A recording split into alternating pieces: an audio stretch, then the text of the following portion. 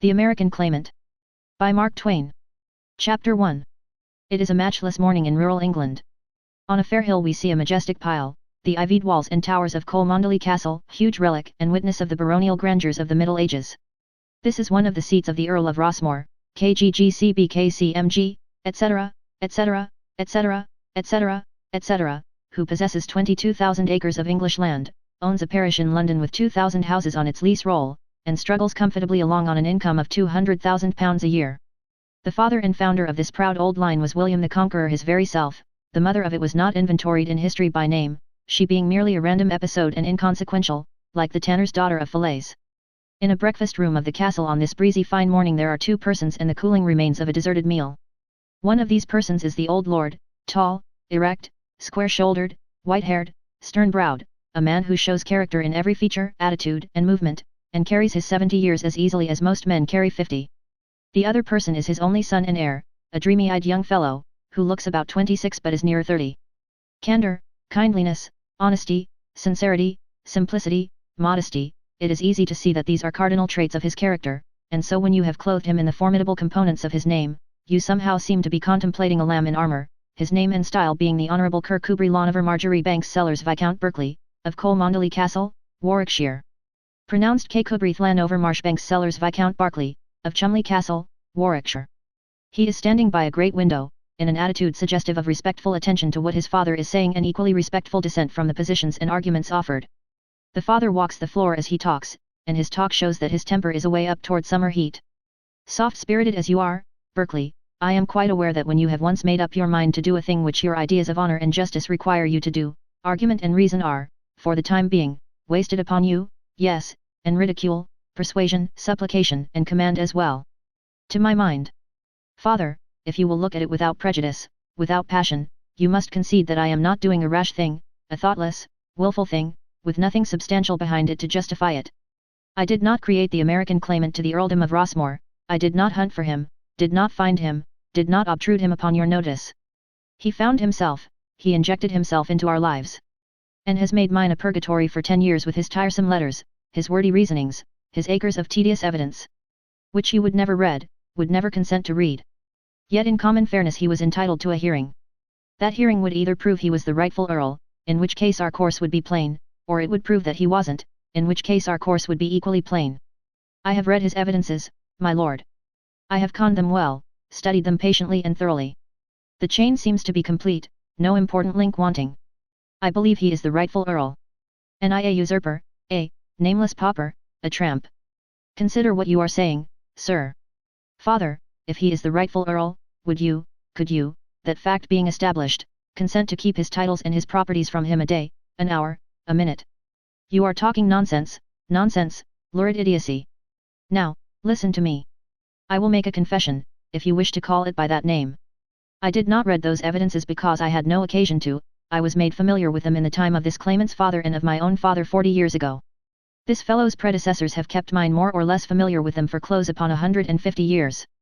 The truth is, the rightful heir did go to America, with the Fairfax heir or about the same time, but disappeared, somewhere in the wilds of Virginia, got married and began to breed savages for the claimant market, wrote no letters home, was supposed to be dead, his younger brother softly took possession, presently the American did die, and straightway his eldest product put in his claim, by letter still in existence, and died before the uncle in possession found time, or maybe inclination, to answer. The infant son of that eldest product grew up, long interval, you see, and he took to writing letters and furnishing evidences. Well, successor after successor has done the same, down to the present idiot. It was a succession of paupers, not one of them was ever able to pay his passage to England or institute suit. The Fairfaxes kept their lordship alive, and so they have never lost it to this day, although they live in Maryland, their friend lost his by his own neglect. You perceive now, that the facts in this case bring us to precisely this result: morally the American tramp is rightful Earl of Rossmore, legally he has no more right than his dog. There now, are you satisfied? There was a pause, then the son glanced at the crest carved in the great oaken mantel and said, with a regretful note in his voice. Since the introduction of heraldic symbols, the motto of this house has been suum cuique, to every man his own. By your own intrepidly frank confession, my lord, it has become a sarcasm, if Simon Lathers. Keep that exasperating name to yourself. For 10 years it has pestered my eye, and tortured my ear, till at last my very footfalls time themselves to the brain-racking rhythm of Simon Lathers, Simon Lathers, Simon Lathers. And now, to make its presence in my soul eternal, immortal, imperishable, you have resolved to, what is it you have resolved to do? To go to Simon Lathers in America and change places with him. What? Deliver the reversion of the earldom into his hands. That is my purpose. Make this tremendous surrender without even trying the fantastic case in the Lords. Yet, with hesitation and some embarrassment. By all that is amazing, I believe you are insane, my son. See here, have you been training with that ass again, that radical, if you prefer the term, though the words are synonymous, Lord Tansey, of Tolmache? The son did not reply, and the old lord continued. Yes, you confess. That puppy, that shame to his birth and caste, who holds all hereditary lordships and privilege to be usurpation, all nobility a tinsel sham, all aristocratic institutions a fraud, all inequalities in rank a legalized crime and an infamy, and no bread honest bread that a man doesn't earn by his own work, and the old patrician brushed imaginary labor dirt from his white hands. You have come to hold just those opinions yourself, I suppose, he added with a sneer. A faint flush in the younger man's cheek told that the shot had hit and hurt, but he answered with dignity. I have. I say it without shame, I feel none. And now my reason for resolving to renounce my heirship without resistance is explained. I wish to retire from what to me is a false existence, a false position, and begin my life over again, begin it right, begin it on the level of mere manhood, unassisted by factitious aids, and succeed or fail by pure merit or the want of it. I will go to America, where all men are equal and all have an equal chance. I will live or die, sink or swim, win or lose as just a man, that alone, and not a single helping god or fiction back of it. Here. The two men looked each other steadily in the eye a moment or two, then the elder one added, musingly, absolutely crazy, absolutely. After another silence, he said, as one who, long troubled by clouds, detects a ray of sunshine, well, there will be one satisfaction, Simon Lathers will come here to enter into his own, and I will drown him in the horse pond. The poor devil, always so humble in his letters, so pitiful, so deferential, so steeped in reverence for our great line and lofty station, so anxious to placate us, so prayerful for recognition as a relative, a bearer in his veins of our sacred blood, and withal so poor, so needy, so threadbare and pauper-shod as to raiment, so despised, so laughed at for his silly claimantship by the lewd American scum around him, the vulgar, crawling, insufferable tramp. To read one of his cringing, nauseating letters, well. This to a splendid flunky, all in inflamed plush and buttons and knee breeches as to his trunk, and a glinting white frostwork of ground glass paste as to his head, who stood with his heels together and the upper half of him bent forward, a salver in his hands. The letters, my lord. My lord took them, and the servant disappeared. Among the rest, an American letter. From the tramp, of course. Jove, but here's a change. No brown paper envelope this time, filched from a shop, and carrying the shop's advertisement in the corner. Oh, no, a proper enough envelope, with the most ostentatiously broad mourning border, for his cat, perhaps, since he was a bachelor, and fastened with red wax, a badge of it as big as a half-crown, and, our crest for a seal, motto and all. And the ignorant, sprawling hand is gone, he sports a secretary, evidently, a secretary with a most confident swing and flourish to his pen. Oh indeed, our fortunes are improving over there, our meek tramp has undergone a metamorphosis. Read it, my lord, please.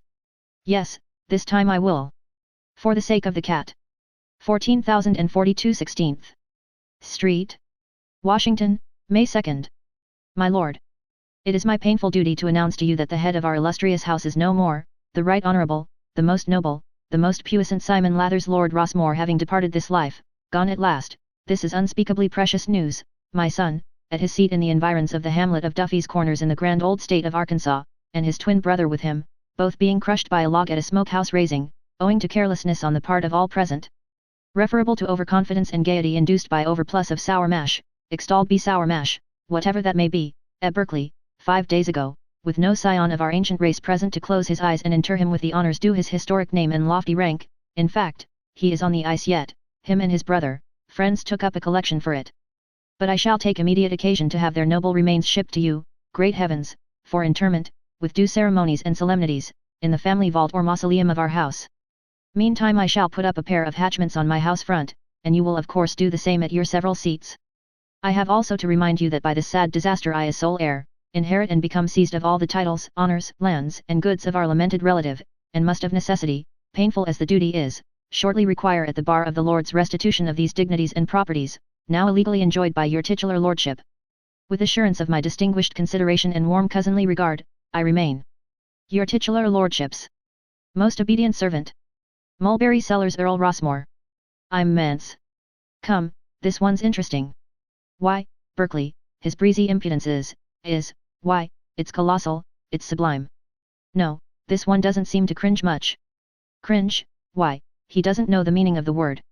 Hatchments. To commemorate that snivelling tramp and his fraternal duplicate. And he is going to send me the remains. The late claimant was a fool, but plainly this new one's a maniac. What a name. Mulberry Sellers, there's music for you, Simon Lathers, Mulberry Sellers, Simon Lathers. Sounds like machinery working and churning. Simon Lathers, Mulberry Sell, are you going? If I have your leave, father. The old gentleman stood musing some time, after his son was gone. This was his thought. He is a good boy, and lovable. Let him take his own course, as it would profit nothing to oppose him, make things worse, in fact. My arguments and his aunt's persuasions have failed, let us see what America can do for us. Let us see what equality in hard times can effect for the mental health of a brainsick young British lord. Going to renounce his lordship and be a man. Yes. Chapter 2.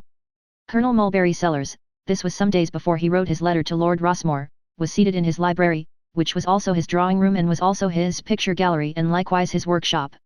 Sometimes he called it by one of these names, sometimes by another, according to occasion and circumstance. He was constructing what seemed to be some kind of a frail mechanical toy, and was apparently very much interested in his work. He was a white-headed man, now, but otherwise he was as young, alert, buoyant, visionary and enterprising as ever. His loving old wife sat nearby, contentedly knitting and thinking, with a cat asleep in her lap. The room was large, light, and had a comfortable look, in fact a home-like look, though the furniture was of a humble sort and not overabundant, and the knick-knacks and things that go to adorn a living room not plenty and not costly. But there were natural flowers, and there was an abstract and unclassifiable something about the place which betrayed the presence in the house of somebody with a happy taste and an effective touch. Even the deadly chromos on the walls were somehow without offense, in fact they seemed to belong there and to add an attraction to the room, a fascination, anyway, for whoever got his eye on one of them was like to gaze and suffer till he died. You have seen that kind of pictures. Some of these terrors were landscapes, some libeled the sea, some were ostensible portraits, all were crimes. All the portraits were recognizable as dead Americans of distinction, and yet, through labeling added, by a daring hand, they were all doing duty here as Earls of Rossmore. The newest one had left the works as Andrew Jackson, but was doing its best now, as Simon Lathers Lord Rossmore, present Earl. On one wall was a cheap old railroad map of Warwickshire. This had been newly labelled the Rossmore Estates. On the opposite wall was another map, and this was the most imposing decoration of the establishment and the first to catch a stranger's attention, because of its great size. It had once borne simply the title Siberia, but now the word future had been written in front of that word. There were other additions, in red ink, many cities, with great populations set down, scattered over the vast country at points where neither cities nor populations exist today. One of these cities, with population placed at 1,500,000, bore the name Liberty Orlovskoye-Zelinsky, and there was a still more populous one, centrally located and marked capital, which bore the name Freedomilovna Ivanovich. The mansion, the colonel's usual name for the house, was a rickety old two-story frame of considerable size, which had been painted, some time or other, but had nearly forgotten it. It was away out in the ragged edge of Washington and had once been somebody's country place. It had a neglected yard around it, with paling fence that needed straightening up, in places, and a gate that would stay shut. By the doorpost were several modest tin signs. Col. Mulberry Sellers, attorney at law and claim agent, was the principal one. One learned from the others that the colonel was a materializer, a hypnotizer, a mind-cure dabbler, and so on. For he was a man who could always find things to do. A white-headed Negro man, with spectacles and damaged white cotton gloves appeared in the presence, made a stately obeisance and announced. Moss Washington Hawkins, Sue. Great Scott! Show him in, Daniel, show him in. The colonel and his wife were on their feet in a moment, and the next moment were joyfully wringing the hands of a stoutish, discouraged-looking man whose general aspect suggested that he was 50 years old, but whose hair swore to 100. Well, well, well, Washington, my boy, it is good to look at you again. Sit down, and make yourself at home. There, now, why, you look perfectly natural, aging a little, just a little, but you'd have known him anywhere, wouldn't you, Polly? Oh, yes, Barry, he's just like his pa would have looked if he'd lived. Dear, where have you dropped from? Let me see, how long is it since? I should say it's all of 15 years, Mrs. Sellers. Well, well, how time does get away with us.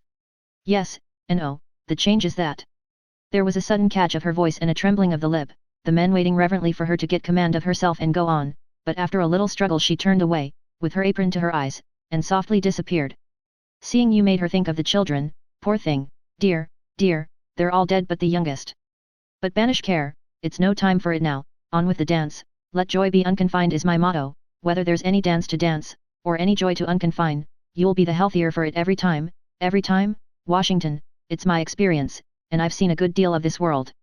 Come, where have you disappeared to all these years, and are you from there now or where are you from? I don't quite think you would ever guess, Colonel. Cherokee Strip. My land. Sure as you live. You can't mean it. Actually living out there. Well, yes, if a body may call it that, though it's a pretty strong term for dobies and jackass rabbits, boiled beans and slapjacks, depression, withered hopes, poverty in all its varieties. Louise out there. Yes, and the children. Out there now. Yes, I couldn't afford to bring them with me. Oh, I see, you had to come, claim against the government. Make yourself perfectly easy, I'll take care of that. But it isn't a claim against the government. No? Want to be postmaster? That's all right. Leave it to me. I'll fix it. But it isn't postmaster, you're all astray yet. Well, good gracious, Washington, why don't you come out and tell me what it is? What, do you want to be so reserved and distrustful with an old friend like me for? Don't you reckon I can keep a SE? There's no secret about it, you merely don't give me a chance to. Now look here, old friend, I know the human race, and I know that when a man comes to Washington, I don't care if it's from heaven, let alone Cherokee Strip, it's because he wants something. And I know that as a rule he's not going to get it, that he'll stay and try, for another thing and won't get that, the same luck with the next and the next and the next, and keeps on till he strikes bottom, and is too poor and ashamed to go back, even to Cherokee Strip, and at last his heart breaks, and they take up a collection and bury him. There, don't interrupt me, I know what I'm talking about. Happy and prosperous in the far west wasn't I? You know that. Principal citizen of Hawkeye, looked up to by everybody, kind of an autocrat, actually a kind of an autocrat, Washington. Well, nothing would do but I must go minister to St. James, the governor and everybody insisting, you know, and so at last I consented, no getting out of it, had to do it, so here I came. A day too late, Washington. Think of that, what little things change the world's history, yes, sir, the place had been filled. Well, there I was, you see. I offered to compromise and go to Paris. The president was very sorry and all that, but that place, you see, didn't belong to the West, so there I was again. There was no help for it, so I had to stoop a little, we all reach the day sometime or other when we've got to do that, Washington, and it's not a bad thing for us, either, take it by and large and all around, I had to stoop a little and offer to take Constantinople. Washington, consider this, for it's perfectly true, within a month I asked for China, within another month I begged for Japan, 1 year later I was away down, supplicating with tears and anguish for the bottom office in the gift of the government of the United States, flint picker in the cellars of the War Department. And by George I didn't get it. Flint picker. Yes. Office established in the time of the Revolution, last century. The musket flints for the military posts were supplied from the capital. They do it yet, for although the flint arm has gone out and the forts have tumbled down, the decree hasn't been repealed, been overlooked and forgotten, you see, and so the vacancies where old Ticonderoga and others used to stand, still get their 6 quarts of gun flints a year just the same. Washington said musingly after a pause. How strange it seems, to start for minister to England at 20,000 a year and fail for flint picker at $3 a week. It's human life, Washington, just an epitome of human ambition and struggle, and the outcome, you aim for the palace and get drowned in the sewer. There was another meditative silence. Then Washington said, with earnest compassion in his voice. And so, after coming here, against your inclination, to satisfy your sense of patriotic duty and appease a selfish public clamor, you get absolutely nothing for it. Nothing. The colonel had to get up and stand, to get room for his amazement to expand. Nothing, Washington? I ask you this, to be a perpetual member and the only perpetual member of a diplomatic body accredited to the greatest country on earth, do you call that nothing? It was Washington's turn to be amazed. He was stricken dumb, but the wide-eyed wonder, the reverent admiration expressed in his face were more eloquent than any words could have been. The colonel's wounded spirit was healed and he resumed his seat pleased and content. He leaned forward and said impressively. What was due to a man who had become forever conspicuous by an experience without precedent in the history of the world, a man made permanently and diplomatically sacred, so to speak, by having been connected, temporarily, through solicitation, with every single diplomatic post in the roster of this government, from envoy extraordinary and minister plenipotentiary to the court of St. James all the way down to consul to a guano rock in the Strait of Sunda, salary payable in guano, which disappeared by volcanic convulsion the day before they got down to my name in the list of applicants. Certainly something august enough to be answerable to the size of this unique and memorable experience was my due, and I got it. By the common voice of this community, by acclamation of the people, that mighty utterance which brushes aside laws and legislation, and from whose decrees there is no appeal, I was named perpetual member of the diplomatic body representing the multifarious sovereignties and civilizations of the globe near the Republican Court of the United States of America. And they brought me home with a torchlight procession. It is wonderful, Colonel, simply wonderful. It's the loftiest official position in the whole earth. I should think so, and the most commanding. You have named the word. Think of it. I frown, and there is war, I smile, and contending nations lay down their arms. It is awful. The responsibility, I mean. It is nothing. Responsibility is no burden to me, I am used to it, have always been used to it. And the work, the work. Do you have to attend all the sittings? Who, I? Does the Emperor of Russia attend the conclaves of the governors of the provinces? He sits at home, and indicates his pleasure. Washington was silent a moment, then a deep sigh escaped him. How proud I was an hour ago, how paltry seems my little promotion now. Colonel, the reason I came to Washington is, I am congressional delegate from Cherokee Strip. The colonel sprang to his feet and broke out with prodigious enthusiasm. Give me your hand, my boy, this is immense news. I congratulate you with all my heart. My prophecies stand confirmed. I always said it was in you. I always said you were born for high distinction and would achieve it. You ask Polly if I didn't. Washington was dazed by this most unexpected demonstration. Why, Colonel, there's nothing to it. That little narrow, desolate, unpeopled, oblong streak of grass and gravel, lost in the remote wastes of the vast continent, why, it's like representing a billiard table, a discarded one. Tut tut, it's a staving preferment, and just opulent with influence here. Shucks, Colonel, I haven't even a vote. That's nothing, you can make speeches. No, I can't. The population's only 200. That's all right, that's all right. And they hadn't any right to elect me, we're not even a territory, there's no organic act, the government hasn't any official knowledge of us whatever. Never mind about that, I'll fix that. I'll rush the thing through, I'll get you organized in no time. Will you, Colonel, it's too good of you, but it's just your old sterling self, the same old ever-faithful friend, and the grateful tears welled up in Washington's eyes. It's just as good as done, my boy, just as good as done. Shake hands. We'll hitch teams together, you and I, and we'll make things hum. Chapter 3. Mrs. Sellers returned, now, with her composure restored, and began to ask after Hawkins's wife, and about his children, and the number of them, and so on, and her examination of the witness resulted in a circumstantial history of the family's ups and downs and driftings to and fro in the far west during the previous 15 years. There was a message, now, from out back, and Colonel Sellers went out there in answer to it. Hawkins took this opportunity to ask how the world had been using the Colonel during the past half-generation. Oh, it's been using him just the same, it couldn't change its way of using him if it wanted to, for he wouldn't let it.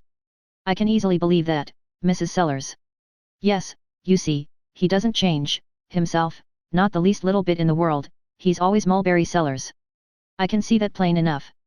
Just the same old scheming, generous, good-hearted, moonshiny, hopeful, no-account failure he always was, and still everybody likes him just as well as if he was the shiningest success. They always did, and it was natural, because he was so obliging and accommodating, and had something about him that made it kind of easy to ask help of him, or favors. You didn't feel shy, you know, or have that wish, you didn't have to try feeling that you have with other people. It's just so, yet, and a body wonders at it, too, because he's been shamefully treated, many times, by people that had used him for a ladder to climb up by, and then kicked him down when they didn't need him anymore. For a time you can see he's hurt, his pride's wounded, because he shrinks away from that thing and don't want to talk about it, and so I used to think now he's learned something and he'll be more careful hereafter, but laws. In a couple of weeks he's forgotten all about it, and any selfish tramp out of nobody knows where can come and put up a poor mouth and walk right into his heart with his boots on. It must try your patience pretty sharply sometimes. Oh, no, I'm used to it, and I'd rather have him so than the other way. When I call him a failure, I mean to the world he's a failure, he isn't to me. I don't know as I want him different, much different, anyway. I have to scold him some, snarl at him, you might even call it, but I reckon I'd do that just the same, if he was different, it's my make. But I'm a good deal less snarly and more contented when he's a failure than I am when he isn't. Then he isn't always a failure, said Hawking, brightening. Him? Oh, bless you, no. He makes a strike, as he calls it, from time to time. Then's my time to fret and fuss. For the money just flies, first come first served. Straight off, he loads up the house with cripples and idiots and stray cats and all the different kinds of poor wrecks that other people don't want, and he does, and then when the poverty comes again I've got to clear the most of them out or we'd starve, and that distresses him, and me the same, of course. Here's old Daniel and old Ginny, that the sheriff sold south one of the times that we got bankrupted before the war. They came wandering back after the peace, worn out and used up on the cotton plantations, helpless, and not another lick of work left in their old hides for the rest of this earthly pilgrimage, and we so pinched, oh so pinched for the very crumbs to keep life in us, and he just flung the door wide, and the way he received them you'd have thought they had come straight down from heaven in answer to prayer. I took him one side and said, Mulberry, we can't have them, we've nothing for ourselves, we can't feed them. He looked at me kind of hurt, and said, turn them out, and they've come to me just as confident and trusting as, why Polly, I must have bought that confidence sometime or other a long time ago, and given my note, so to speak. You don't get such things as a gift, and how am I going to go back on a debt like that? And you see, they're so poor and old and friendless, but I was ashamed by that time, and shut him off, and somehow felt a new courage in me, and so I said, softly, we'll keep them, the Lord will provide. He was glad, and started to blurt out one of those overconfident speeches of his, but checked himself in time, and said humbly, I will, anyway. It was years and years and years ago. Well, you see those old wrecks are here yet. But don't they do your housework? Laws. The idea. They would if they could, poor old things, and perhaps they think they do some of it. But it's a superstition. Daniel waits on the front door, and sometimes goes on an errand, and sometimes you'll see one or both of them letting on to dust around in here, but that's because there's something they want to hear about and mix their gabble into. And they're always around at meals, for the same reason. But the fact is, we have to keep a young Negro girl just to take care of them, and a Negro woman to do the housework and help take care of them. Well, they ought to be tolerably happy, I should think. It's no name for it. They quarrel together pretty much all the time, most always about religion, because Daniel's a Dunker Baptist and Ginny's a shouting Methodist, and Ginny believes in special providences and Daniel don't, because he thinks he's a kind of a free thinker, and they play and sing plantation hymns together, and talk and chatter just eternally and forever, and are sincerely fond of each other and think the world of Mulberry, and he puts up patiently with all their spoiled ways and foolishness, and so. Ah, well, they're happy enough if it comes to that. And I don't mind, I've got used to it. I can get used to anything, with Mulberry to help, and the fact is, I don't much care what happens, so long as he's spared to me. Well, here's to him, and hoping he'll make another strike soon. And rake in the lame, the halt and the blind, and turn the house into a hospital again? It's what he would do. I've seen a plenty of that and more. No, Washington, I want his strikes to be mighty moderate ones the rest of the way down the Vale. Well, then, big strike or little strike, or no strike at all, here's hoping he'll never lack for friends, and I don't reckon he ever will while there's people around who know enough to him lack for friends, and she tilted her head up with a frank pride. Why, Washington, you can't name a man that's anybody that isn't fond of him. I'll tell you privately, that I've had Satan's own time to keep them from appointing him to some office or other. They knew he'd no business with an office, just as well as I did, but he's the hardest man to refuse anything to a body ever saw. Mulberry Sellers with an office. Law's goodness, you know what that would be like? Why, they'd come from the ends of the earth to see a circus like that. I'd just as lieves be married to Niagara Falls, and done with it. After a reflective pause she added, having wandered back, in the interval, to the remark that had been her text, friends, oh, indeed, no man ever had more, and such friends, Grant, Sherman, Sheridan, Johnston, Longstreet, Lee, many's the time they've sat in that chair you're sitting in. Hawkins was out of it instantly, and contemplating it with a reverential surprise, and with the odd sense of having trodden shod upon holy ground. They, he said. Oh, indeed, yes, a many and a many a time. He continued to gaze at the chair fascinated, magnetized, and for once in his life that continental stretch of dry prairie which stood for his imagination was afire, and across it was marching a slanting flame front that joined its wide horizons together and smothered the skies with smoke. He was experiencing what one or another drowsing, geographically ignorant alien experiences every day in the year when he turns a dull and indifferent eye out of the car window and it falls upon a certain station sign which reads Stratford-on-Avon. Mrs. Sellers went gossiping comfortably along. Oh, they like to hear him talk, especially if their load is getting rather heavy on one shoulder and they want to shift it. He's all air, you know, breeze, you may say, and he freshens them up. It's a trip to the country, they say. Many a time he's made General Grant laugh, and that's a tidy job, I can tell you, and as for Sheridan, his eye lights up and he listens to Mulberry Sellers the same as if he was artillery. You see, the charm about Mulberry is, he is so Catholic and unprejudiced that he fits in anywhere and everywhere. It makes him powerful good company, and as popular as scandal. You go to the White House when the president's holding a general reception, sometime when Mulberry's there. Why, dear me, you can't tell which of them it is that's holding that reception. Well, he certainly is a remarkable man, and he always was. Is he religious? Clear to his marrow, does more thinking and reading on that subject than any other except Russia and Siberia, thrashes around over the whole field, too, nothing bigoted about him. What is his religion? She stopped, and was lost for a moment or two in thinking, then she said, with simplicity, I think he was a Mohammedan or something last week. Washington started downtown, now, to bring his trunk, for the hospitable Sellerses would listen to no excuses, their house must be his home during the session. The colonel returned presently and resumed work upon his plaything. It was finished when Washington got back. There it is, said the colonel, all finished. What is it for, Colonel? Oh, it's just a trifle. Toy to amuse the children. Washington examined it. It seems to be a puzzle. Yes, that's what it is. I call it pigs in the clover. Put them in, see if you can put them in the pen. After many failures Washington succeeded, and was as pleased as a child. It's wonderfully ingenious, Colonel, it's ever so clever and interesting, why, I could play with it all day. What are you going to do with it? Oh, nothing. Patent it and throw it aside. Don't you do anything of the kind. There's money in that thing. A compassionate look travelled over the colonel's countenance, and he said.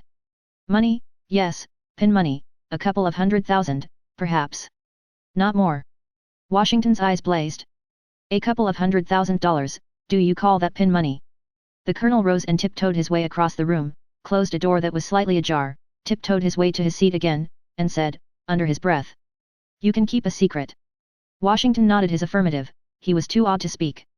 You have heard of materialization of departed spirits. Washington had heard of it.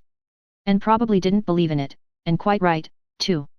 The thing is practiced by ignorant charlatans is unworthy of attention or respect, where there's a dim light and a dark cabinet, and a parcel of sentimental gulls gathered together, with their faith and their shudders and their tears all ready, and one and the same fatty degeneration of protoplasm and humbug comes out and materializes himself into anybody you want, grandmother, grandchild, brother-in-law, Witch of Endor, John Milton, Siamese twins, Peter the Great, and all such frantic nonsense. No, that is all foolish and pitiful. But when a man that is competent brings the vast powers of science to bear, it's a different matter, a totally different matter, you see. The spectre that answers that call has come to stay. Do you note the commercial value of that detail? Well, the truth is, that I don't quite know that I do. Do you mean that such, being permanent, not transitory, would give more general satisfaction, and so enhance the price, of tickets to the show? Show? Folly, listen to me, and get a good grip on your breath, for you are going to need it. Within 3 days I shall have completed my method, and then, let the world stand aghast, for it shall see marvels. Washington, within 3 days, 10 at the outside, you shall see me call the dead of any century, and they will arise and walk. Walk, they shall walk forever, and never die again. Walk with all the muscle and spring of their pristine vigor. Colonel. Indeed it does take one's breath away. Now do you see the money that's in it? I'm not really sure that I do. Great Scott, look here. I shall have a monopoly, they'll all belong to me, won't they? 2,000 policemen in the city of New York. Wages, $4 a day. I'll replace them with dead ones at half the money. Oh, prodigious. I never thought of that. FOUR $1,000 a day. Now I do begin to see. But will dead policemen answer? Haven't they, up to this time? Well, if you put it that way. Put it any way you want to. Modify it to suit yourself, and my lads shall still be superior.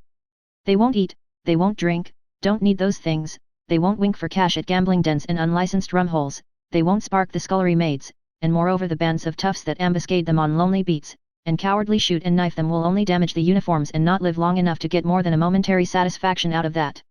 Why, Colonel, if you can furnish policemen, then of course. Certainly, I can furnish any line of goods that's wanted.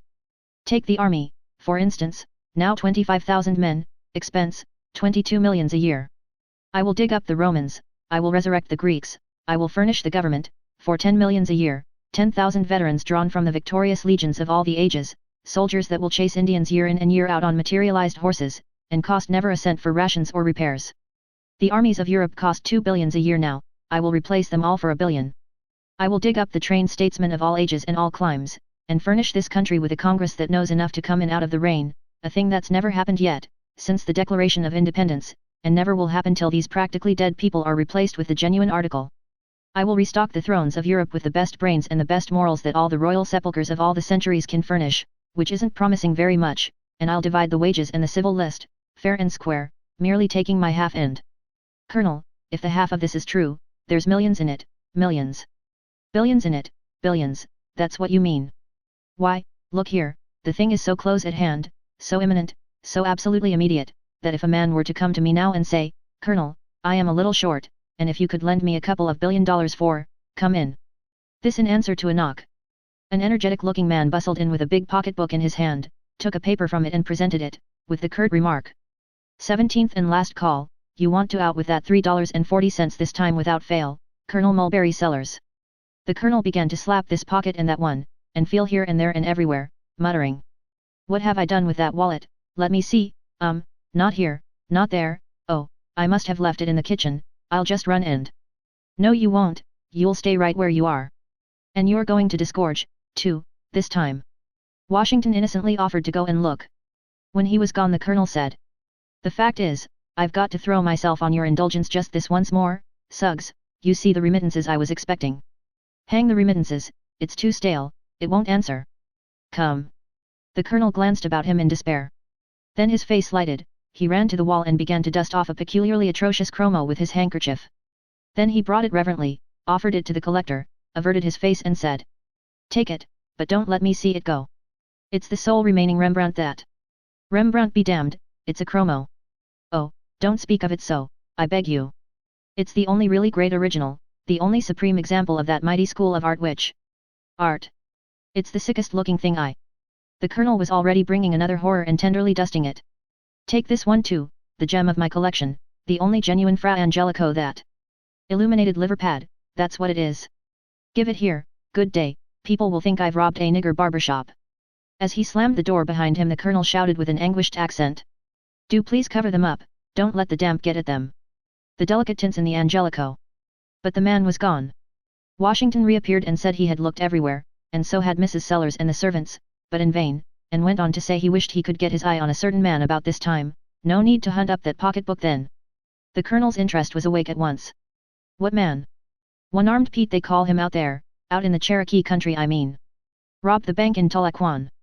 Do they have banks in Tahlequah? Yes, a bank, anyway. He was suspected of robbing it. Whoever did it got away with more than $20,000. They offered a reward of $5,000. I believe I saw that very man, on my way east. No, is that so? I certainly saw a man on the train, the first day I struck the railroad, that answered the description pretty exactly, at least as to clothes and a lacking arm. Why didn't you get him arrested and claim the reward? I couldn't. I had to get a requisition, of course. But I meant to stay by him till I got my chance. Well, he left the train during the night sometime. Oh, hang it, that's too bad. Not so very bad, either. Why? Because he came down to Baltimore in the very train I was in, though I didn't know it in time. As we moved out of the station I saw him going toward the iron gate with a satchel in his hand. Good, we'll catch him. Let's lay a plan. Send description to the Baltimore police. Why, what are you talking about? No. Do you want them to get the reward? What shall we do, then? The colonel reflected. I'll tell you. Put a personal in the Baltimore Sunday. Word it like this. A. Drop me a line, Pete. Hold on. Which arm has he lost? The right. Good. Now then. A. Drop me a line, Pete, even if you have to write with your left hand. Address XYZ, General Post Office, Washington. From you know who. There, that'll fetch him. But he won't know who, will he? No, but he'll want to know, won't he? Why, certainly, I didn't think of that. What made you think of it? Knowledge of human curiosity. Strong trait, very strong trait. Now I'll go to my room and write it out and enclose $1 and tell them to print it to the worth of that. Chapter 4. The day wore itself out. After dinner the two friends put in a long and harassing evening trying to decide what to do with the $5,000 reward which they were going to get when they should find one-armed Pete, and catch him, and prove him to be the right person, and extradite him, and ship him to Tulakwan in the Indian Territory. But there were so many dazzling openings for ready cash that they found it impossible to make up their minds and keep them made up. Finally, Mrs. Sellers grew very weary of it all, and said, "What is the sense in cooking a rabbit before it's caught?" Then the matter was dropped, for the time being, and all went to bed. Next morning, being persuaded by Hawkins, the Colonel made drawings and specifications and went down and applied for a patent for his toy puzzle, and Hawkins took the toy itself and started out to see what chance there might be to do something with it commercially. He did not have to go far.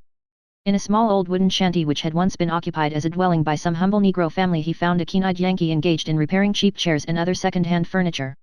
This man examined the toy indifferently, attempted to do the puzzle, found it not so easy as he had expected, grew more interested, and finally emphatically so, achieved a success at last, and asked, "Is it patented?"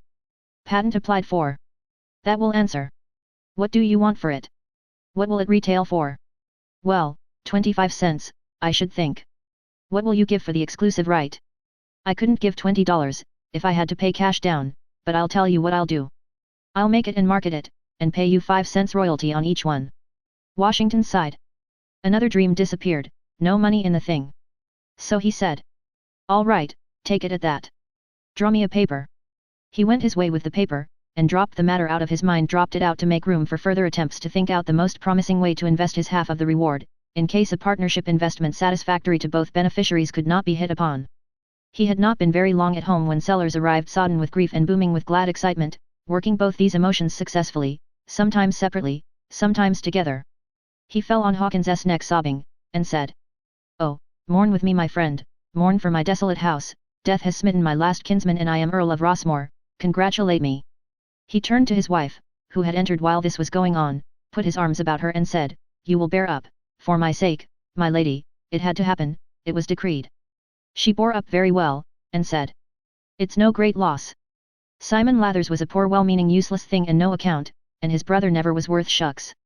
The rightful Earl continued, "I am too much prostrated by these conflicting griefs and joys to be able to concentrate my mind upon affairs. I will ask our good friend here to break the news by wire or post to the Lady Gwendolen and instruct her to." "What Lady Gwendolen?"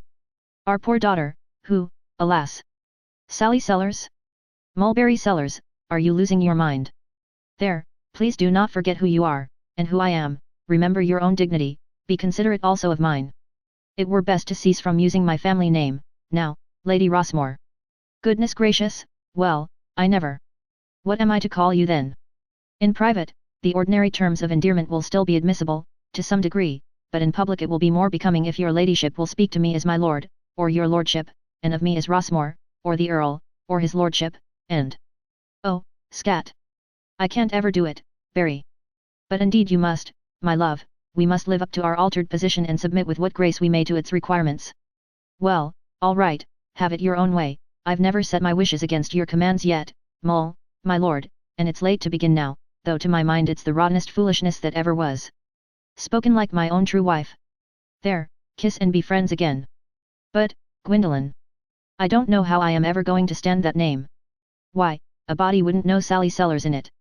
It's too large for her, kind of like a cherub in an ulster, and it's a most outlandish sort of a name, anyway, to my mind. You'll not hear her find fault with it, my lady. That's a true word. She takes to any kind of romantic rubbish like she was born to it. She never got it from me, that's sure. And sending her to that silly college hasn't helped the matter any, just the other way. Now hear her, Hawkins. Rowena Ivanhoe College is the selectest and most aristocratic seat of learning for young ladies in our country. Under no circumstances can a girl get in there unless she is either very rich and fashionable or can prove 4 generations of what may be called American nobility. Castellated college buildings, towers and turrets and an imitation moat, and everything about the place named out of Sir Walter Scott's books and redolent of royalty and state and style, and all the richest girls keep phaetons, and coachmen in livery, and riding horses, with English grooms in plug hats and tight-buttoned coats and top boots and a whip handle without any whip to it, to ride 63 feet behind them. And they don't learn a blessed thing, Washington Hawkins, not a single blessed thing but showy rubbish and un-American pretentiousness. But send for the Lady Gwendolen, do, for I reckon the peerage regulations require that she must come home and let on to go into seclusion and mourn for those Arkansas blatherskites she's lost. My darling. Blatherskites? Remember, noblesse oblige. There, talk to me in your own tongue, Ross, you don't know any other, and you only botch it when you try. Oh, don't stare, it was a slip, and no crime, customs of a lifetime can't be dropped in a second. Rossmore, there, now, be appeased, and go along with you and attend to Gwendolen. Are you going to write, Washington, or telegraph? He will telegraph, dear. I thought as much, my lady muttered, as she left the room. Wants it so the address will have to appear on the envelope. It will just make a fool of that child. She'll get it, of course, for if there are any other Sellerses there they'll not be able to claim it. And just leave her alone to show it around and make the most of it. Well, maybe she's forgivable for that. She's so poor and they're so rich, of course she's had her share of snubs from the livery flunky sort, and I reckon it's only human to want to get even. Uncle Daniel was sent with the telegram, for although a conspicuous object in a corner of the drawing room was a telephone hanging on a transmitter, Washington found all attempts to raise the central office vain. The colonel grumbled something about its being always out of order when you've got particular and a special use for it, but he didn't explain that one of the reasons for this was that the thing was only a dummy and hadn't any wire attached to it. And yet the colonel often used it, when visitors were present, and seemed to get messages through it. Morning paper and a seal were ordered, then the friends took a rest. Next afternoon, while Hawkins, by request, draped Andrew Jackson's portrait with crape, the rightful Earl, wrote off the family bereavement to the usurper in England, a letter which we have already read. He also, by letter to the village authorities at Duffy's Corners, Arkansas, gave order that the remains of the late twins be embalmed by some St. Louis expert and shipped at once to the usurper, with bill. Then he drafted out the Rossmore arms and motto on a great sheet of brown paper, and he and Hawkins took it to Hawkins's Yankee furniture mender and at the end of an hour came back with a couple of stunning hatchments, which they nailed up on the front of the house, attractions calculated to draw, and they did, for it was mainly an idle and shiftless Negro neighborhood, with plenty of ragged children and indolent dogs to spare for a point of interest like that, and keep on sparing them for it. Days and days together. The new Earl found, without surprise, this society item in the evening paper, and cut it out and scrapbooked it. By a recent bereavement our esteemed fellow citizen, Colonel Mulberry Sellers, perpetual member at large of the diplomatic body, succeeds, as rightful lord, to the great earldom of Rossmore, third by order of precedence in the earldoms of Great Britain, and will take early measures, by suit in the House of Lords, to wrest the title and estates from the present usurping holder of them. Until the season of mourning is past, the usual Thursday evening receptions at Rossmore Towers will be discontinued. Lady Rossmore's comment, to herself. Receptions. People who don't rightly know him may think he is commonplace, but to my mind he is one of the most unusual men I ever saw. As for suddenness and capacity in imagining things, his beat don't exist, I reckon. As like as not it wouldn't have occurred to anybody else to name this poor old rat trap Rossmore Towers, but it just comes natural to him. Well, no doubt it's a blessed thing to have an imagination that can always make you satisfied, no matter how you are fixed. Uncle Dave Hopkins used to always say, turn me into John Calvin, and I want to know which place I'm going to, turn me into Mulberry Sellers and I don't care. The rightful Earl's comment, to himself. It's a beautiful name, beautiful. Pity I didn't think of it before I wrote the usurper. But I'll be ready for him when he answers. Chapter 5. No answer to that telegram, no arriving daughter. Yet nobody showed any uneasiness or seemed surprised, that is, nobody but Washington. After 3 days of waiting, he asked Lady Rossmore what she supposed the trouble was. She answered, tranquilly. Oh, it's some notion of hers, you never can tell. She's a Sellers, all through, at least in some of her ways, and a Sellers can't tell you beforehand what he's going to do, because he don't know himself till he's done it. She's all right, no occasion to worry about her. When she's ready she'll come or she'll write, and you can't tell which, till it's happened. It turned out to be a letter. It was handed in at that moment, and was received by the mother without trembling hands or feverish eagerness, or any other of the manifestations common in the case of long-delayed answers to imperative telegrams. She polished her glasses with tranquility and thoroughness, pleasantly gossiping along, the while, then opened the letter and began to read aloud. Kenilworth Keep, Regentlet Hall. Rowena Ivanhoe College, Thursday. Dear precious Mamma Rossmore. Oh, the joy of it, you can't think. They had always turned up their noses at our pretensions, you know, and I had fought back as well as I could by turning up mine at theirs. They always said it might be something great and fine to be the rightful shadow of an earldom, but to merely be shadow of a shadow, and 2 or 3 times removed at that, pooh-pooh. And I always retorted that not to be able to show 4 generations of American colonial Dutch peddler and salt cod McAllister nobility might be endurable, but to have to confess such an origin, phew. Well, the telegram, it was just a cyclone. The messenger came right into the great Rob Roy Hall of Audience, as excited as he could be, singing out, dispatch for Lady Gwendolen Sellers, and you ought to have seen that simpering chattering assemblage of pinchbeck aristocrats, turned to stone. I was off in the corner, of course, by myself, it's where Cinderella belongs.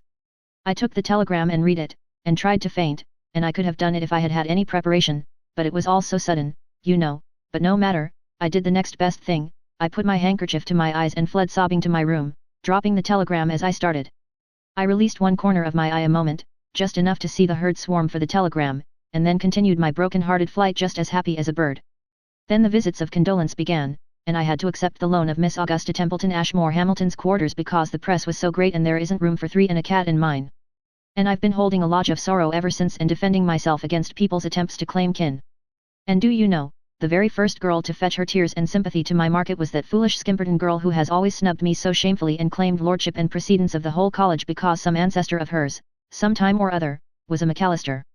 Why, it was like the bottom bird in the menagerie putting on airs because its head ancestor was a pterodactyl. But the greatest triumph of all was, guess.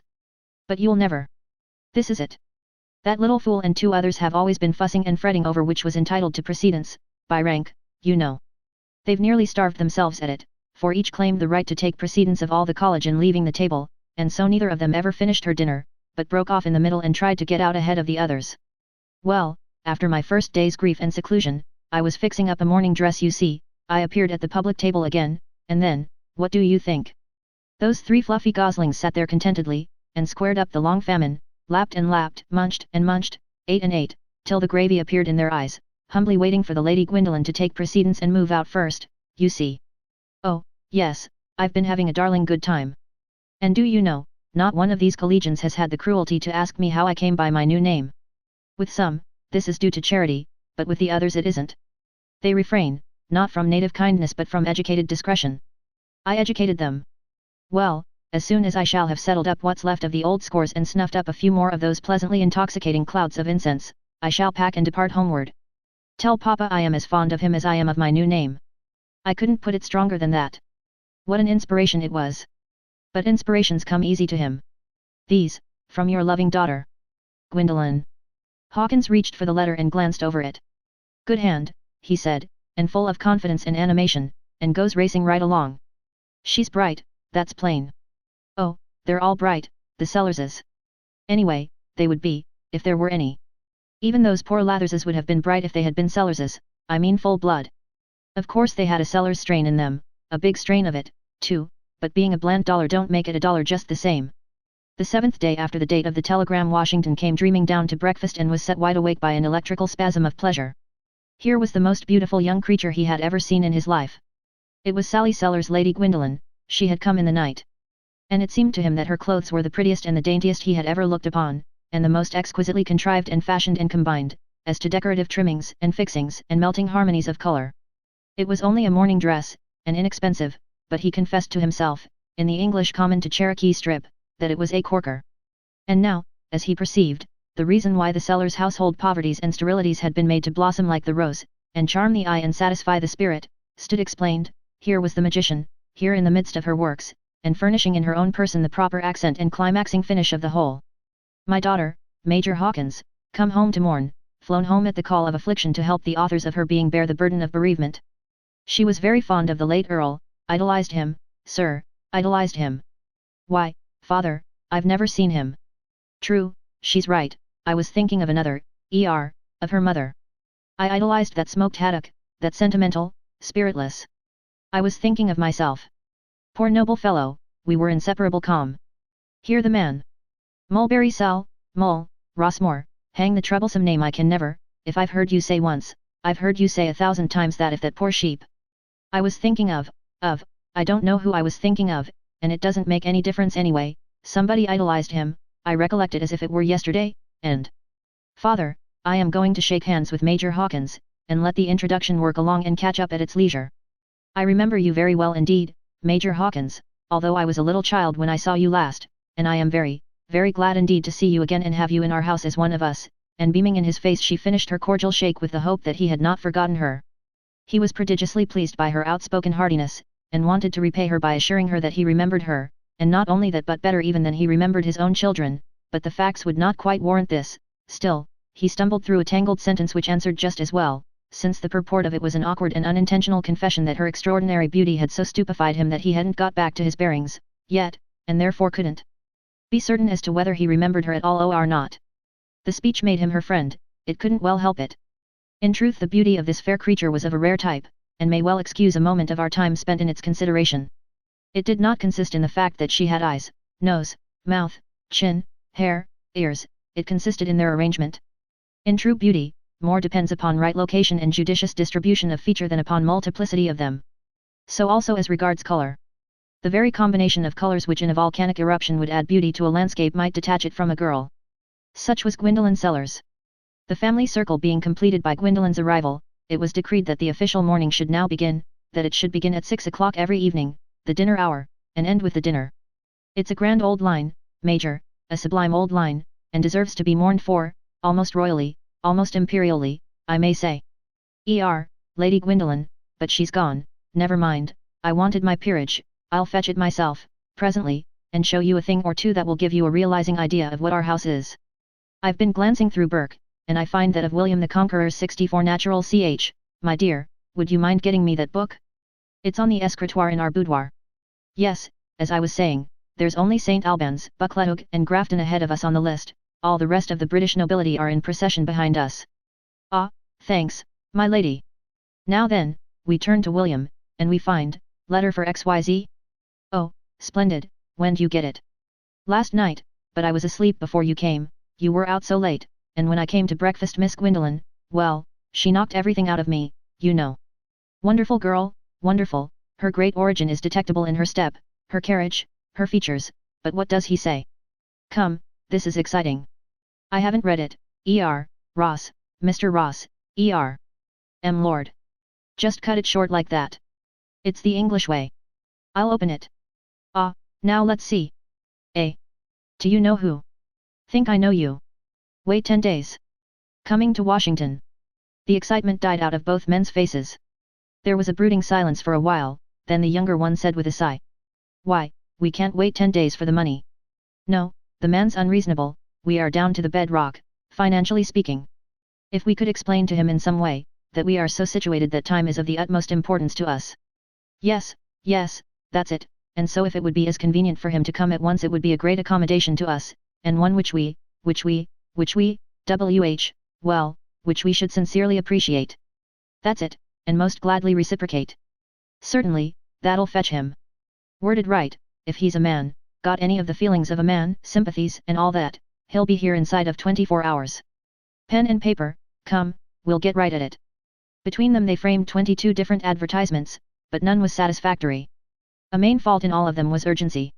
That feature was very troublesome, if made prominent, it was calculated to excite Pete's suspicion, if modified below the suspicion point it was flat and meaningless. Finally the colonel resigned, and said, I have noticed, in such literary experiences as I have had, that one of the most taking things to do is to conceal your meaning when you are trying to conceal it. Whereas, if you go at literature with a free conscience and nothing to conceal, you can turn out a book, every time, that the very elect can't understand. They all do. Then Hawkins resigned also, and the two agreed that they must manage to wait the 10 days somehow or other. Next, they caught a ray of cheer, since they had something definite to go upon. Now, they could probably borrow money on the reward, enough, at any rate, to tide them over till they got it, and meantime the materializing recipe would be perfected, and then goodbye to trouble for good and all. The next day, May the 10th, a couple of things happened, among others. The remains of the noble Arkansas twins left our shores for England, consigned to Lord Rossmore, and Lord Rossmore's son, Kirkcudbright Llaniver Marjoribanks Sellers Viscount Berkeley, sailed from Liverpool for America to place the reversion of the earldom in the hands of the rightful peer, Mulberry Sellers, of Rossmore Towers in the District of Columbia, USA. These two impressive shipments would meet and part in mid-Atlantic, 5 days later, and give no sign. Chapter 6. In the course of time the twins arrived and were delivered to their great kinsman. To try to describe the rage of that old man would profit nothing, the attempt would fall so far short of the purpose. However, when he had worn himself out and got quiet again, he looked the matter over and decided that the twins had some moral rights, although they had no legal ones, they were of his blood, and it could not be decorous to treat them as common clay. So he laid them with their majestic kin in the Cholmondeley church, with imposing state and ceremony, and added the supreme touch by officiating as chief mourner himself. But he drew the line at hatchments. Our friends in Washington watched the weary days go by, while they waited for Pete and covered his name with reproaches because of his calamitous procrastinations. Meantime, Sally Sellers, who was as practical and democratic as the Lady Gwendolen Sellers was romantic and aristocratic, was leading a life of intense interest and activity and getting the most she could out of her double personality. All day long in the privacy of her workroom, Sally Sellers earned bread for the Sellers family, and all the evening Lady Gwendolyn Sellers supported the Rossmore dignity. All day she was American, practically, and proud of the work of her head and hands and its commercial result. All the evening she took holiday and dwelt in a rich shadowland peopled with titled and coronet fictions. By day, to her, the place was a plain, unaffected, ramshackle old trap, just that, and nothing more. By night it was Rossmore Towers. At college she had learned a trade without knowing it. The girls had found out that she was the designer of her own gowns. She had no idle moments after that, and wanted none, for the exercise of an extraordinary gift is the supremest pleasure in life, and it was manifest that Sally Sellers possessed a gift of that sort in the matter of costume designing. Within 3 days after reaching home she had hunted up some work, before Pete was yet due in Washington, and before the twins were fairly asleep in English soil. She was already nearly swamped with work, and the sacrificing of the family chromos for debt had got an effective check. "She's a brick," said Rossmore to the Major, "just her father all over, prompt to labor with head or hands, and not ashamed of it, capable, always capable, let the enterprise be what it may, successful by nature, don't know what defeat is, thus intensely and practically American by inhaled nationalism, and at the same time intensely and aristocratically European by inherited nobility of blood. Just me, exactly, Mulberry Sellers in matter of finance and invention. After office hours, what do you find? The same clothes, yes, but what's in them? Rossmore of the peerage." The two friends had haunted the General Post Office daily. At last they had their reward. Toward evening on the 20th of May, they got a letter for XYZ. It bore the Washington postmark. The note itself was not dated. It said, "Ash barrel back of lamp post Black Horse Alley. If you are playing square, go and set on it tomorrow morning 21st 10.22, not sooner not later, wait till I come." The friends cogitated over the note profoundly. Presently the Earl said, "Don't you reckon he's afraid we are a sheriff with a requisition?" "Why, Lord? Because that's no place for a séance. Nothing friendly, nothing sociable about it. And at the same time, a body that wanted to know who was roosting on that ash barrel without exposing himself by going near it, or seeming to be interested in it, could just stand on the street corner and take a glance down the alley and satisfy himself, don't you see? Yes, his idea is plain, now. He seems to be a man that can't be candid and straightforward. He acts as if he thought shucks, I wish he had come out like a man and told us what hotel he." "Now you've struck it sure, Washington, he has told us." "Has he?" "Yes, he has, but he didn't mean to. That alley is a lonesome little pocket that runs along one side of the New Gadsby. That's his hotel." "What makes you think that?" "Why, I just know it. He's got a room that's just across from that lamp post. He's going to sit there perfectly comfortable behind his shutters at 10.22 tomorrow, and when he sees us sitting on the ash barrel, he'll say to himself, 'I saw one of those fellows on the train,' and then he'll pack his satchel in half a minute and ship for the ends of the earth." Hawkins turned sick with disappointment. "Oh, dear, it's all up, Colonel, it's exactly what he'll do." "Indeed he won't." "Won't he? Why?"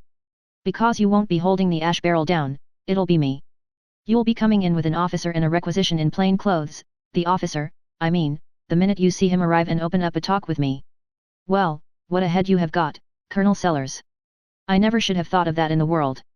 Neither would any Earl of Rossmore, betwixt William's contribution and Mulberry, as Earl, but it's office hours, now, you see, and the Earl in me sleeps. Come, I'll show you his very room." They reached the neighborhood of the New Gadsby about 9 in the evening, and passed down the alley to the lamp post.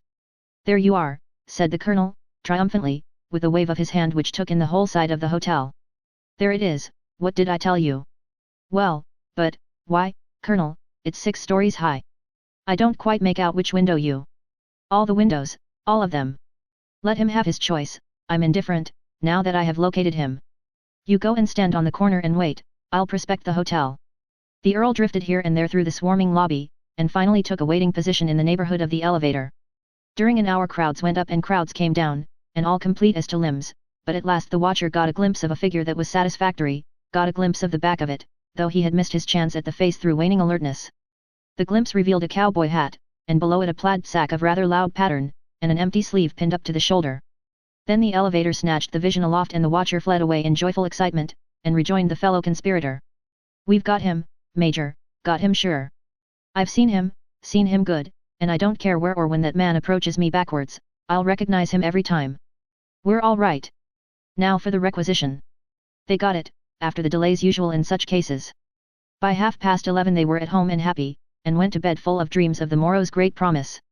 Among the elevator load which had the suspect for fellow passenger was a young kinsman of Mulberry Sellers, but Mulberry was not aware of it and didn't see him. It was Viscount Berkeley. Chapter 7. Arrived in his room, Lord Berkeley made preparations for that first and last and all the time duty of the visiting Englishman, the jotting down in his diary of his impressions to date. His preparations consisted in ransacking his box for a pen. There was a plenty of steel pens on his table with the ink bottle, but he was English. The English people manufacture steel pens for 19/20ths of the globe, but they never use any themselves. They use exclusively the prehistoric quill.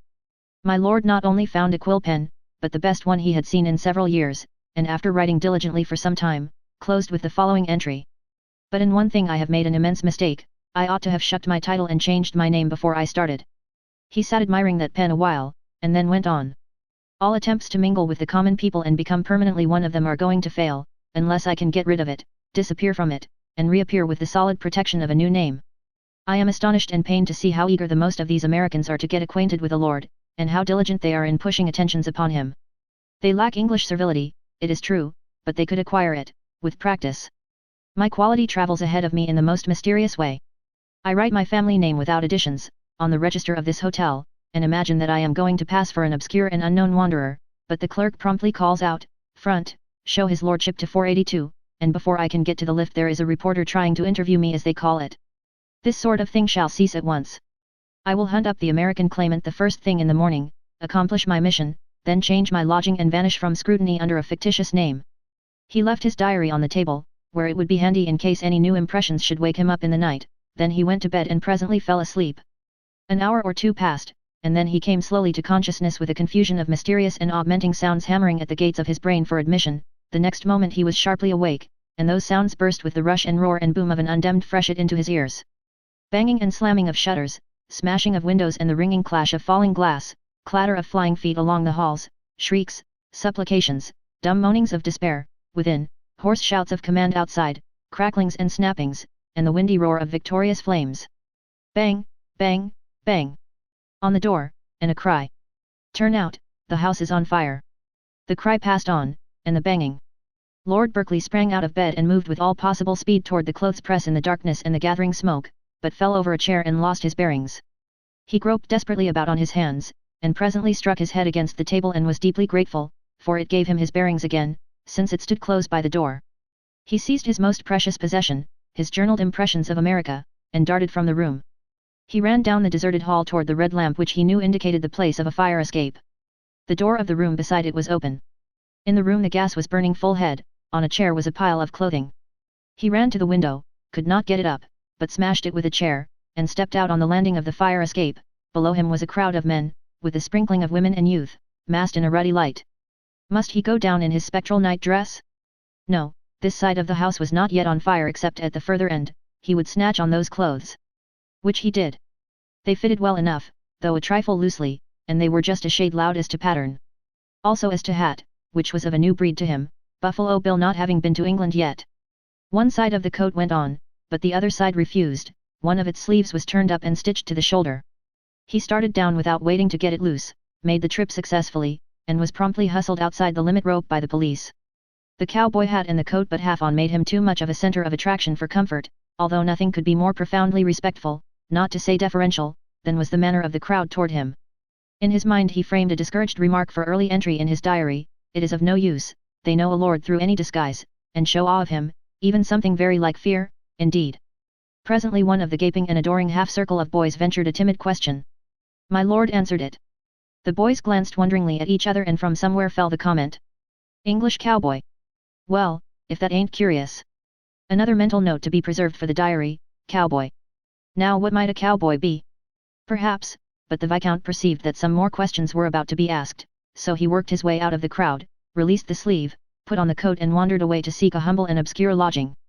He found it and went to bed and was soon asleep. In the morning, he examined his clothes. They were rather assertive, it seemed to him, but they were new and clean, at any rate. There was considerable property in the pockets. Item, 5 $100 bills. Item, near $50 in small bills and silver. Plug of tobacco. Hymn book, which refuses to open, found to contain whiskey. Memorandum book bearing no name. Scattering entries in it, recording in a sprawling, ignorant hand, appointments, bets, horse trades, and so on, with people of strange, hyphenated name, six-fingered Jake, young man afraid of his shadow, and the like. No letters, no documents. The young man muses, maps out his course. His letter of credit is burned, he will borrow the small bills and the silver in these pockets, apply part of it to advertising for the owner, and use the rest for sustenance while he seeks work. He sends out for the morning paper, next, and proceeds to read about the fire. The biggest line in the display head announces his own death. The body of the account furnishes all the particulars, and tells how, with the inherited heroism of his caste, he went on saving women and children until escape for himself was impossible. Then with the eyes of weeping multitudes upon him, he stood with folded arms and sternly awaited the approach of the devouring fiend, and so standing, amid a tossing sea of flame and onrushing billows of smoke, the noble young heir of the great house of Rossmore was caught up in a whirlwind of fiery glory, and disappeared forever from the vision of men. The thing was so fine and generous and knightly that it brought the moisture to his eyes. Presently he said to himself, what to do is as plain as day, now. My Lord Berkeley is dead, let him stay so. Died creditably, too, that will make the calamity the easier for my father. And I don't have to report to the American Claimant, now. Yes, nothing could be better than the way matters have turned out. I have only to furnish myself with a new name, and take my new start in life totally untrammeled. Now I breathe my first breath of real freedom, and how fresh and breezy and inspiring it is. At last I am a man. A man on equal terms with my neighbor, and by my manhood, and by it alone, I shall rise and be seen of the world, or I shall sink from sight and deserve it. This is the gladdest day, and the proudest, that ever poured its sun upon my head. Chapter 8. God bless my soul, Hawkins. The morning paper dropped from the colonel's nerveless grasp. What is it? He's gone, the bright, the young, the gifted, the noblest of his illustrious race, gone up in flames and unimaginable glory. Who? My precious, precious young kinsman, Kirkcudbright Llanover Marjorie Banks Sellers Viscount Berkeley, son and heir of usurping Rossmore. No. It's true, too true. When? Last night. Where? Right here in Washington, where he arrived from England last night, the papers say. You don't say. Hotel burned down. What hotel? The New Gadsby. Oh, my goodness. And have we lost both of them? Both who? One arm Pete. Oh, great guns, I forgot all about him. Oh, I hope not. Hope. Well, I should say. Oh, we can't spare him. We can better afford to lose 1,000,000 viscounts than our only support and stay. They searched the paper diligently, and were appalled to find that a one-armed man had been seen flying along one of the halls of the hotel in his underclothing and apparently out of his head with fright, and as he would listen to no one and persisted in making for a stairway which would carry him to certain death, his case was given over as a hopeless one. Poor fellow, sighed Hawkins, and he had friends so near. I wish we hadn't come away from there, maybe we could have saved him. The Earl looked up and said calmly. His being dead doesn't matter. He was uncertain before. We've got him sure, this time. Got him? How? I will materialize him. Rossmore, don't trifle with me. Do you mean that? Can you do it? I can do it, just as sure as you are sitting there. And I will. Give me your hand, and let me have the comfort of shaking it. I was perishing, and you have put new life into me. Get at it, oh, get at it right away. It will take a little time, Hawkins, but there's no hurry, none in the world, in the circumstances. And of course certain duties have devolved upon me now, which necessarily claim my first attention. This poor young nobleman. Why, yes, I am sorry for my heartlessness, and you smitten with this new family affliction. Of course you must materialize him first, I quite understand that. Well, I wasn't meaning just that, but, why, what am I thinking of? Of course I must materialize him. Oh, Hawkins, selfishness is the bottom trait in human nature, I was only thinking that now, with the usurper's heir out of the way. But you'll forgive that momentary weakness, and forget it. Don't ever remember it against me that Mulberry Sellers was once mean enough to think the thought that I was thinking. I'll materialize him, I will, on my honor, and I'd do it were he 1,000 heirs jammed into one and stretching in a solid rank from here to the stolen estates of Rossmore, and barring the road forever to the rightful Earl. There spoke the real Sellers, the other had a false ring, old friend. Hawkins, my boy, it just occurs to me, a thing I keep forgetting to mention, a matter that we've got to be mighty careful about. What is that? We must keep absolutely still about these materializations. Mind, not a hint of them must escape, not a hint. To say nothing of how my wife and daughter, high-strung, sensitive organizations, might feel about them, the Negroes wouldn't stay on the place a minute. That's true, they wouldn't.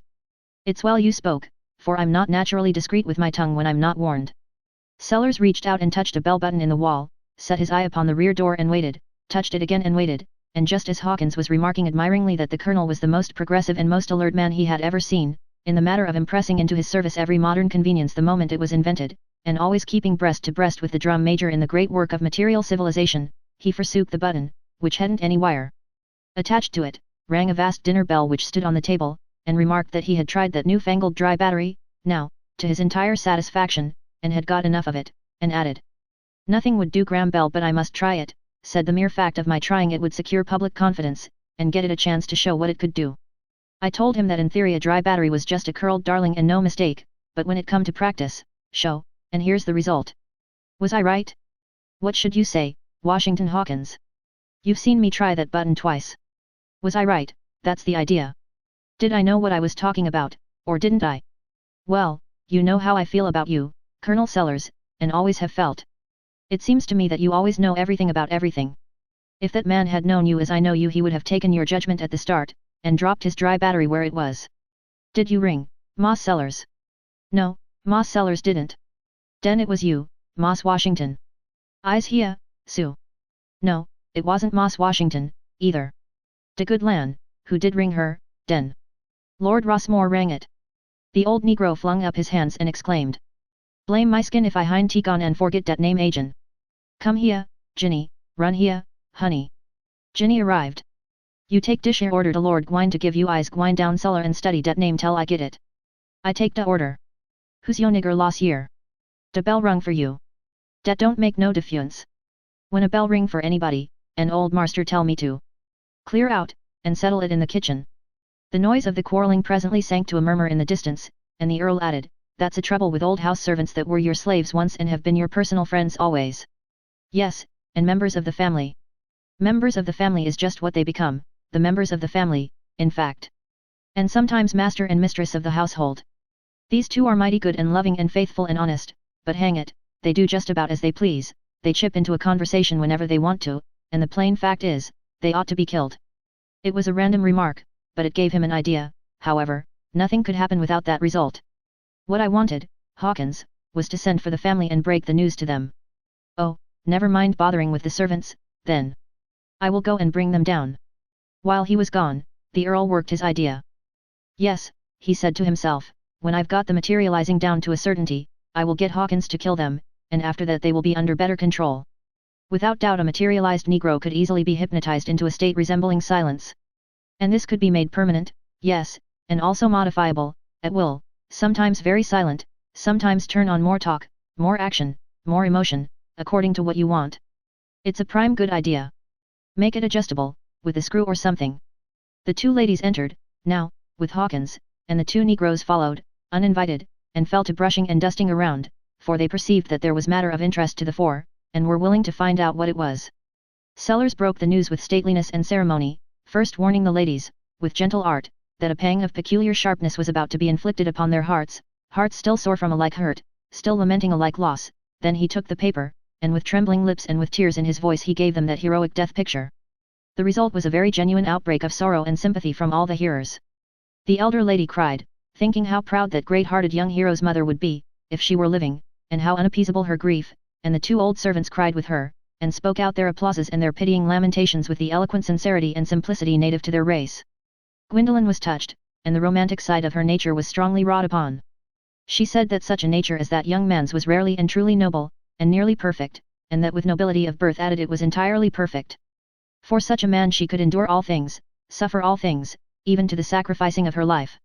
She wished she could have seen him, the slightest, the most momentary contact with such a spirit would have ennobled her whole character and made ignoble thoughts and ignoble acts thereafter impossible to her forever. Have they found the body, Rossmore? Asked the wife. Yes, that is, they've found several. It must be one of them, but none of them are recognizable. What are you going to do? I am going down there and identify one of them and send it home to the stricken father. But Papa, did you ever see the young man? No, Gwendolen, why? How will you identify it? Well, you know it says none of them are recognizable. I'll send his father one of them, there's probably no choice. Gwendolen knew it was not worthwhile to argue the matter further, since her father's mind was made up and there was a chance for him to appear upon that sad scene down yonder in an authentic and official way. So she said no more, till he asked for a basket. A basket, Papa? What for? It might be ashes. Chapter 9. The Earl and Washington started on the sorrowful errand, talking as they walked. And as usual. What, Colonel? 7 of them in that hotel. Actresses. And all burnt out, of course. Any of them burnt up? Oh, no, they escaped, they always do, but there's never a one of them that knows enough to fetch out her jewelry with her. That's strange. Strange, it's the most unaccountable thing in the world. Experience teaches them nothing, they can't seem to learn anything except out of a book. In some cases there's manifestly a fatality about it. For instance, take what's her name, that plays those sensational thunder and lightning parts. She's got a perfectly immense reputation, draws like a dog fight, and it all came from getting burnt out in hotels. Why, how could that give her a reputation as an actress? It didn't, it only made her name familiar. People want to see her play because her name is familiar, but they don't know what made it familiar, because they don't remember. First, she was at the bottom of the ladder, and absolutely obscure, wages $13 a week and find her own pads. Pads. Yes, things to fat up her spindles with so as to be plump and attractive. Well, she got burnt out in a hotel and lost $30,000 worth of diamonds. Where'd she get them? Goodness knows, given to her, no doubt, by spoon of young flats and sappy old bald heads in the front row. All the papers were full of it. She struck for higher pay and got it. Well, she got burned out again and lost all her diamonds, and it gave her such a lift that she went starring. Well, if hotel fires are all she's got to depend on to keep up her name, it's a pretty precarious kind of a reputation, I should think. Not with her. No, anything but that. Because she's so lucky, born lucky, I reckon. Every time there's a hotel fire she's in it. She's always there, and if she can't be there herself, her diamonds are. Now you can't make anything out of that but just sheer luck. I never heard of such a thing. She must have lost quarts of diamonds. Quarts, she's lost bushels of them. It's got so that the hotels are superstitious about her. They won't let her in. They think there will be a fire, and besides, if she's there it cancels the insurance. She's been waning a little lately, but this fire will set her up. She lost $60,000 worth last night. I think she's a fool. If I had $60,000 worth of diamonds I wouldn't trust them in a hotel. I wouldn't either, but you can't teach an actress that. This one's been burnt out 35 times. And yet if there's a hotel fire in San Francisco tonight she's got to bleed again, you mark my words. Perfect ass, they say she's got diamonds in every hotel in the country. When they arrived at the scene of the fire the poor old Earl took one glimpse at the melancholy morgue and turned away his face overcome by the spectacle. He said. It is too true, Hawkins, recognition is impossible, not one of the 5 could be identified by its nearest friend. You make the selection, I can't bear it. Which one had I better? Oh, take any of them. Pick out the best one. However, the officers assured the Earl, for they knew him, everybody in Washington knew him, that the position in which these bodies were found made it impossible that any one of them could be that of his noble young kinsman.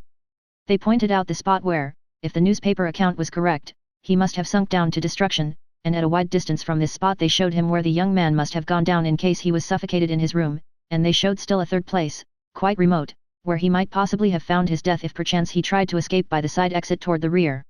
The old colonel brushed away a tear and said to Hawkins. As it turns out there was something prophetic in my fears. Yes, it's a matter of ashes. Will you kindly step to a grocery and fetch a couple more baskets? Reverently they got a basket of ashes from each of those now hallowed spots, and carried them home to consult as to the best manner of forwarding them to England, and also to give them an opportunity to lie in state, a mark of respect which the colonel deemed obligatory, considering the high rank of the deceased. They set the baskets on the table in what was formerly the library, drawing room, and workshop, now the hall of audience, and went upstairs to the lumber room to see if they could find a British flag to use as a part of the outfit proper to the lying in state.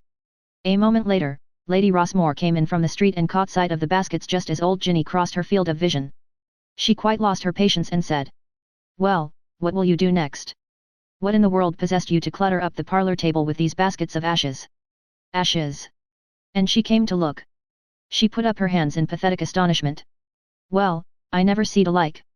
Didn't you do it? Who, me? Cla to goodness it's the first time I've sot eyes on Miss Polly. That's Daniel. Dat ole moke is losin' his mind. But it wasn't Daniel, for he was called, and denied it. Dey ain't no way to splain dat. When hits one erd's your common currences, a body can reckon maybe de cat. Oh, and a shudder shook Lady Rossmore to her foundations. I see it all. Keep away from them, they're his. His, lady. Yes, your young moss sellers from England that's burnt up. She was alone with the ashes, alone before she could take half a breath, Then she went after Mulberry Sellers, purposing to make short work of his program, whatever it might be, for, said she, when his sentimentals are up, he's a numbskull, and there's no knowing what extravagance he'll contrive, if you let him alone. She found him. He had found the flag and was bringing it. When she heard that his idea was to have the remains lie in state, and invite the government and the public, she broke it up. She said, "Your intentions are all right, they always are, you want to do honor to the remains, and surely nobody can find any fault with that, for he was your kin, but you are going the wrong way about it, and you will see it yourself if you stop and think. You can't file around a basket of ashes trying to look sorry for it and make a sight that is really solemn, because the solemner it is, the more it isn't, anybody can see that. It would be so with one basket, it would be 3 times so with 3. Well, it stands to reason that if it wouldn't be solemn with one mourner, it wouldn't be with a procession, and there would be 5,000 people here. I don't know, but it would be pretty near ridiculous, I think it would. No, Mulberry, they can't lie in state, it would be a mistake. Give that up and think of something else." So he gave it up, and not reluctantly, when he had thought it over and realized how right her instinct was. He concluded to merely sit up with the remains just himself and Hawkins.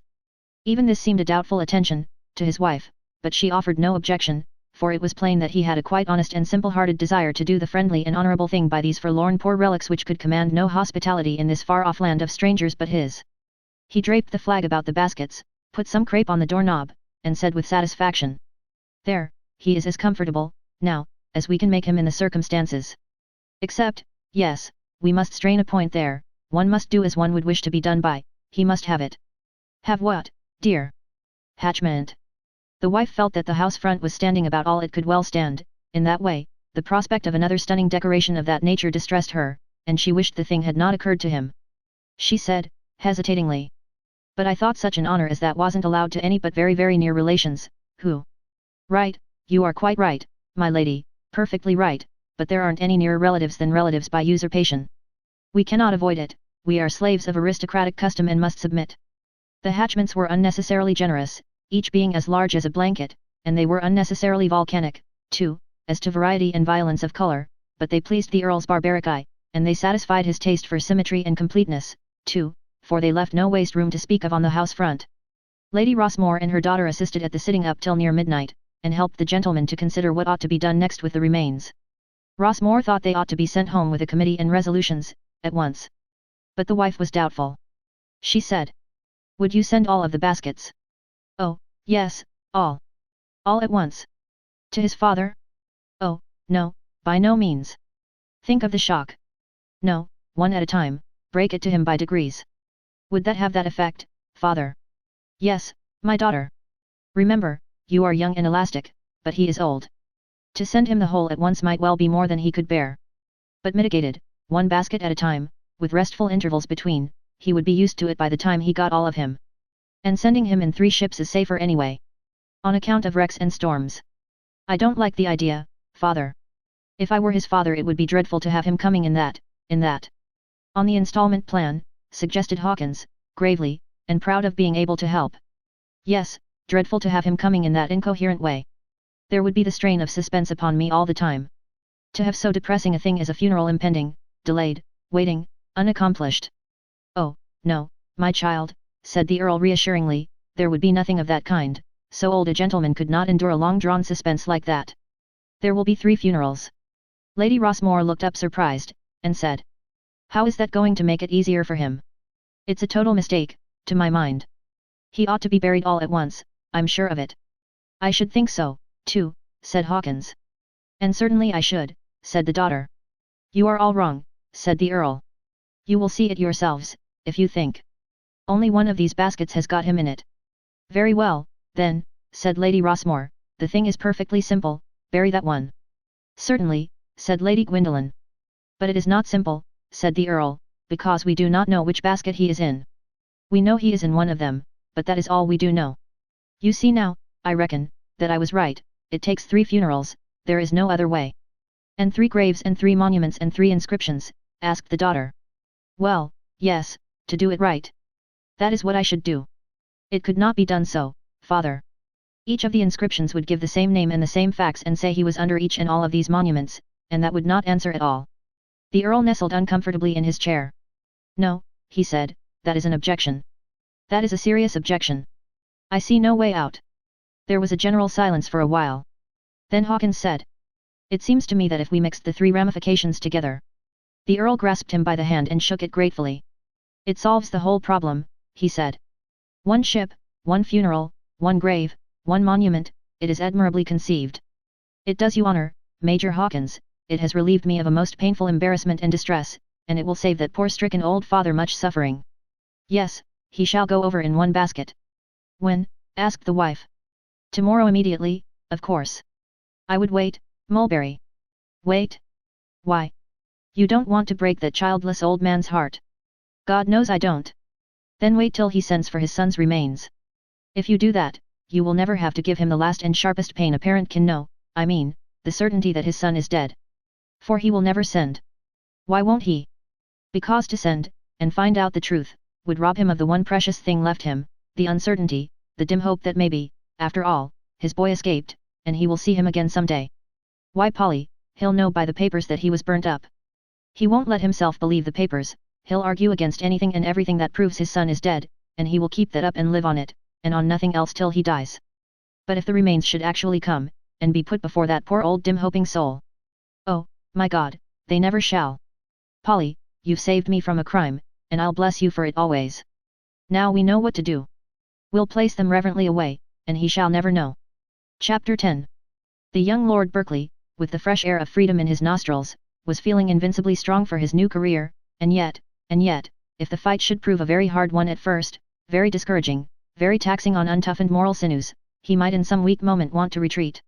Not likely, of course, but possibly that might happen. And so on the whole it might be pardonable caution to burn his bridges behind him. Oh, without doubt.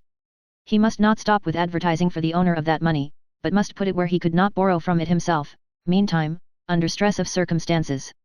So he went downtown, and put in his advertisement, then went to a bank and handed in $500 for deposit. What name? He hesitated and colored a little, he had forgotten to make a selection. He now brought out the first one that suggested itself. Howard Tracy. When he was gone the clerks, marveling, said. The cowboy blushed. The first step was accomplished. The money was still under his command and at his disposal, but the next step would dispose of that difficulty. He went to another bank and drew upon the first bank for the $500 by check. The money was collected and deposited a second time to the credit of Howard Tracy. He was asked to leave a few samples of his signature, which he did. Then he went away, once more proud and of perfect courage, saying, "No help for me now, for henceforth I couldn't draw that money without identification, and that has become legally impossible. No resources to fall back on. It is work or starve from now to the end. I am ready, and not afraid." Then he sent this cablegram to his father. Escaped unheard from burning hotel. Have taken fictitious name. Goodbye. During the evening while he was wandering about in one of the outlying districts of the city, he came across a small brick church, with a bill posted there with these words printed on it, Mechanics Club Debate. All invited. He saw people, apparently mainly of the working class, entering the place, and he followed and took his seat. It was a humble little church, quite bare as to ornamentation. It had painted pews without cushions, and no pulpit, properly speaking, but it had a platform. On the platform sat the chairman, and by his side sat a man who held a manuscript in his hand and had the waiting look of one who is going to perform the principal part. The church was soon filled with a quiet and orderly congregation of decently dressed and modest people. This is what the chairman said. The essayist for this evening is an old member of our club whom you all know, Mr. Parker, assistant editor of the Daily Democrat. The subject of his essay is the American press, and he will use as his text a couple of paragraphs taken from Mr. Matthew Arnold's new book. He asks me to read these texts for him. The first is as follows. Goethe says somewhere that the thrill of awe, that is to say, reverence, is the best thing humanity has. Mr. Arnold's other paragraph is as follows. I should say that if one were searching for the best means to efface and kill in a whole nation the discipline of respect, one could not do better than take the American newspapers. Mr. Parker rose and bowed, and was received with warm applause. He then began to read in a good round resonant voice, with clear enunciation and careful attention to his pauses and emphases. His points were received with approval as he went on. The essayist took the position that the most important function of a public journal in any country was the propagating of national feeling and pride in the national name, the keeping the people in love with their country and its institutions, and shielded from the allurements of alien and inimical systems. He sketched the manner in which the reverent Turkish or Russian journalist fulfilled this function, the one assisted by the prevalent discipline of respect for the bastinado, the other for Siberia. Continuing, he said, the chief function of an English journal is that of all other journals the world over, it must keep the public eye fixed admiringly upon certain things, and keep it diligently diverted from certain others. For instance, it must keep the public eye fixed admiringly upon the glories of England, a processional splendor stretching its receding line down the hazy vistas of time, with the mellowed lights of 1,000 years glinting from its banners, and it must keep it diligently diverted from the fact that all these glories were for the enrichment and aggrandizement of the petted and privileged few, at cost of the blood and sweat and poverty of the unconsidered masses who achieved them but might not enter in and partake of them. It must keep the public eye fixed in loving and awful reverence upon the throne as a sacred thing, and diligently divert it from the fact that no throne was ever set up by the unhampered vote of a majority of any nation, and that hence no throne exists that has a right to exist, and no symbol of it, flying from any flagstaff, is righteously entitled to wear any device but the skull and crossbones of that kindred industry which differs from royalty only business-wise, merely as retail differs from wholesale. It must keep the citizen's eye fixed in reverent docility upon that curious invention of machine politics, an established church, and upon that bald contradiction of common justice, a hereditary nobility, and diligently divert it from the fact that the one damns him if he doesn't wear its collar, and robs him under the gentle name of taxation whether he wears it or not, and the other gets all the honors while he does all the work. The essayist thought that Mr. Arnold, with his trained eye and intelligent observation, ought to have perceived that the very quality which he so regretfully missed from our press, respectfulness, reverence, was exactly the thing which would make our press useless to us if it had it, rob it of the very thing which differentiates it from all other journalism in the world and makes it distinctively and preciously American, its frank and cheerful irreverence being by all odds the most valuable of all its qualities. For its mission, overlooked by Mr. Arnold, is to stand guard over a nation's liberties, not its humbugs and shams. He thought that if during 50 years the institutions of the old world could be exposed to the fire of a flouting and scoffing press like ours, monarchy and its attendant crimes would disappear from Christendom. Monarchists might doubt this, then why not persuade the Tsar to give it a trial in Russia? Concluding, he said, "Well, the charge is, that our press has but little of that old world quality, reverence. Let us be candidly grateful that it is so. With its limited reverence it at least reveres the things which this nation reveres, as a rule, and that is sufficient. What other people revere is fairly and properly matter of light importance to us. Our press does not reverence kings, it does not reverence so-called nobilities, it does not reverence established ecclesiastical slaveries, it does not reverence laws which rob a younger son to fatten an elder one, it does not reverence any fraud or sham or infamy, howsoever old or rotten or holy, which sets one citizen above his neighbor by accident of birth, it does not reverence any law or custom, howsoever old or decayed or sacred, which shuts against the best man in the land the best place in the land and the divine right to prove property and go up and occupy it. In the sense of the poet Goethe, that meek idolater of provincial 3-carat royalty and nobility, our press is certainly bankrupt in the thrill of awe, otherwise reverence for nickel plate and brummagem. Let us sincerely hope that this fact will remain a fact forever, for to my mind a discriminating irreverence is the creator and protector of human liberty, even as the other thing is the creator, nurse, and steadfast protector of all forms of human slavery, bodily and mental. Tracy said to himself, almost shouted to himself, "I'm glad I came to this country. I was right. I was right to seek out a land where such healthy principles and theories are in men's hearts and minds. Think of the innumerable slaveries imposed by misplaced reverence. How well he brought that out, and how true it is. There's manifestly prodigious force in reverence. If you can get a man to reverence your ideals, he's your slave. Oh, yes, in all the ages the peoples of Europe have been diligently taught to avoid reasoning about the shams of monarchy and nobility, been taught to avoid examining them, been taught to reverence them, and now, as a natural result, to reverence them is second nature. In order to shock them it is sufficient to inject a thought of the opposite kind into their dull minds. For ages, any expression of so-called irreverence from their lips has been sin and crime. The sham and swindle of all this is apparent the moment one reflects that he is himself the only legitimately qualified judge of what is entitled to reverence and what is not. Come, I hadn't thought of that before, but it is true, absolutely true. What right has Goethe, what right has Arnold, what right has any dictionary, to define the word irreverence for me? What their ideals are is nothing to me. So long as I reverence my own ideals my whole duty is done, and I commit no profanation if I laugh at theirs. I may scoff at other people's ideals as much as I want to. It is my right and my privilege. No man has any right to deny it." Tracy was expecting to hear the essay debated, but this did not happen. The chairman said, by way of explanation, "I would say, for the information of the strangers present here, that in accordance with our custom the subject of this meeting will be debated at the next meeting of the club. This is in order to enable our members to prepare what they may wish to say upon the subject with pen and paper, for we are mainly mechanics and unaccustomed to speaking. We are obliged to write down what we desire to say." Many brief papers were now read, and several offhand speeches made in discussion of the essay read at the last meeting of the club, which had been a laudation, by some visiting professor, of college culture, and the grand results flowing from it to the nation. One of the papers was read by a man approaching middle age, who said he hadn't had a college education, that he had got his education in a printing office, and had graduated from there into the patent office, where he had been a clerk now for a great many years. Then he continued to this effect. The essayist contrasted the America of today with the America of bygone times, and certainly the result is the exhibition of a mighty progress. But I think he a little overrated the college culture share in the production of that result. It can no doubt be easily shown that the colleges have contributed the intellectual part of this progress, and that that part is vast, but that the material progress has been immeasurably vaster, I think you will concede. Now I have been looking over a list of inventors, the creators of this amazing material development, and I find that they were not college-bred men. Of course there are exceptions, like Professor Henry of Princeton, the inventor of Mr. Morse's system of telegraphy, but these exceptions are few. It is not overstatement to say that the imagination-stunning material development of this century, the only century worth living in since time itself was invented, is the creation of men not college-bred. We think we see what these inventors have done. No, we see only the visible vast frontage of their work, behind it is their far vaster work, and it is invisible to the careless glance. They have reconstructed this nation, made it over, that is, and metaphorically speaking, have multiplied its numbers almost beyond the power of figures to express. I will explain what I mean. What constitutes the population of a land? Merely the numberable packages of meat and bones in it called by courtesy men and women? Shall 1,000,000 ounces of brass and 1,000,000 ounces of gold be held to be of the same value? Take a truer standard, the measure of a man's contributing capacity to his time and his people, the work he can do, and then number the population of this country today, as multiplied by what a man can now do, more than his grandfather could do. By this standard of measurement, this nation, 2 or 3 generations ago, consisted of mere cripples, paralytics, dead men, as compared with the men of today. In 1840 our population was 17 million.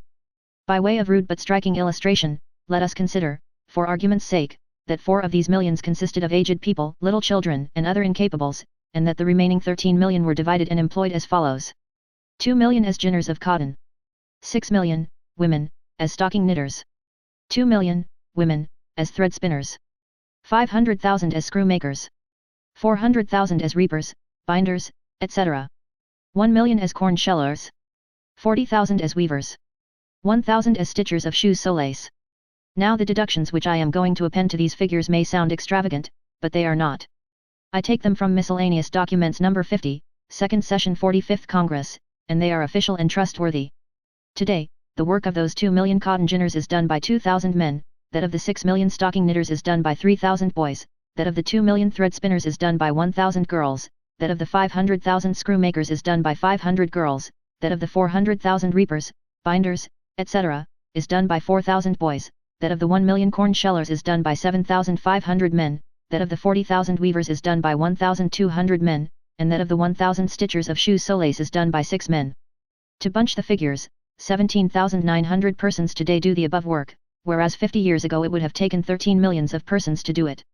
Now then, how many of that ignorant race, our fathers and grandfathers, with their ignorant methods, would it take to do our work today? It would take 40,000 millions, 100 times the swarming population of China, 20 times the present population of the globe. You look around you and you see a nation of 60 millions, apparently, but secreted in their hands and brains, and invisible to your eyes, is the true population of this republic, and it numbers 40 billions. It is the stupendous creation of those humble unlettered, uncollege-bred inventors, all honor to their name. How grand that is, said Tracy, as he wended homeward. What a civilization it is, and what prodigious results these are, and brought about almost wholly by common men, not by Oxford-trained aristocrats, but men who stand shoulder to shoulder in the humble ranks of life and earn the bread that they eat. Again, I'm glad I came. I have found a country at last where one may start fair, and breast to breast with his fellow man, rise by his own efforts, and be something in the world and be proud of that something, not be something created by an ancestor 300 years ago. Chapter 11. During the first few days he kept the fact diligently before his mind that he was in a land where there was work and bread for all. In fact, for convenience sake he fitted it to a little tune and hummed it to himself, but as time wore on the fact itself began to take on a doubtful look, and next the tune got fatigued and presently ran down and stopped. His first effort was to get an upper clerkship in one of the departments, where his Oxford education could come into play and do him service. But he stood no chance whatever. There, competency was no recommendation, political backing, without competency, was worth 6 of it. He was glaringly English, and that was necessarily against him in the political centre of a nation where both parties prayed for the Irish cause on the housetop and blasphemed it in the cellar. By his dress he was a cowboy, that won him respect, when his back was not turned, but it couldn't get a clerkship for him. But he had said, in a rash moment, that he would wear those clothes till the owner or the owner's friends caught sight of them and asked for that money, and his conscience would not let him retire from that engagement now. At the end of a week things were beginning to wear rather a startling look. He had hunted everywhere for work, descending gradually the scale of quality, until apparently he had sued for all the various kinds of work a man without a special calling might hope to be able to do, except ditching and the other coarse manual sorts, and had got neither work nor the promise of it. He was mechanically turning over the leaves of his diary, meanwhile, and now his eye fell upon the first record made after he was burnt out. I myself did not doubt my stamina before, nobody could doubt it now, if they could see how I am housed, and realize that I feel absolutely no disgust with these quarters, but am as serenely content with them as any dog would be in a similar kennel. Terms, $25 a week. I said I would start at the bottom. I have kept my word. A shudder went quaking through him, and he exclaimed. What have I been thinking of? This the bottom. Mooning along a whole week, and these terrific expenses climbing and climbing all the time. I must end this folly straightway. He settled up at once and went forth to find less sumptuous lodgings. He had to wander far and seek with diligence, but he succeeded. They made him pay in advance, $4.50, this secured both bed and food for a week. The good-natured, hard-worked landlady took him up 3 flights of narrow, uncarpeted stairs and delivered him into his room. There were 2 double bedsteads in it, and 1 single one. He would be allowed to sleep alone in one of the double beds until some new boarder should come, but he wouldn't be charged extra. So he would presently be required to sleep with some stranger. The thought of it made him sick. Mrs. Marsh, the landlady, was very friendly and hoped he would like her house. They all liked it, she said. And they're a very nice set of boys. They carry on a good deal, but that's their fun. You see, this room opens right into this back one, and sometimes they're all in one and sometimes in the other, and hot nights they all sleep on the roof when it don't rain. They get out there the minute it's hot enough. The season's so early that they've already had a night or 2 up there. If you'd like to go up and pick out a place, you can. You'll find chalk in the side of the chimney where there's a brick wanting. You just take the chalk end, but of course you've done it before. Oh, no, I haven't. Why, of course you haven't, what am I thinking of? Plenty of room on the plains without chalking, I'll be bound. Well, you just chalk out a place the size of a blanket anywhere on the tin that ain't already marked off, you know, and that's your property. You and your bed may take turn about carrying up the blanket and pillows and fetching them down again, or one carries them up and the other fetches them down, you fix it the way you like, you know. You'll like the boys, they're everlasting sociable, except the printer. He's the one that sleeps in that single bed, the strangest creature. Why, I don't believe you could get that man to sleep with another man, not if the house was afire. Mind you, I'm not just talking, I know. The boys tried him, to see.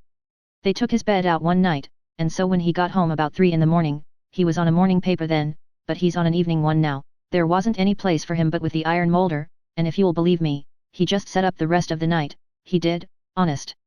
They say he's cracked, but it ain't so, he's English, they're awful particular. You won't mind my saying that? You're English? Yes. I thought so. I could tell it by the way you mispronounce the words that's got A's in them, you know, such as saying laugh when you mean laugh, but you'll get over that. He's a right down good fellow, and a little sociable with the photographer's boy and the caulker and the blacksmith that work in the Navy Yard, but not so much with the others. The fact is, though it's private, and the others don't know it, he's a kind of an aristocrat, his father being a doctor, and you know what style that is, in England, I mean, because in this country a doctor ain't so very much, even if he's that. But over there of course it's different. So this chap had a falling out with his father, and was pretty high-strung, and just cut for this country, and the first he knew he had to get to work or starve. Well, he'd been to college, you see, and so he judged he was all right. Did you say anything? No, I only sighed. And there's where he was mistaken. Why, he mighty near starved.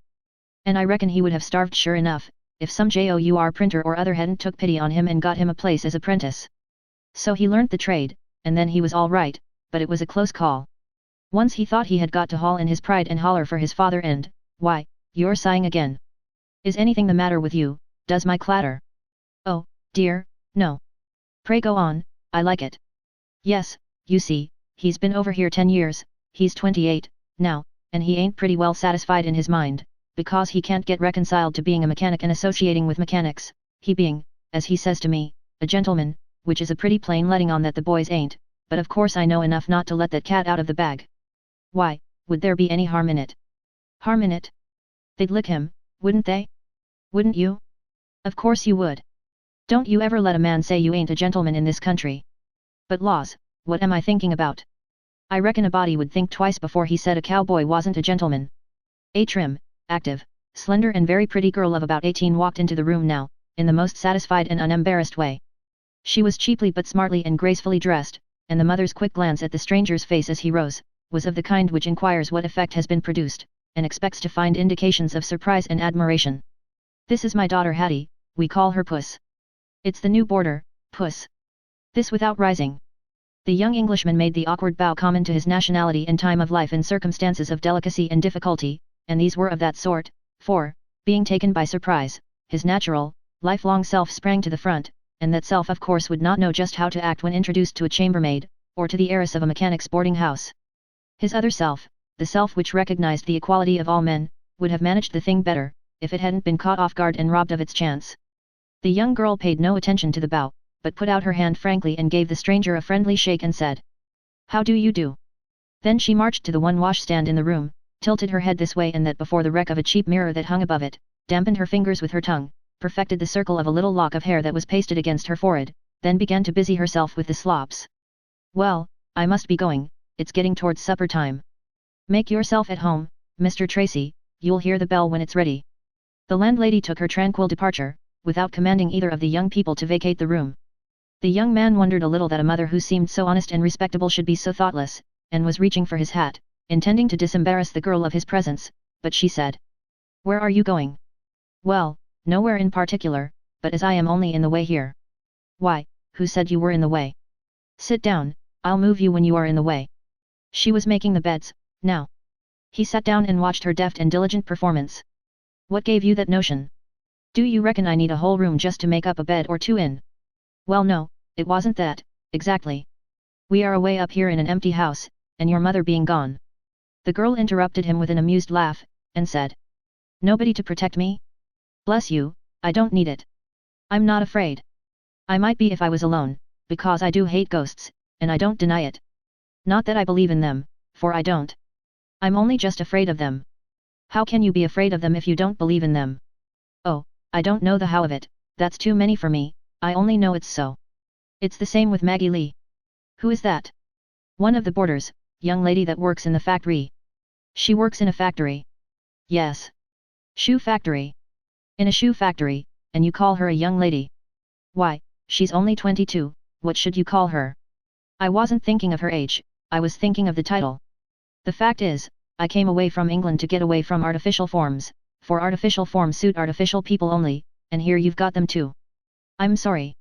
I hoped you had only men and women, everybody equal, no differences in rank." The girl stopped with a pillow in her teeth and the case spread open below it, contemplating him from under her brows with a slightly puzzled expression.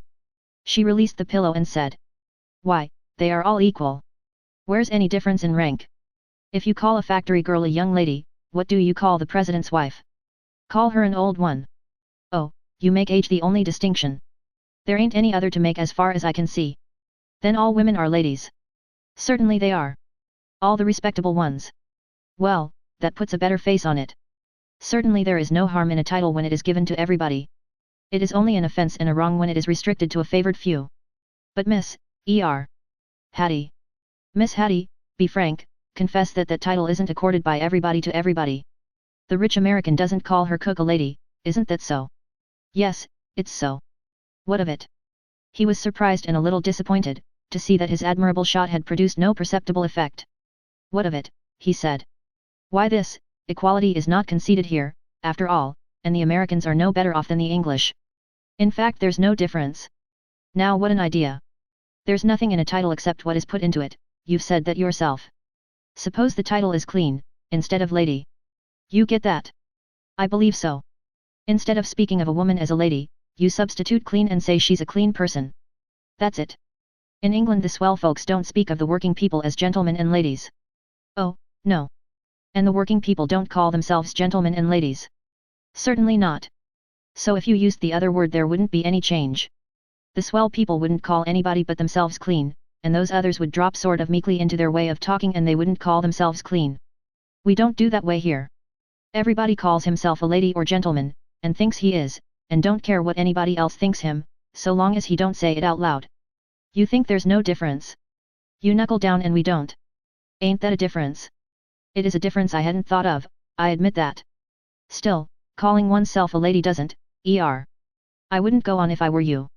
Howard Tracy turned his head to see who it might be that had introduced this remark. It was a short man about 40 years old, with sandy hair, no beard, and a pleasant face badly freckled but alive and intelligent, and he wore slop-shop clothing which was neat but showed wear. He had come from the front room beyond the hall, where he had left his hat, and he had a chipped and cracked whitewash bowl in his hand. The girl came and took the bowl. I'll get it for you. You go right ahead and give it to him, Mr. Barrow. He's the new boarder, Mr. Tracy, and I'd just got to where it was getting too deep for me. Much obliged if you will, Hattie. I was coming to borrow of the boys. He sat down at his ease on an old trunk, and said, I've been listening and got interested, and as I was saying, I wouldn't go on, if I were you. You see where you are coming to, don't you? Calling yourself a lady doesn't elect you, that is what you were going to say, and you saw that if you said it you were going to run right up against another difference that you hadn't thought of, to wit, whose right is it to do the electing? Over there, 20,000 people in a million elect themselves gentlemen and ladies, and the 980,000 accept that decree and swallow the affront which it puts upon them. Why, if they didn't accept it, it wouldn't be an election, it would be a dead letter and have no force at all. Over here the 20,000 would-be exclusives come up to the polls and vote themselves to be ladies and gentlemen. But the thing doesn't stop there. The 980,000 come and vote themselves to be ladies and gentlemen too, and that elects the whole nation. Since the whole million vote themselves ladies and gentlemen, there is no question about that election. It does make absolute equality, and there is no fiction about it, while over yonder the inequality, by decree of the infinitely feeble, and consent of the infinitely strong, is also absolute, as real and absolute as our equality. Tracy had shrunk promptly into his English shell when this speech began, notwithstanding he had now been in severe training several weeks for contact and intercourse with the common herd on the common herd's terms, but he lost no time in pulling himself out again, and so by the time the speech was finished his valves were open once more, and he was forcing himself to accept without resentment the common herd's frank fashion of dropping sociably into other people's conversations unembarrassed and uninvited. The process was not very difficult this time, for the man's smile and voice and manner were persuasive and winning. Tracy would even have liked him on the spot, but for the fact which he was not really aware of, that the equality of men was not yet a reality to him. It was only a theory, the mind perceived, but the man failed to feel it. It was Hattie's ghost over again, merely turned around. Theoretically Barrow was his equal, but it was distinctly distasteful to see him exhibit it. He presently said, I hope in all sincerity that what you have said is true, as regards the Americans, for doubts have crept into my mind several times.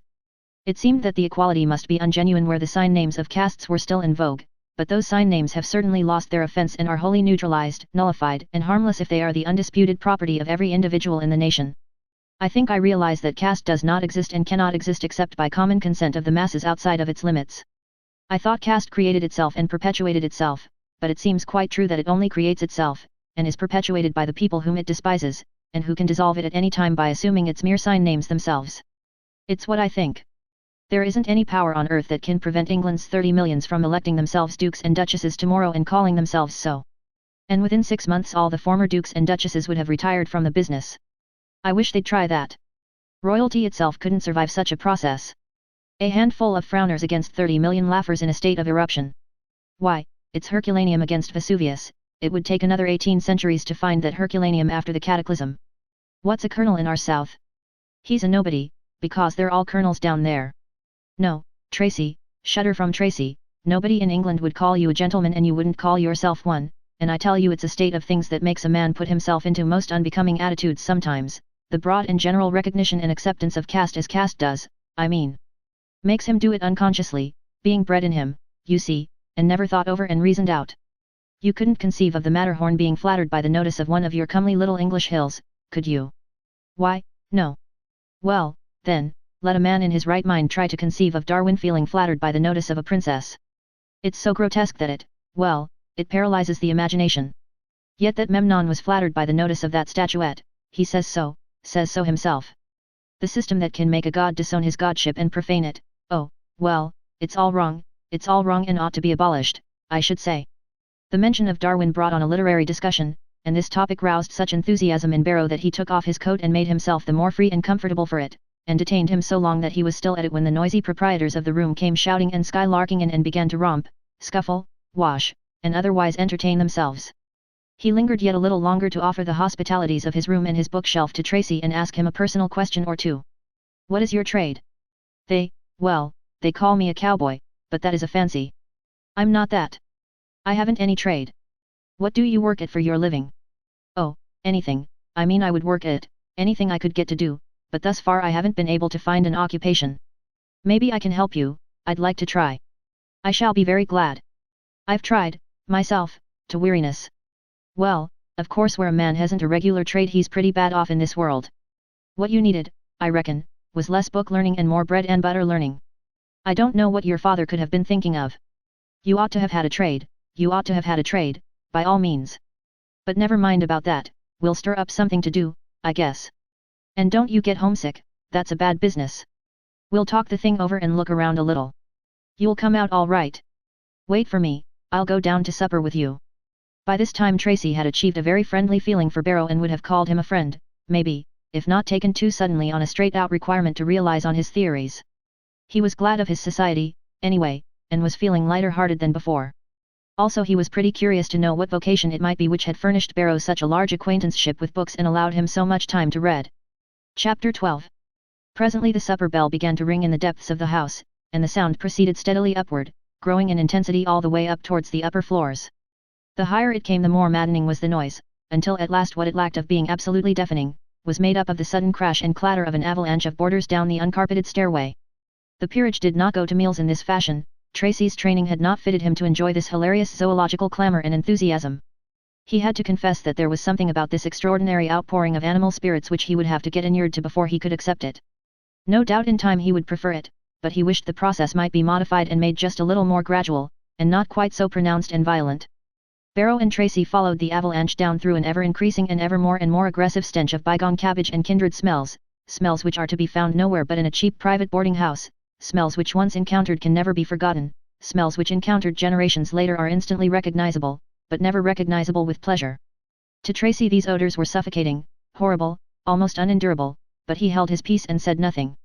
Arrived in the basement, they entered a large dining room where 35 or 40 people sat at a long table. They took their places. The feast had already begun and the conversation was going on in the liveliest way from one end of the table to the other. The tablecloth was of very coarse material and was liberally spotted with coffee stains and grease. The knives and forks were iron, with bone handles, the spoons appeared to be iron or sheet iron or something of the sort. The tea and coffee cups were of the commonest and heaviest and most durable stoneware. All the furniture of the table was of the commonest and cheapest sort. There was a single large thick slice of bread by each boarder's plate, and it was observable that he economized it as if he were not expecting it to be duplicated. Dishes of butter were distributed along the table within reach of people's arms, if they had long ones, but there were no private butter plates. The butter was perhaps good enough, and was quiet and well behaved, but it had more bouquet than was necessary, though nobody commented upon that fact or seemed in any way disturbed by it. The main feature of the feast was a piping hot Irish stew made of the potatoes and meat left over from a procession of previous meals. Everybody was liberally supplied with this dish. On the table were a couple of great dishes of sliced ham, and there were some other eatables of minor importance, preserves and New Orleans molasses and such things. There was also plenty of tea and coffee of an infernal sort, with brown sugar and condensed milk, but the milk and sugar supply was not left at the discretion of the boarders, but was rationed out at headquarters, 1 spoonful of sugar and 1 of condensed milk to each cup and no more. The table was waited upon by 2 stalwart Negro women who raced back and forth from the bases of supplies with splendid dash and clatter and energy. Their labors were supplemented after a fashion by the young girl Puss. She carried coffee and tea back and forth among the boarders, but she made pleasure excursions rather than business ones in this way, to speak strictly. She made jokes with various people. She chaffed the young men pleasantly and wittily, as she supposed, and as the rest also supposed, apparently, judging by the applause and laughter which she got by her efforts. Manifestly she was a favorite with most of the young fellows and sweetheart of the rest of them. Where she conferred notice she conferred happiness, as was seen by the face of the recipient, and at the same time she conferred unhappiness, one could see it fall and dim the faces of the other young fellows like a shadow. She never mistered these friends of hers, but called them Billy, Tom, John, and they called her Puss or Hattie. Mr. Marsh sat at the head of the table, his wife sat at the foot. Marsh was a man of 60, and was an American, but if he had been born a month earlier he would have been a Spaniard. He was plenty good enough Spaniard as it was, his face was very dark, his hair very black, and his eyes were not only exceedingly black but were very intense, and there was something about them that indicated that they could burn with passion upon occasion. He was stoop-shouldered and lean-faced, and the general aspect of him was disagreeable, he was evidently not a very companionable person. If looks went for anything, he was the very opposite of his wife, who was all motherliness and charity, goodwill and good nature. All the young men and the women called her Aunt Rachel, which was another sign. Tracy's wandering and interested eye presently fell upon one boarder who had been overlooked in the distribution of the stew. He was very pale and looked as if he had but lately come out of a sick bed, and also as if he ought to get back into it again as soon as possible. His face was very melancholy. The waves of laughter and conversation broke upon it without affecting it any more than if it had been a rock in the sea and the words and the laughter veritable waters. He held his head down and looked ashamed. Some of the women cast glances of pity toward him from time to time in a furtive and half-afraid way, and some of the youngest of the men plainly had compassion on the young fellow, a compassion exhibited in their faces but not in any more active or compromising way. But the great majority of the people present showed entire indifference to the youth and his sorrows. Marsh sat with his head down, but one could catch the malicious gleam of his eyes through his shaggy brows. He was watching that young fellow with evident relish. He had not neglected him through carelessness, and apparently the table understood that fact. The spectacle was making Mrs. Marsh very uncomfortable. She had the look of one who hopes against hope that the impossible may happen. But as the impossible did not happen, she finally ventured to speak up and remind her husband that Nat Brady hadn't been helped to the Irish stew. Marsh lifted his head and gasped out with mock courtliness, "Oh, he hasn't he? What a pity that is. I don't know how I came to overlook him. Ah, he must pardon me. You must indeed Baxter, Barker, you must pardon me. My attention was directed to some other matter, I don't know what. The thing that grieves me mainly is, that it happens every meal now. But you must try to overlook these little things, Mr. Bunker, these little neglects on my part. They're always likely to happen with me in any case, and they are especially likely to happen where a person has, where a person is, say, about 3 weeks in arrears for his board. You get my meaning, you get my idea. Here is your Irish stew, and, it gives me the greatest pleasure to send it to you, and I hope that you will enjoy the charity as much as I enjoy conferring it." A blush rose in Brady's white cheeks and flowed slowly backward to his ears and upward toward his forehead, but he said nothing and began to eat his food under the embarrassment of a general silence and the sense that all eyes were fastened upon him. Barrow whispered to Tracy. "The old man's been waiting for that. He wouldn't have missed that chance for anything." "It's a brutal business," said Tracy. Then he said to himself, purposing to set the thought down in his diary later. "Well, here in this very house is a republic where all are free and equal, if men are free and equal anywhere in the earth, therefore I have arrived at the place I started to find, and I am a man among men, and on the strictest equality possible to men, no doubt. Yet here on the threshold I find an inequality. There are people at this table who are looked up to for some reason or another, and here is a poor devil of a boy who is looked down upon, treated with indifference, and shamed by humiliations, when he has committed no crime but that common one of being poor. Equality ought to make men noble-minded. In fact, I had supposed it did do that." After supper, Barrow proposed a walk, and they started. Barrow had a purpose. He wanted Tracy to get rid of that cowboy hat. He didn't see his way to finding mechanical or manual employment for a person rigged in that fashion. Barrow presently said, "As I understand it, you're not a cowboy." "No, I'm not." "Well, now if you will not think me too curious, how did you come to mount that hat? Where'd you get it?" Tracy didn't know quite how to reply to this, but presently said, "Well, without going into particulars, I exchanged clothes with a stranger under stress of weather, and I would like to find him and re-exchange." "Well, why don't you find him? Where is he?" "I don't know. I supposed the best way to find him would be to continue to wear his clothes, which are conspicuous enough to attract his attention if I should meet him on the street." "Oh, very well," said Barrow, "the rest of the outfit is well enough, and while it's not too conspicuous, it isn't quite like the clothes that anybody else wears. Suppress the hat. When you meet your man he'll recognize the rest of his suit. That's a mighty embarrassing hat, you know, in a center of civilization like this. I don't believe an angel could get employment in Washington in a halo like that." Tracy agreed to replace the hat with something of a modester form, and they stepped aboard a crowded car and stood with others on the rear platform. Presently, as the car moved swiftly along the rails, 2 men crossing the street caught sight of the backs of Barrow and Tracy, and both exclaimed at once, "There he is!" It was Sellers and Hawkins. Both were so paralyzed with joy that before they could pull themselves together and make an effort to stop the car, it was gone too far, and they decided to wait for the next one. They waited a while, then it occurred to Washington that there could be no use in chasing one horse car with another, and he wanted to hunt up a hack. But the colonel said, "When you come to think of it, there's no occasion for that at all. Now that I've got him materialized, I can command his motions. I'll have him at the house by the time we get there." Then they hurried off home in a state of great and joyful excitement. The hat exchange accomplished, the 2 new friends started to walk back leisurely to the boarding house. Barrow's mind was full of curiosity about this young fellow. He said, "You've never been to the Rocky Mountains?" "No." "You've never been out on the plains?" "No." How long have you been in this country? Only a few days. You've never been in America before? No. Then Barrow communed with himself. Now what odd shapes the notions of romantic people take. Here's a young fellow who's read in England about cowboys and adventures on the plains. He comes here and buys a cowboy's suit. Thinks he can play himself on folks for a cowboy, all inexperienced as he is. Now the minute he's caught in this poor little game, he's ashamed of it and ready to retire from it. It is that exchange that he has put up as an explanation. It's rather thin, too thin altogether. Well, he's young, never been anywhere, knows nothing about the world, sentimental, no doubt. Perhaps it was the natural thing for him to do, but it was a most singular choice, curious freak, altogether. Both men were busy with their thoughts for a time, then Tracy heaved a sigh and said, Mr. Barrow, the case of that young fellow troubles me. You mean Nat Brady? Yes, Brady, or Baxter, or whatever it was. The old landlord called him by several different names. Oh, yes, he has been very liberal with names for Brady, since Brady fell into arrears for his board. Well, that's one of his sarcasms, the old man thinks he's great on sarcasm. Well, what is Brady's difficulty? What is Brady, who is he? Brady is a tinner. He's a young journeyman tinner who was getting along all right till he fell sick and lost his job. He was very popular before he lost his job, everybody in the house liked Brady. The old man was rather especially fond of him, but you know that when a man loses his job and loses his ability to support himself and to pay his way as he goes, it makes a great difference in the way people look at him and feel about him. Is that so? Is it so? Barrow looked at Tracy in a puzzled way. Why, of course it's so. Wouldn't you know that, naturally? Don't you know that the wounded deer is always attacked and killed by its companions and friends?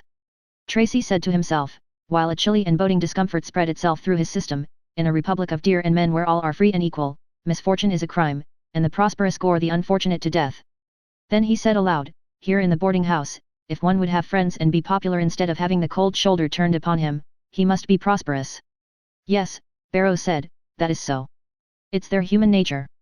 They do turn against Brady, now that he's unfortunate, and they don't like him as well as they did before, but it isn't because of any lack in Brady, he's just as he was before, has the same nature and the same impulses, but well, Brady is a thorn in their consciences, you see. They know they ought to help him and they're too stingy to do it, and they're ashamed of themselves for that, and they ought also to hate themselves on that account, but instead of that they hate Brady because he makes them ashamed of themselves. I say that's human nature, that occurs everywhere, this boarding house is merely the world in little, it's the case all over, they're all alike. In prosperity we are popular, popularity comes easy in that case, but when the other thing comes our friends are pretty likely to turn against us. Tracy's noble theories and high purposes were beginning to feel pretty damp and clammy. He wondered if by any possibility he had made a mistake in throwing his own prosperity to the winds and taking up the cross of other people's unprosperity. But he wouldn't listen to that sort of thing, he cast it out of his mind and resolved to go ahead resolutely along the course he had mapped out for himself. Extracts from his diary. Have now spent several days in this singular hive. I don't know quite what to make out of these people. They have merits and virtues, but they have some other qualities, and some ways that are hard to get along with. I can't enjoy them. The moment I appeared in a hat of the period, I noticed a change. The respect which had been paid me before, passed suddenly away, and the people became friendly, more than that, they became familiar, and I'm not used to familiarity, and can't take to it right off, I find that out. These people's familiarity amounts to impudence, sometimes. I suppose it's all right, no doubt I can get used to it, but it's not a satisfactory process at all. I have accomplished my dearest wish, I am a man among men, on an equal footing with Tom, Dick, and Harry, and yet it isn't just exactly what I thought it was going to be. I miss home. I am obliged to say I am homesick. Another thing, and this is a confession, a reluctant one, but I will make it, the thing I miss most and most severely, is the respect, the deference, with which I was treated all my life in England, and which seems to be somehow necessary to me. I get along very well without the luxury and the wealth and the sort of society I've been accustomed to, but I do miss the respect and can't seem to get reconciled to the absence of it. There is respect, there is deference here, but it doesn't fall to my share. It is lavished on two men. One of them is a portly man of middle age who is a retired plumber. Everybody is pleased to have that man's notice. He's full of pomp and circumstance and self-complacency and bad grammar, and at table he is Sir Oracle, and when he opens his mouth not any dog in the kennel barks. The other person is a policeman at the Capitol building. He represents the government. The deference paid to these two men is not so very far short of that paid to an earl in England, though the method of it differs. Not so much courtliness, but the deference is all there. Yes, and there is obsequiousness, too. It does rather look as if in a republic where all are free and equal, prosperity and position constitute rank. Chapter 13. The days drifted by, and they grew ever more dreary. For Barrow's efforts to find work for Tracy were unavailing. Always the first question asked was, "What union do you belong to?" Tracy was obliged to reply that he didn't belong to any trade union. "Very well, then, it's impossible to employ you. My men wouldn't stay with me if I should employ a scab, or rat, or whatever the phrase was." Finally, Tracy had a happy thought. He said, "Why, the thing for me to do, of course, is to join a trade union." "Yes," Barrow said, "that is the thing for you to do, if you can." "If I can? Is it difficult?" "Well, yes," Barrow said, "it's sometimes difficult, in fact, very difficult. But you can try, and of course it will be best to try." Therefore Tracy tried, but he did not succeed. He was refused admission with a good deal of promptness, and was advised to go back home, where he belonged, not come here taking honest men's bread out of their mouths. Tracy began to realize that the situation was desperate, and the thought made him cold to the marrow. He said to himself, "So there is an aristocracy of position here, and an aristocracy of prosperity, and apparently there is also an aristocracy of the ins as opposed to the outs, and I am with the outs. So the ranks grow daily, here. Plainly there are all kinds of castes here and only one that I belong to, the outcasts." But he couldn't even smile at his small joke, although he was obliged to confess that he had a rather good opinion of it. He was feeling so defeated and miserable by this time that he could no longer look with philosophical complacency on the horseplay of the young fellows in the upper rooms at night. At first it had been pleasant to see them unbend and have a good time after having so well earned it by the labors of the day, but now it all rasped upon his feelings and his dignity. He lost patience with the spectacle. When they were feeling good, they shouted, they scuffled, they sang songs, they romped about the place like cattle, and they generally wound up with a pillow fight, in which they banged each other over the head, and threw the pillows in all directions, and every now and then he got a buffet himself, and they were always inviting him to join in. They called him Johnny Bull, and invited him with excessive familiarity to take a hand. At first he had endured all this with good nature, but latterly he had shown by his manner that it was distinctly distasteful to him, and very soon he saw a change in the manner of these young people toward him. They were souring on him as they would have expressed it in their language. He had never been what might be called popular. That was hardly the phrase for it, he had merely been liked, but now dislike for him was growing. His case was not helped by the fact that he was out of luck, couldn't get work, didn't belong to a union, and couldn't gain admission to one. He got a good many slights of that small ill-defined sort that you can't quite put your finger on, and it was manifest that there was only one thing which protected him from open insult, and that was his muscle. These young people had seen him exercising, mornings, after his cold sponge bath, and they had perceived by his performance and the build of his body, that he was athletic, and also versed in boxing. He felt pretty naked now, recognizing that he was shorn of all respect except respect for his fists. One night when he entered his room he found about a dozen of the young fellows there carrying on a very lively conversation punctuated with hoarse laughter. The talking ceased instantly, and the frank affront of a dead silence followed. He said, "Good evening, gentlemen," and sat down. There was no response. He flushed to the temples but forced himself to maintain silence. He sat there in this uncomfortable stillness some time, then got up and went out. The moment he had disappeared he heard a prodigious shout of laughter break forth. He saw that their plain purpose had been to insult him. He ascended to the flat roof, hoping to be able to cool down his spirit there and get back his tranquility. He found the young tinner up there, alone and brooding, and entered into conversation with him. They were pretty fairly matched, now, in unpopularity and general ill luck and misery, and they had no trouble in meeting upon this common ground with advantage and something of comfort to both. But Tracy's movements had been watched, and in a few minutes the tormentors came straggling one after another to the roof, where they began to stroll up and down in an apparently purposeless way. But presently they fell to dropping remarks that were evidently aimed at Tracy, and some of them at the tinner. The ringleader of this little mob was a short-haired bully and amateur prize fighter named Allen, who was accustomed to lording it over the upper floor, and had more than once shown a disposition to make trouble with Tracy. Now there was an occasional cat-call, and hootings, and whistlings, and finally the diversion of an exchange of connected remarks was introduced. "How many does it take to make a pair?" "Well, 2 generally makes a pair, but sometimes there ain't stuff enough in them to make a whole pair."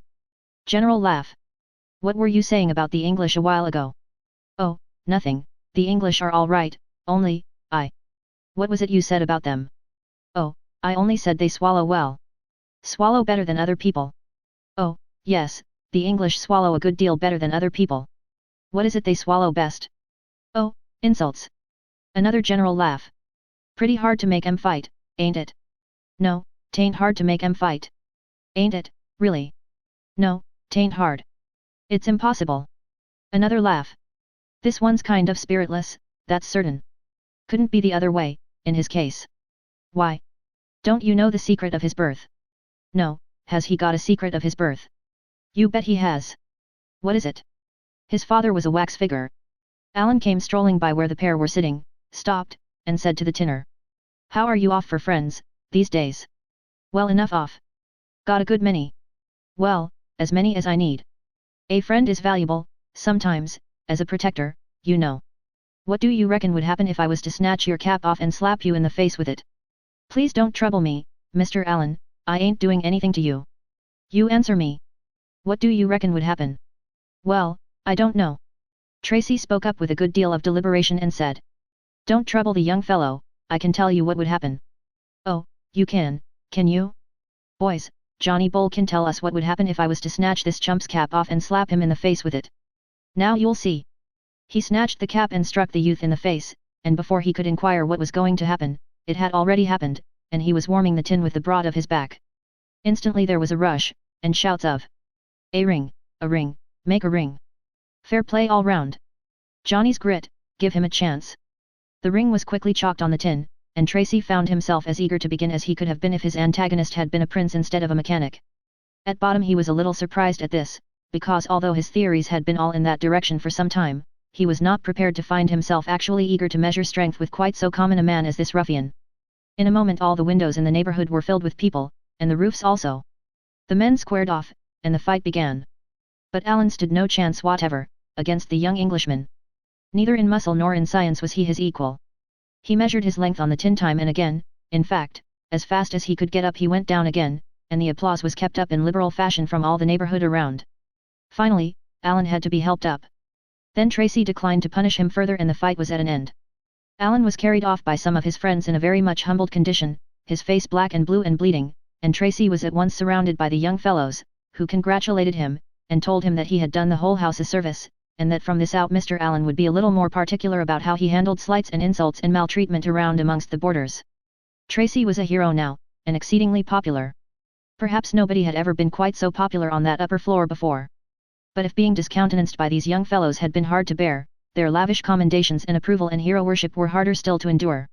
He felt degraded, but he did not allow himself to analyze the reasons why, too closely. He was content to satisfy himself with the suggestion that he looked upon himself as degraded by the public spectacle which he had made of himself, fighting on a tin roof, for the delectation of everybody a block or two around. But he wasn't entirely satisfied with that explanation of it. Once he went a little too far and wrote in his diary that his case was worse than that of the prodigal son. He said the prodigal son merely fed swine, he didn't have to chum with them. But he struck that out, and said all men are equal. I will not disown my principles. These men are as good as I am. Tracy was become popular on the lower floors also. Everybody was grateful for Alan's reduction to the ranks, and for his transformation from a doer of outrages to a mere threatener of them. The young girls, of whom there were half a dozen, showed many attentions to Tracy, particularly that boarding house pet Hattie, the landlady's daughter. She said to him, very sweetly, I think you're ever so nice. And when he said, I'm glad you think so, Miss Hattie, she said, still more sweetly, don't call me Miss Hattie, call me Puss. Ah, here was promotion. He had struck the summit.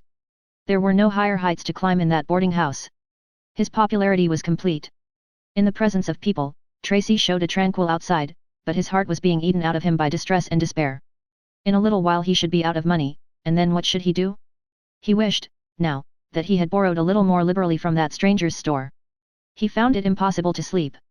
A single torturing, terrifying thought went racking round and round in his head, wearing a groove in his brain. What should he do, what was to become of him?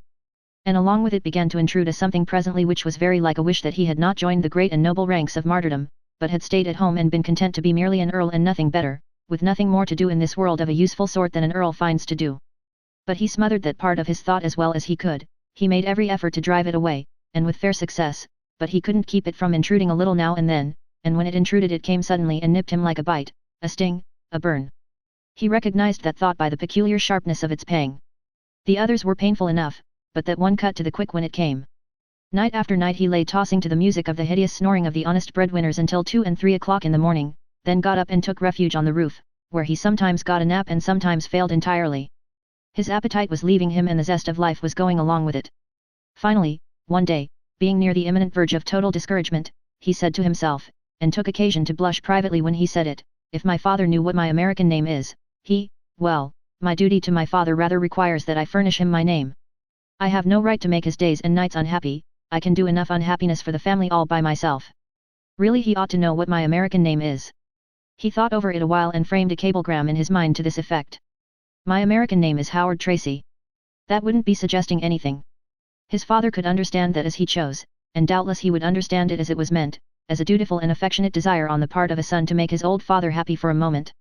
Continuing his train of thought, Tracy said to himself, but if he should cable me to come home. I couldn't do that, I mustn't do that. I've started out on a mission, and I mustn't turn my back on it in cowardice. No, I couldn't go home, at least I shouldn't want to go home. After a reflective pause, well, maybe, perhaps, it would be my duty to go in the circumstances. He's very old and he does need me by him to stay his footsteps down the long hill that inclines westward toward the sunset of his life. Well, I'll think about that. Yes, of course it wouldn't be right to stay here. If well, perhaps I could just drop him a line and put it off a little while and satisfy him in that way. It would be, well, it would mar everything to have him require me to come instantly. Another reflective pause, then, and yet if he should do that I don't know, but, oh, dear me, home, how good it sounds, and a body is excusable for wanting to see his home again, now and then, anyway. He went to one of the telegraph offices in the avenue and got the first end of what Barrow called the usual Washington courtesy, where they treat you as a tramp until they find out you're a congressman, and then they slobber all over you. There was a boy of 17 on duty there, tying his shoe. He had his foot on a chair and his back turned toward the wicket. He glanced over his shoulder, took Tracy's measure, turned back, and went on tying his shoe. Tracy finished writing his telegram and waited, and still waited, for that performance to finish, but there didn't seem to be any finish to it, so finally Tracy said, "Can't you take my telegram?" The youth looked over his shoulder and said, by his manner, not his words, "Don't you think you could wait a minute, if you tried?" However, he got the shoe tied at last, and came and took the telegram, glanced over it, then looked up surprised, at Tracy. There was something in his look that bordered upon respect, almost reverence, it seemed to Tracy, although he had been so long without anything of this kind he was not sure that he knew the signs of it. The boy read the address aloud, with pleased expression in face and voice. "The Earl of Rossmore. Cracky. Do you know him?" "Yes." "Is that so? Does he know you?" "Well, yes." "Well, I swear. Will he answer you?" "I think he will." "Will he though? Where'll you have it sent?" "Oh, nowhere. I'll call here and get it." "When shall I call?" "Oh, I don't know, I'll send it to you." "Where shall I send it?" "Give me your address, I'll send it to you soon's it comes." But Tracy didn't propose to do this. He had acquired the boy's admiration and deferential respect, and he wasn't willing to throw these precious things away, a result sure to follow if he should give the address of that boarding house. So he said again that he would call and get the telegram, and went his way. He idled along, reflecting. He said to himself, "There is something pleasant about being respected. I have acquired the respect of Mr. Allen and some of those others, and almost the deference of some of them on pure merit, for having thrashed Allen. While their respect and their deference, if it is deference, is pleasant, a deference based upon a sham, a shadow, does really seem pleasanter still. It's no real merit to be in correspondence with an earl, and yet after all, that boy makes me feel as if there was." The cablegram was actually gone home. The thought of it gave him an immense uplift. He walked with a lighter tread. His heart was full of happiness. He threw aside all hesitances and confessed to himself that he was glad through and through that he was going to give up this experiment and go back to his home again. His eagerness to get his father's answer began to grow, now, and it grew with marvelous celerity, after it began. He waited an hour, walking about, putting in his time as well as he could, but interested in nothing that came under his eye, and at last he presented himself at the office again and asked if any answer had come yet. The boy said, "No, no answer yet," then glanced at the clock and added, "I don't think it's likely you'll get one today." "Why not?" "Well, you see it's getting pretty late. You can't always tell whereabouts a man is when he's on the other side, and you can't always find him just the minute you want him, and you see it's getting about 6 o'clock now, and over there it's pretty late at night." "Why yes," said Tracy, "I hadn't thought of that." "Yes, pretty late, now, 10:30 or 11. "Oh yes, you probably won't get any answer tonight." Chapter 14. So Tracy went home to supper. The odors in that supper room seemed more strenuous and more horrible than ever before, and he was happy in the thought that he was so soon to be free from them again. When the supper was over he hardly knew whether he had eaten any of it or not, and he certainly hadn't heard any of the conversation. His heart had been dancing all the time, his thoughts had been far away from these things, and in the visions of his mind the sumptuous appointments of his father's castle had risen before him without rebuke. Even the plushed flunky, that walking symbol of a sham inequality, had not been unpleasant to his dreaming view. After the meal Barrow said, "Come with me. I'll give you a jolly evening." "Very good. Where are you going?" "To my club." "What club is that?" "Mechanics' Debating Club." Tracy shuddered, slightly. He didn't say anything about having visited that place himself. Somehow he didn't quite relish the memory of that time. The sentiments which had made his former visit there so enjoyable, and filled him with such enthusiasm, had undergone a gradual change, and they had rotted away to such a degree that he couldn't contemplate another visit there with anything strongly resembling delight. In fact, he was a little ashamed to go. He didn't want to go there and find out by the rude impact of the thought of those people upon his reorganized condition of mind, how sharp the change had been. He would have preferred to stay away. He expected that now he should hear nothing except sentiments which would be a reproach to him in his changed mental attitude, and he rather wished he might be excused. And yet he didn't quite want to say that, he didn't want to show how he did feel, or show any disinclination to go, and so he forced himself to go along with Barrow, privately purposing to take an early opportunity to get away. After the essayist of the evening had read his paper, the chairman announced that the debate would now be upon the subject of the previous meeting, the American press. It saddened the backsliding disciple to hear this announcement. It brought up too many reminiscences. He wished he had happened upon some other subject. But the debate began, and he sat still and listened. In the course of the discussion one of the speakers, a blacksmith named Tompkins, arraigned all monarchs and all lords in the earth for their cold selfishness in retaining their unearned dignities. He said that no monarch and no son of a monarch, no lord and no son of a lord ought to be able to look his fellow man in the face without shame. Shame for consenting to keep his unearned titles, property and privileges, at the expense of other people, shame for consenting to remain, on any terms, in dishonorable possession of these things, which represented bygone robberies and wrongs inflicted upon the general people of the nation. He said, if there were a lord or the son of a lord here, I would like to reason with him, and try to show him how unfair and how selfish his position is. I would try to persuade him to relinquish it, take his place among men on equal terms, earn the bread he eats, and hold of slight value all deference paid him because of artificial position, all reverence not the just due of his own personal merits. Tracy seemed to be listening to utterances of his own made in talks with his radical friends in England. It was as if some eavesdropping phonograph had treasured up his words and brought them across the Atlantic to accuse him with them in the hour of his defection and retreat. Every word spoken by the stranger seemed to leave a blister on Tracy's conscience, and by the time the speech was finished he felt that he was all conscience and one blister. This man's deep compassion for the enslaved and oppressed millions in Europe who had to bear with the contempt of that small class above them, throned upon shining heights whose paths were shut against them, was the very thing he had often uttered himself. The pity in this man's voice and words was the very twin of the pity that used to reside in his own heart and come from his own lips when he thought of these oppressed peoples.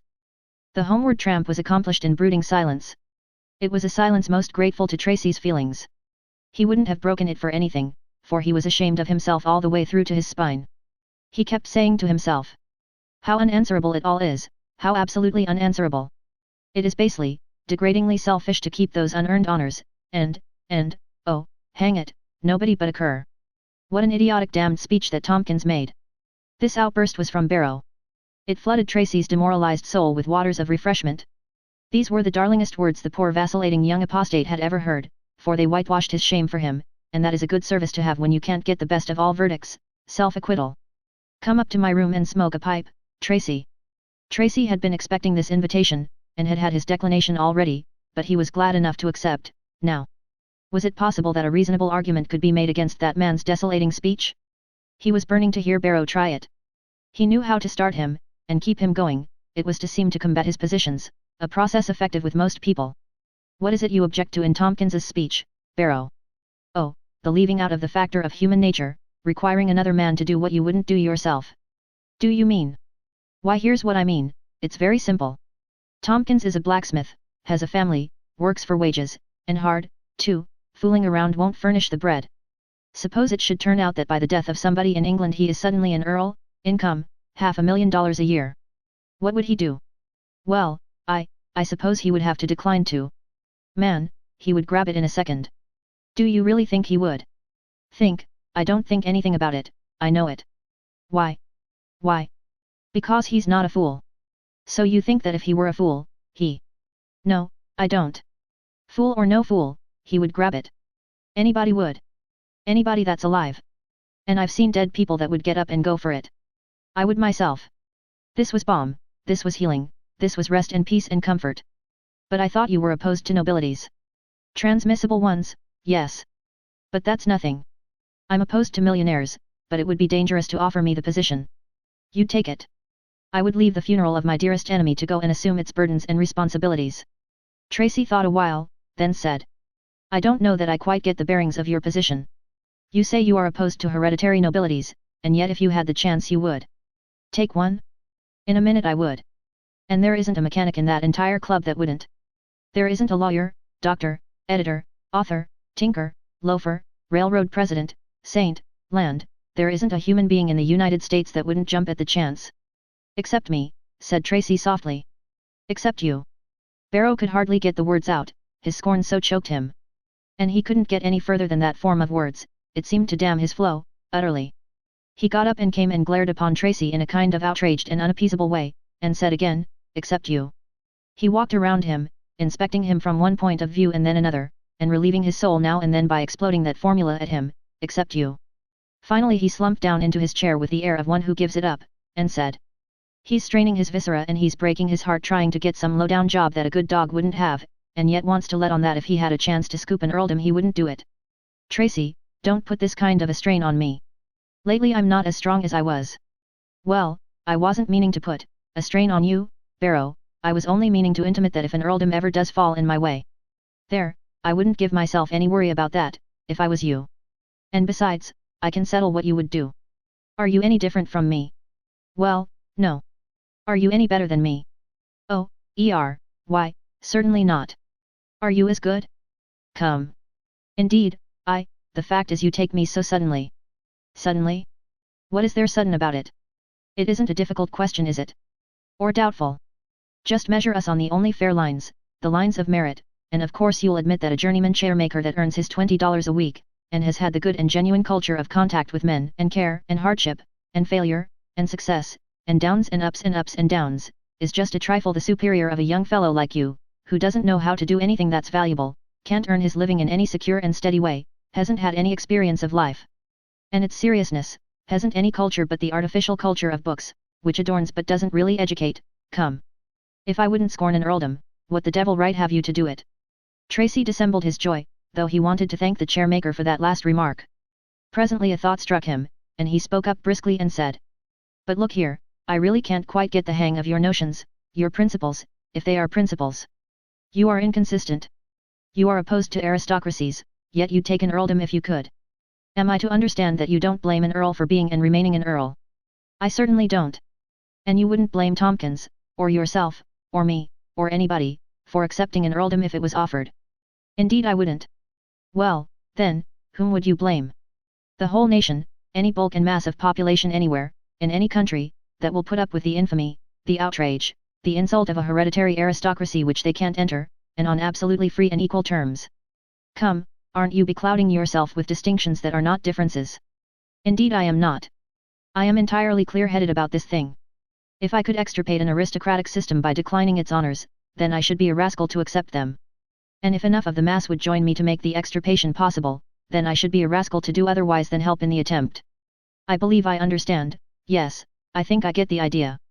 You have no blame for the lucky few who naturally decline to vacate the pleasant nest they were born into, you only despise the all-powerful and stupid mass of the nation for allowing the nest to exist. That's it, that's it.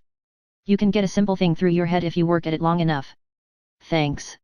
Don't mention it. And I'll give you some sound advice, when you go back, if you find your nation up and ready to abolish that hoary affront, lend a hand, but if that isn't the state of things and you get a chance at an earldom, don't you be a fool, you take it. Tracy responded with earnestness and enthusiasm. As I live, I'll do it. Barrow laughed. I never saw such a fellow. I begin to think you've got a good deal of imagination. With you, the idlest fancy freezes into a reality at a breath. Why, you looked, then, as if it wouldn't astonish you if you did tumble into an earldom. Tracy blushed. Barrow added, earldom. Oh, yes, take it, if it offers, but meantime we'll go on looking around, in a modest way, and if you get a chance to superintend a sausage stuffer at $6 or $8 a week, you just trade off the earldom for a last year's almanac and stick to the sausage stuffing. Chapter 15. Tracy went to bed happy once more, at rest in his mind once more. He had started out on a high prize, that was to his credit, he argued, he had fought the best fight he could, considering the odds against him, that was to his credit, he had been defeated, certainly there was nothing discreditable in that. Being defeated, he had a right to retire with the honors of war and go back without prejudice to the position in the world's society to which he had been born. Why not? Even the rabid Republican chairmaker would do that. Yes, his conscience was comfortable once more. He woke refreshed, happy, and eager for his cablegram. He had been born an aristocrat, he had been a democrat for a time, he was now an aristocrat again. He marveled to find that this final change was not merely intellectual, it had invaded his feeling, and he also marveled to note that this feeling seemed a good deal less artificial than any he had entertained in his system for a long time. He could also have noted, if he had thought of it, that his bearing had stiffened, overnight, and that his chin had lifted itself a shade. Arrived in the basement, he was about to enter the breakfast room when he saw old Marsh in the dim light of a corner of the hall, beckoning him with his finger to approach. The blood welled slowly up in Tracy's cheek, and he said with a grade of injured dignity almost ducal. "Is that for me?" "Yes." "What is the purpose of it?" "I want to speak to you, in private." "This spot is private enough for me." Marsh was surprised, and not particularly pleased. He approached and said, "Oh, in public, then, if you prefer. Though it hasn't been my way." The boarders gathered to the spot, interested. "Speak out," said Tracy. "What is it you want?"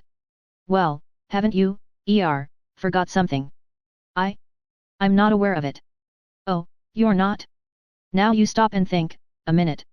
"I refuse to stop and think. It doesn't interest me." "If it interests you, speak out." "Well, then," said Marsh, raising his voice to a slightly angry pitch, "you forgot to pay your board yesterday, if you're bound to have it public." Oh, yes, this heir to an annual $1 million or so had been dreaming and soaring, and had forgotten that pitiful $3 or $4. For penalty he must have it coarsely flung in his face in the presence of these people in whose countenances was already beginning to dawn an uncharitable enjoyment of the situation. "Is that all? Take your money and give your terrors a rest." Tracy's hand went down into his pocket with angry decision. But, it didn't come out. The color began to ebb out of his face. The countenances about him showed a growing interest, and some of them a heightened satisfaction. There was an uncomfortable pause, then he forced out, with difficulty, the words. "I've been robbed." Old Marsh's eyes flamed up with Spanish fire, and he exclaimed. "Robbed, is it? That's your tune? It's too old, been played in this house too often, everybody plays it that can't get work when he wants it, and won't work when he can get it. Trot out Mr. Allen, somebody, and let him take a toot at it. It's his turn next, he forgot, too, last night. I'm laying for him." One of the Negro women came scrambling downstairs as pale as a sorrel horse with consternation and excitement. "Mr. Marsh, Mr. Allen skipped out." "What?" "Yes, saw, and cleaned out his room clean, tuck both towels and a soap." "You lie, you hussy." "It's just so, just as I tells you, and Mr. Summers' socks is gone, and Mr. Naylor's yother shirt."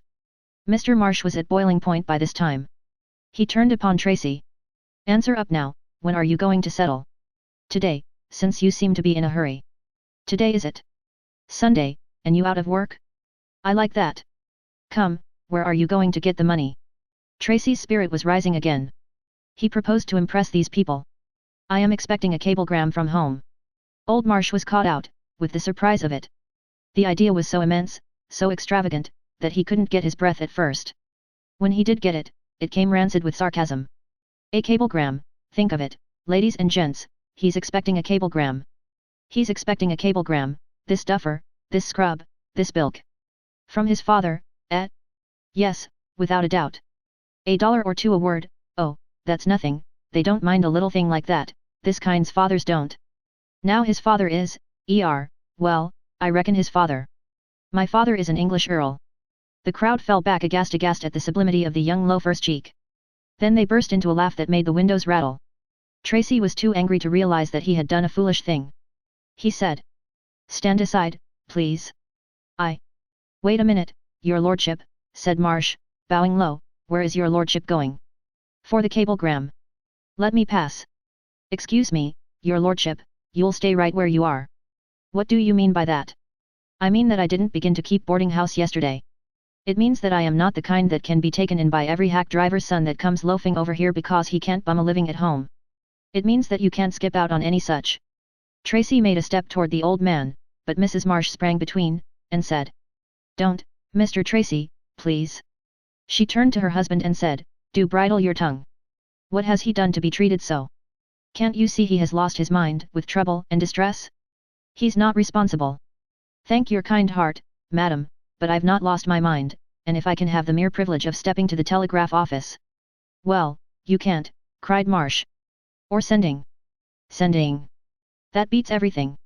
If there's anybody that's fool enough to go on such a chuckle-headed errand. Here comes Mr. Barrow, he will go for me. Barrow. A brisk fire of exclamations broke out. Say, Barrow, he's expecting a cablegram. Cablegram from his father, you know. Yes, cablegram from the wax figure. And say, Barrow, this fellow's an earl, take off your hat, pull down your vest. Yes, he's come off and forgot his crown, that he wears Sundays. He's cabled over to his pappy to send it. You step out and get that cablegram, Barrow, His Majesty's a little lame today. Oh stop, cried Barrow, give the man a chance. He turned, and said with some severity, Tracy, what's the matter with you? What kind of foolishness is this you've been talking? You ought to have more sense. I've not been talking foolishness, and if you'll go to the telegraph office. Oh, don't talk so. I'm your friend in trouble and out of it, before your face and behind your back, for anything in reason, but you've lost your head, you see, and this moonshine about a cablegram. I'll go there and ask for it. Thank you from the bottom of my heart, Brady. Here, I'll give you a written order for it. Fly, now, and fetch it. We'll soon see. Brady flew. Immediately the sort of quiet began to steal over the crowd which means dawning doubt, misgiving, and might be translated into the words, maybe he is expecting a cablegram, maybe he has got a father somewhere, maybe we've been just a little too fresh, just a shade too previous. Loud talk ceased, then the mutterings and low murmurings and whisperings died out. The crowd began to crumble apart. By ones and twos the fragments drifted to the breakfast table. Barrow tried to bring Tracy in, but he said, Not yet, Barrow, presently.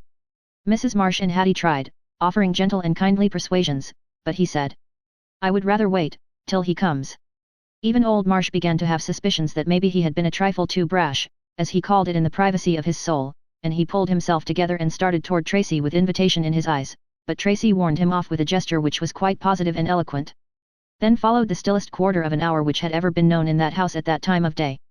It was so still, and so solemn withal, that when somebody's cup slipped from his fingers and landed in his plate the shock made people start, and the sharp sound seemed as indecorous there and as out of place as if a coffin and mourners were imminent and being waited for. And at last when Brady's feet came clattering down the stairs the sacrilege seemed unbearable. Everybody rose softly and turned toward the door, where stood Tracy, then with a common impulse, moved a step or two in that direction, and stopped. While they gazed, young Brady arrived, panting, and put into Tracy's hand, sure enough, an envelope. Tracy fastened a bland victorious eye upon the gazers, and kept it there till one by one they dropped their eyes, vanquished and embarrassed. Then he tore open the telegram and glanced at its message. The yellow paper fell from his fingers and fluttered to the floor, and his face turned white. There was nothing there but one word. Thanks. The humorist of the house, the tall, raw-boned Billy Nash, caulker from the Navy Yard, was standing in the rear of the crowd. In the midst of the pathetic silence that was now brooding over the place and moving some few hearts there toward compassion, he began to whimper, then he put his handkerchief to his eyes and buried his face in the neck of the bashfulest young fellow in the company, a Navy Yard blacksmith, shrieked, "Oh, Pappy, how could you?" and began to bawl like a teething baby, if one may imagine a baby with the energy and the devastating voice of a jackass. So perfect was that imitation of a child's cry, and so vast the scale of it and so ridiculous the aspect of the performer, that all gravity was swept from the place as if by a hurricane, and almost everybody there joined in the crash of laughter provoked by the exhibition. Then the small mob began to take its revenge for the discomfort and apprehension it had brought upon itself by its own too rash freshness of a little while before. It guyed its poor victim, baited him, worried him, as dogs do with a cornered cat. The victim answered back with defiances and challenges which included everybody, and which only gave the sport new spirit and variety, but when he changed his tactics and began to single out individuals and invite them by name, the fun lost its funniness and the interest of the show died out, along with the noise. Finally Marsh was about to take an innings, but Barrow said, "Never mind, now, leave him alone. You've no account with him but a money account. I'll take care of that myself." The distressed and worried landlady gave Barrow a fervently grateful look for his championship of the abused stranger, and the pet of the house, a very prism in her cheap but ravishing Sunday rig, blew him a kiss from the tips of her fingers and said, with the darlingest smile and a sweet little toss of her head, "You're the only man here, and I'm going to set my cap for you, you dear old thing." "For shame, puss. How you talk. I never saw such a child." It took a good deal of argument and persuasion, that is to say, petting, under these disguises, to get Tracy to entertain the idea of breakfast. He at first said he would never eat again in that house, and added that he had enough firmness of character, he trusted, to enable him to starve like a man when the alternative was to eat insult with his bread. When he had finished his breakfast, Barrow took him to his room, furnished him a pipe, and said cheerily, "Now, old fellow, taken your battle flag out of the wet, you're not in the hostile camp anymore. You're a little upset by your troubles, and that's natural enough, but don't let your mind run on them any more than you can help. Drag your thoughts away from your troubles by the ears, by the heels, or any other way, so you manage it. It's the healthiest thing a body can do. Dwelling on troubles is deadly, just deadly, and that's the softest name there is for it. You must keep your mind amused, you must, indeed. Oh, miserable me. Don't. There's just pure heartbreak in that tone. It's just as I say, you've got to get right down to it and amuse your mind, as if it was salvation. They're easy words to say, Barrow, but how am I going to amuse, entertain, divert a mind that finds itself suddenly assaulted and overwhelmed by disasters of a sort not dreamed of and not provided for? No, no, the bare idea of amusement is repulsive to my feelings. Let us talk of death and funerals. No, not yet. That would be giving up the ship. We'll not give up the ship yet. I'm going to amuse you. I sent Brady out for the wherewithal before you finished breakfast. You did? What is it? Come, this is a good sign, curiosity. Oh, there's hope for you yet. Chapter 16. Brady arrived with a box, and departed, after saying, "They're finishing one up, but they'll be along as soon as it's done." Barrow took a frameless oil portrait a foot square from the box, set it up in a good light without comment and reached for another, taking a furtive glance at Tracy. Meantime, the stony solemnity in Tracy's face remained as it was, and gave out no sign of interest. Barrow placed the second portrait beside the first, and stole another glance while reaching for a third. The stone image softened, a shade. Number 3 forced the ghost of a smile, number 4 swept indifference wholly away, and number 5 started a laugh which was still in good and hearty condition when number 14 took its place in the row. "Oh, you're all right, yet," said Barrow. "You see you're not past amusement." The pictures were fearful, as to color, and atrocious as to drawing and expression, but the feature which squelched animosity and made them funny was a feature which could not achieve its full force in a single picture, but required the wonder-working assistance of repetition.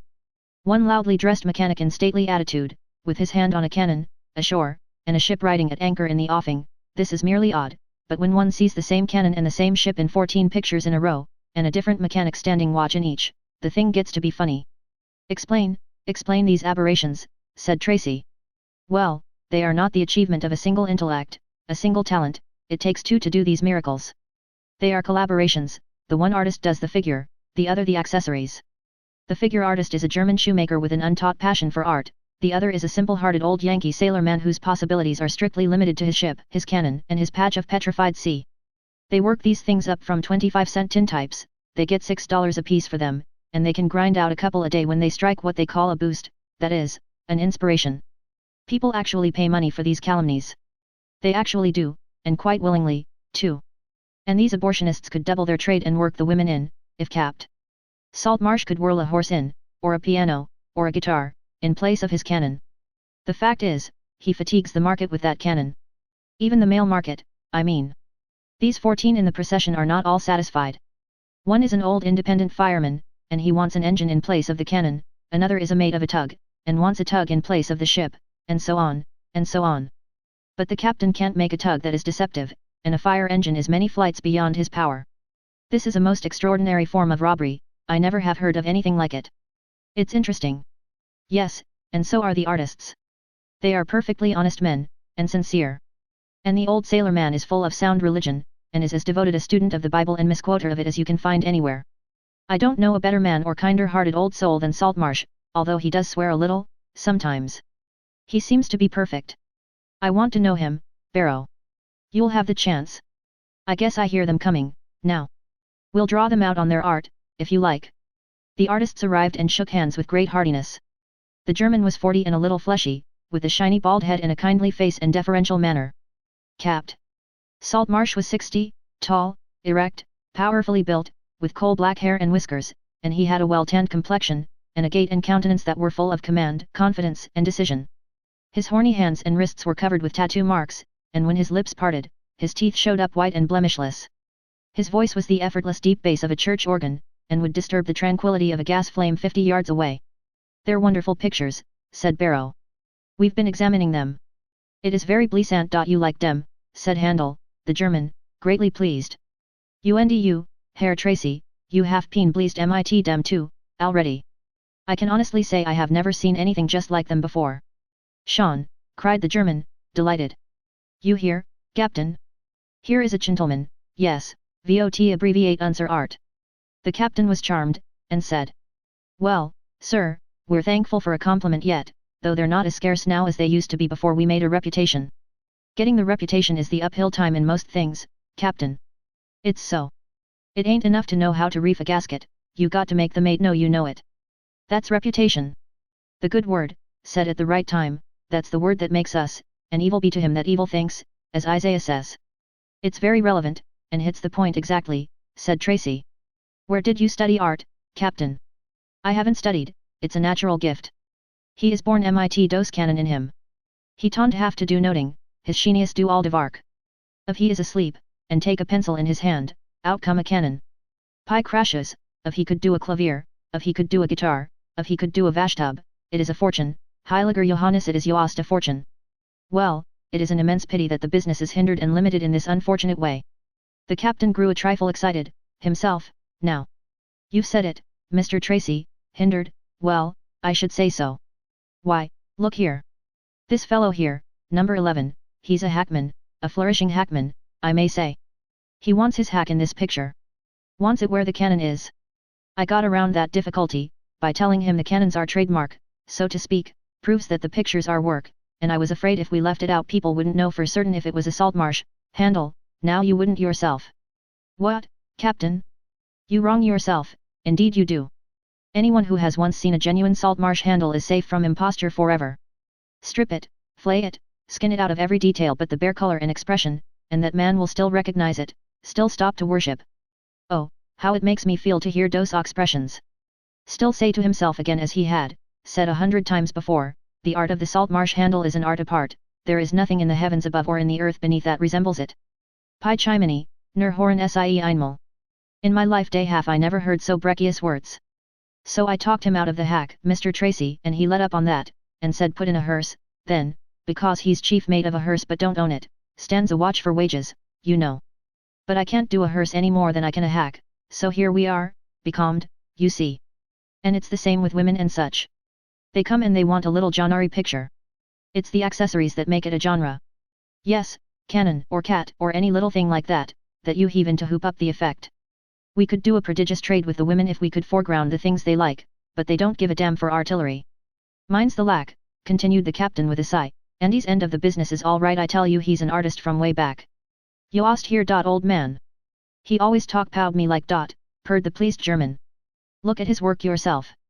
14 portraits in a row. And no two of them alike.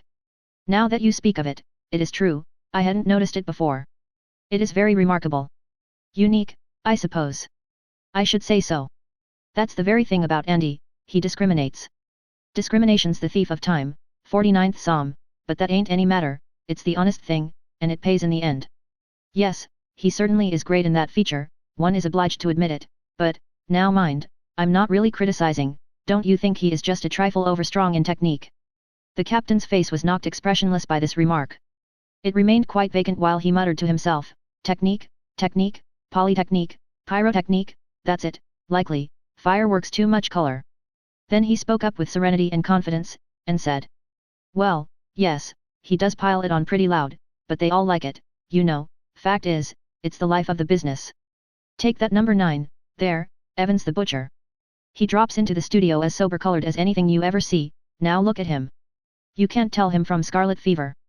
Well, it pleases that butcher to death. I'm making a study of a sausage wreath to hang on the cannon, and I don't really reckon I can do it right, but if I can, we can break the butcher. Unquestionably your confederate, I mean your fellow craftsman, is a great colorist. Oh, Danky Sean. In fact a quite extraordinary colorist, a colorist, I make bold to say, without imitator here or abroad, and with a most bold and effective touch, a touch like a battering ram, and a manner so peculiar and romantic and extraneous and ad libitum, and heart-searching, that, he is an impressionist, I presume. No, said the captain simply, he is a Presbyterian.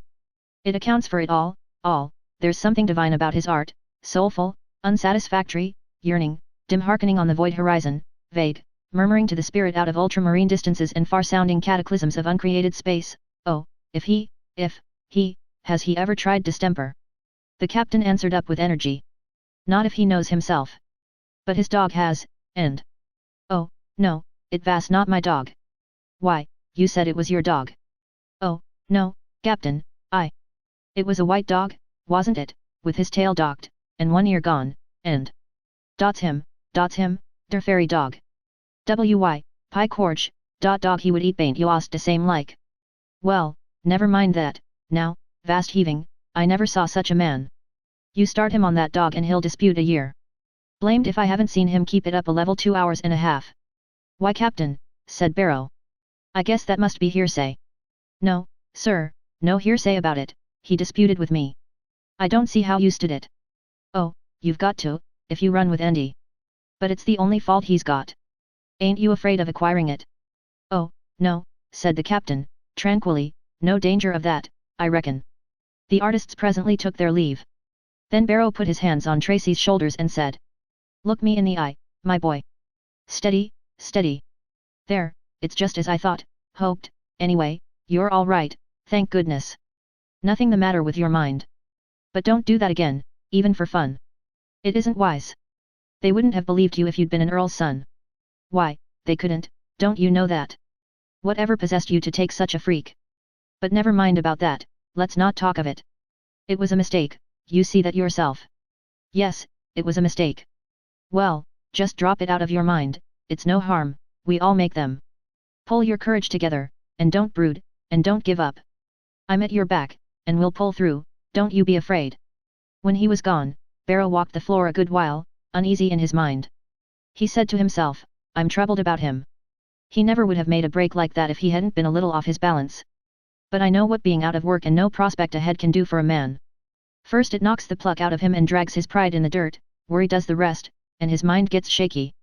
I must talk to these people. No, if there's any humanity in them, and there is, at bottom, they'll be easier on him if they think his troubles have disturbed his reason. But I've got to find him some work, work's the only medicine for his disease. Poor devil. Away off here, and not a friend. Chapter 17. The moment Tracy was alone his spirits vanished away, and all the misery of his situation was manifest to him. To be moneyless and an object of the chairmaker's charity, this was bad enough, but his folly in proclaiming himself an earl's son to that scoffing and unbelieving crew, and, on top of that, the humiliating result, the recollection of these things was a sharper torture still. He made up his mind that he would never play earl's son again before a doubtful audience. His father's answer was a blow he could not understand. At times he thought his father imagined he could get work to do in America without any trouble, and was minded to let him try it and cure himself of his radicalism by hard, cold, disenchanting experience. That seemed the most plausible theory, yet he could not content himself with it. A theory that pleased him better was, that this cablegram would be followed by another, of a gentler sort, requiring him to come home. Should he write and strike his flag, and ask for a ticket home? Oh, no, that he couldn't ever do. At least, not yet. That cablegram would come, it certainly would. So he went from one telegraph office to another every day for nearly a week, and asked if there was a cablegram for Howard Tracy. No, there wasn't any. So they answered him at first. Later, they said it before he had a chance to ask. Later still they merely shook their heads impatiently as soon as he came in sight. After that he was ashamed to go any more.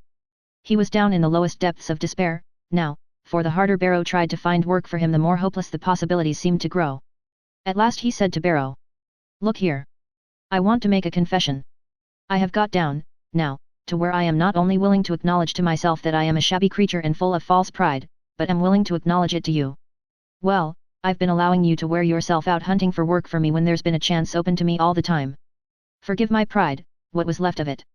It is all gone, now, and I've come to confess that if those ghastly artists want another confederate, I'm their man, for at last I am dead to shame. No? Really, can you paint?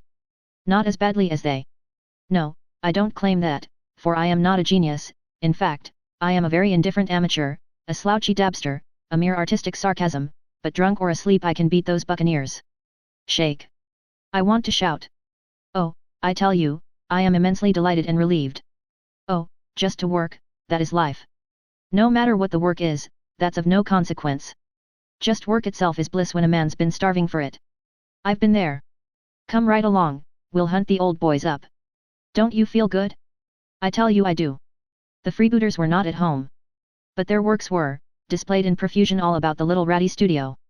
Cannon to the right of them, cannon to the left of them, cannon in front, it was balaclava come again. Here's the uncontented hackman, Tracy. Buckle to, deepen the sea green to turf, turn the ship into a hearse. Let the boys have a taste of your quality. The artists arrived just as the last touch was put on. They stood transfixed with admiration. My souls, but she's a stunner, that hearse. The hackman will just go all to pieces when he sees that, won't he, Andy? Oh, it is splendid, splendid. Herr Tracy, why have you not said you vas is so sublime artist? Lob Gott, of you had lifty in Paris you would be a prix de Rome, dots votes de matter. The arrangements were soon made. Tracy was taken into full and equal partnership, and he went straight to work, with dash and energy, to reconstructing gems of art whose accessories had failed to satisfy. Under his hand, on that and succeeding days, artillery disappeared and the emblems of peace and commerce took its place: cats, hacks, sausages, tugs, fire engines, pianos, guitars, rocks, gardens, flower pots, landscapes, whatever was wanted, he flung it in, and the more out of place and absurd the required object was, the more joy he got out of fabricating it. The pirates were delighted, the customers applauded, the sex began to flock in, great was the prosperity of the firm. Tracy was obliged to confess to himself that there was something about work, even such grotesque and humble work as this, which most pleasantly satisfied a something in his nature which had never been satisfied before, and also gave him a strange new dignity in his own private view of himself. The unqualified member from Cherokee Strip was in a state of deep dejection. For a good while, now, he had been leading a sort of life which was calculated to kill, for it had consisted in regularly alternating days of brilliant hope and black disappointment. The brilliant hopes were created by the magician Sellers, and they always promised that now he had got the trick, sure, and would effectively influence that materialized cowboy to call at the towers before night. The black disappointments consisted in the persistent and monotonous failure of these prophecies. At the date which this history has now reached, Sellers was appalled to find that the usual remedy was inoperative, and that Hawkins's low spirits refused absolutely to lift. Something must be done, he reflected. It was heartbreaking, this woe, this smileless misery, this dull despair that looked out from his poor friend's face. Yes, he must be cheered up. He mused a while, then he saw his way. He said in his most conspicuously casual vein. By the way, Hawkins, we are feeling disappointed about this thing, the way the materializer is acting, I mean, we are disappointed, you concede that? Concede it? Why, yes, if you like the term. Very well, so far, so good. Now for the basis of the feeling. It is not that your heart, your affections are concerned, that is to say, it is not that you want the materializer itself. You concede that? Yes, I concede that, too, cordially. Very well, again, we are making progress. To sum up, the feeling, it is conceded, is not engendered by the mere conduct of the materializer, it is conceded that it does not arise from any pang which the personality of the materializer could assuage. Now then, said the Earl, with the light of triumph in his eye, the inexorable logic of the situation narrows us down to this: our feeling has its source in the money loss involved. Come, isn't that so? Goodness knows I concede that, with all my heart. Very well. When you've found out the source of a disease, you've also found out what remedy is required, just as in this case. In this case money is required. And only money. The old seduction was in that airy, confident tone and those significant words, usually called pregnant words in books. The old answering signs of faith and hope showed up in Hawkins's countenance, and he said. Only money? Do you mean that you know a way to Washington? Have you the impression that I have no resources but those I allow the public and my intimate friends to know about? Well, Is it likely, do you think, that a man moved by nature and taught by experience to keep his affairs to himself and a cautious and reluctant tongue in his head, wouldn't be thoughtful enough to keep a few resources in reserve for a rainy day, when he's got as many as I have to select from? Oh, you make me feel so much better already, Colonel. Have you ever been in my laboratory? Why, no. That's it. You see, you didn't even know that I had one. Come along. I've got a little trick there that I want to show you. I've kept it perfectly quiet, not 50 people know anything about it. But that's my way, always been my way. Wait till you're ready, that's the idea, and when you're ready, ZZIP, let her go. Well, Colonel, I've never seen a man that I've had such unbounded confidence in as you. When you say a thing right out, I always feel as if that ends it, as if that is evidence and proof and everything else. The old Earl was profoundly pleased and touched. I'm glad you believe in me, Washington, not everybody is so just. I always have believed in you, and I always shall as long as I live. Thank you, my boy. You shan't repent it. And you can't.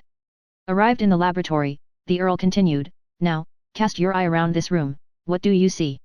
Apparently a junk shop, apparently a hospital connected with a patent office, in reality, the mines of Golconda in disguise. Look at that thing there. Now what would you take that thing to be? I don't believe I could ever imagine. Of course you couldn't. It's my grand adaptation of the phonograph to the marine service. You store up profanity in it for use at sea. You know that sailors don't fly around worth a cent unless you swear at them, so the mate that can do the best job of swearing is the most valuable man. In great emergencies his talent saves the ship. But a ship is a large thing, and he can't be everywhere at once, so there have been times when one mate has lost a ship which could have been saved if they had had 100. Prodigious storms, you know.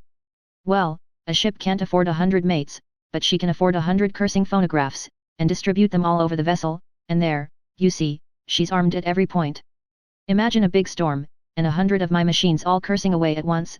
Splendid spectacle, splendid, you couldn't hear yourself think. Ship goes through that storm perfectly serene, she's just as safe as she'd be on shore. It's a wonderful idea. How do you prepare the thing? Load it, simply load it. How? Why you just stand over it and swear into it. That loads it, does it? Yes, because every word it collars, it keeps it forever. Never wears out. Any time you turn the crank, out it'll come. In times of great peril, you can reverse it, and it'll swear backwards. That makes a sailor hump himself. Oh, I see. Who loads them? The mate. Yes, if he chooses. Or I'll furnish them already loaded. I can hire an expert for $75 a month who will load 150 phonographs in 150 hours, and do it easy. And an expert can furnish a stronger article, of course, than the mere average uncultivated mate could. Then you see, all the ships of the world will buy them ready loaded, for I shall have them loaded in any language a customer wants. Hawkins, it will work the grandest moral reform of the 19th century.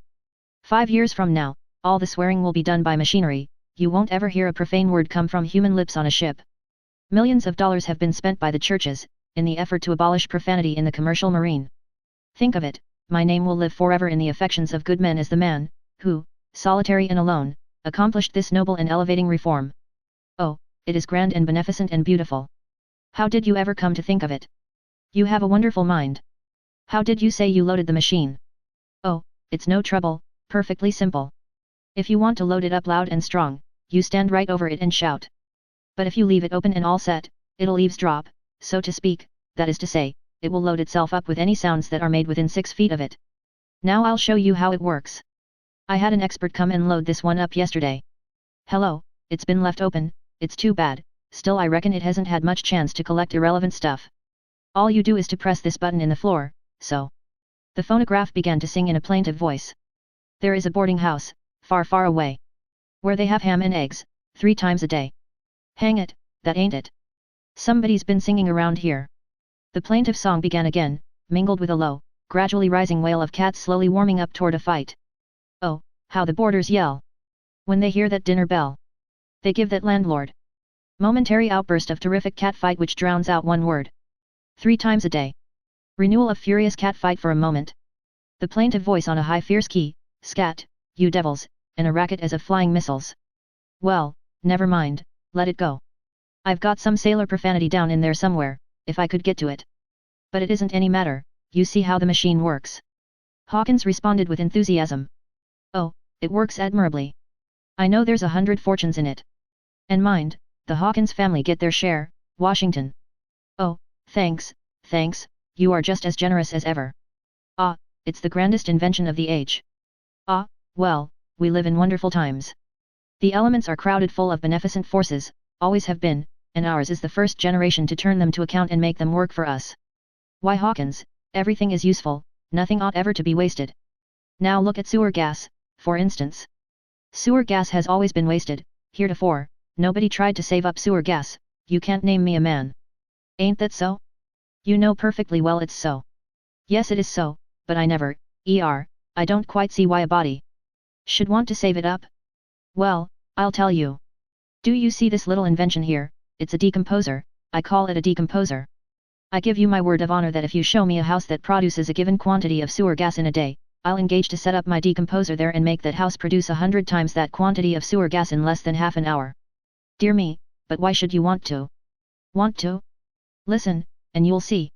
My boy, for illuminating purposes and economy combined, there's nothing in the world that begins with sewer gas. And really, it don't cost a cent. You put in a good inferior article of plumbing, such as you find everywhere, and add my decomposer, and there you are. Just use the ordinary gas pipes, and there your expense ends. Think of it. Why, Major, in 5 years from now you won't see a house lighted with anything but sewer gas. Every physician I talk to, recommends it, and every plumber. But isn't it dangerous? Oh, yes, more or less, but everything is, coal gas, candles, electricity, there isn't anything that ain't. It lights up well, does it? Oh, magnificently. Have you given it a good trial? Well, no, not a first-rate one. Polly's prejudiced, and she won't let me put it in here, but I'm playing my cards to get it adopted in the President's house, and then it'll go, don't you doubt it. I shall not need this one for the present, Washington, you may take it down to some boarding house and give it a trial if you like. Chapter 18. Washington shuddered slightly at the suggestion, then his face took on a dreamy look and he dropped into a trance of thought. After a little, Sellers asked him what he was grinding in his mental mill. Well, this. Have you got some secret project in your head which requires a Bank of England back of it to make it succeed? The colonel showed lively astonishment, and said. Why, Hawkins, are you a mind reader? I never thought of such a thing. Well, then how did you happen to drop onto that idea in this curious fashion? It's just mind reading, that's what it is, though you may not know it. Because I have got a private project that requires a Bank of England at its back. How could you divine that? What was the process? This is interesting. There wasn't any process. A thought like this happened to slip through my head by accident. How much would make you or me comfortable? 100,000. Yet you are expecting 2 or 3 of these inventions of yours to turn out some billions of money, and you are wanting them to do that. If you wanted 10 millions, I could understand that, it's inside the human limits. But billions? That's clear outside the limits. There must be a definite project back of that somewhere. The Earl's interest and surprise augmented with every word, and when Hawkins finished, he said with strong admiration. It's wonderfully reasoned out, Washington, it certainly is. It shows what I think is quite extraordinary penetration. For you've hit it, you've driven the center, you've plugged the bull's eye of my dream. Now I'll tell you the whole thing, and you'll understand it. I don't need to ask you to keep it to yourself, because you'll see that the project will prosper all the better for being kept in the background till the right time.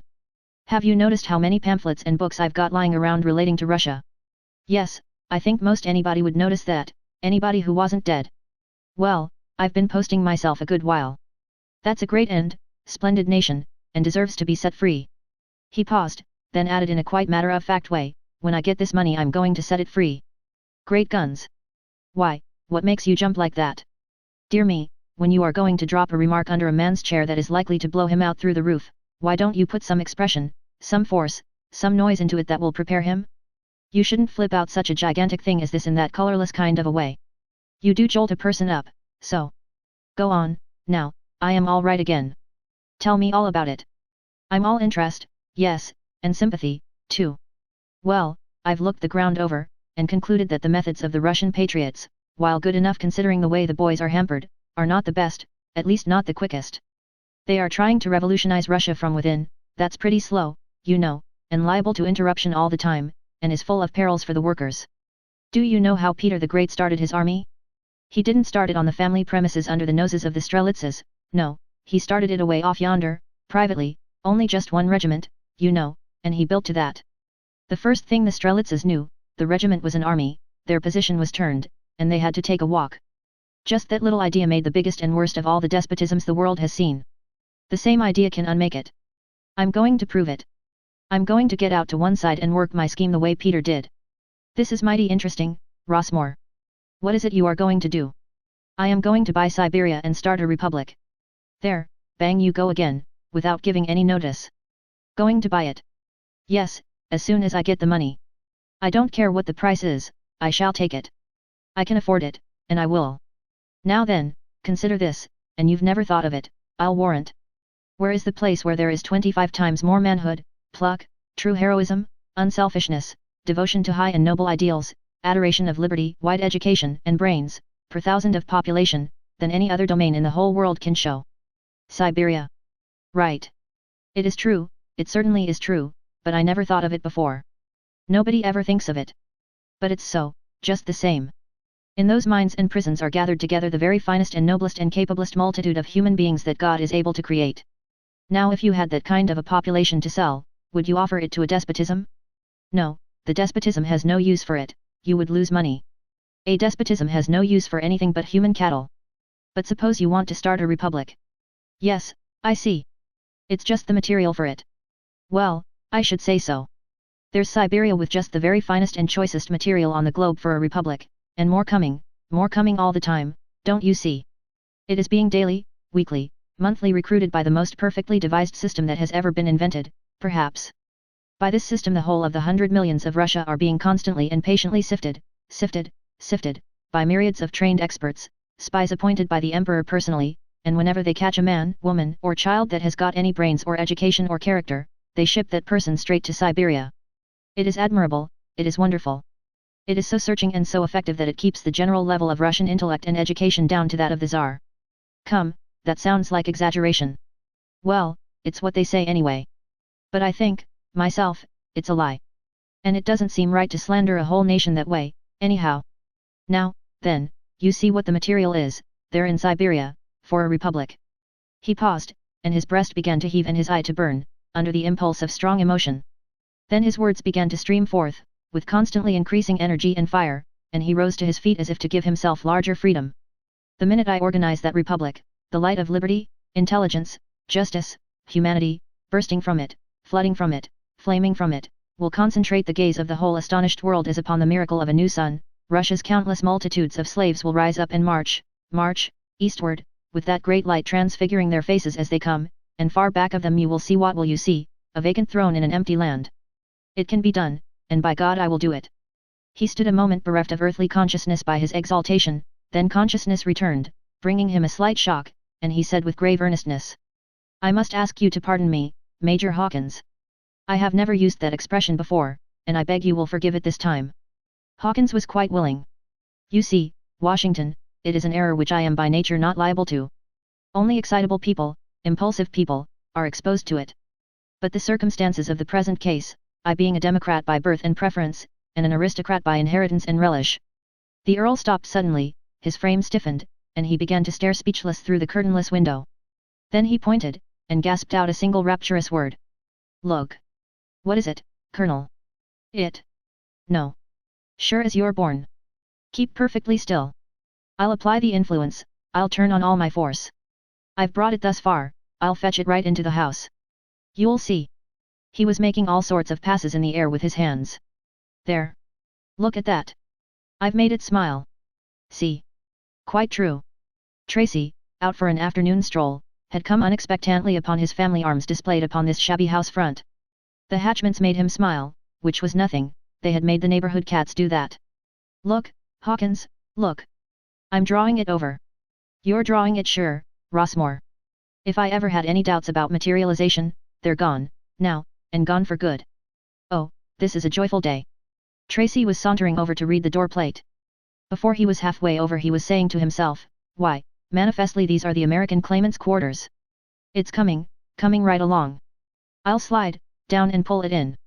You follow after me. Sellers, pale and a good deal agitated, opened the door and confronted Tracy.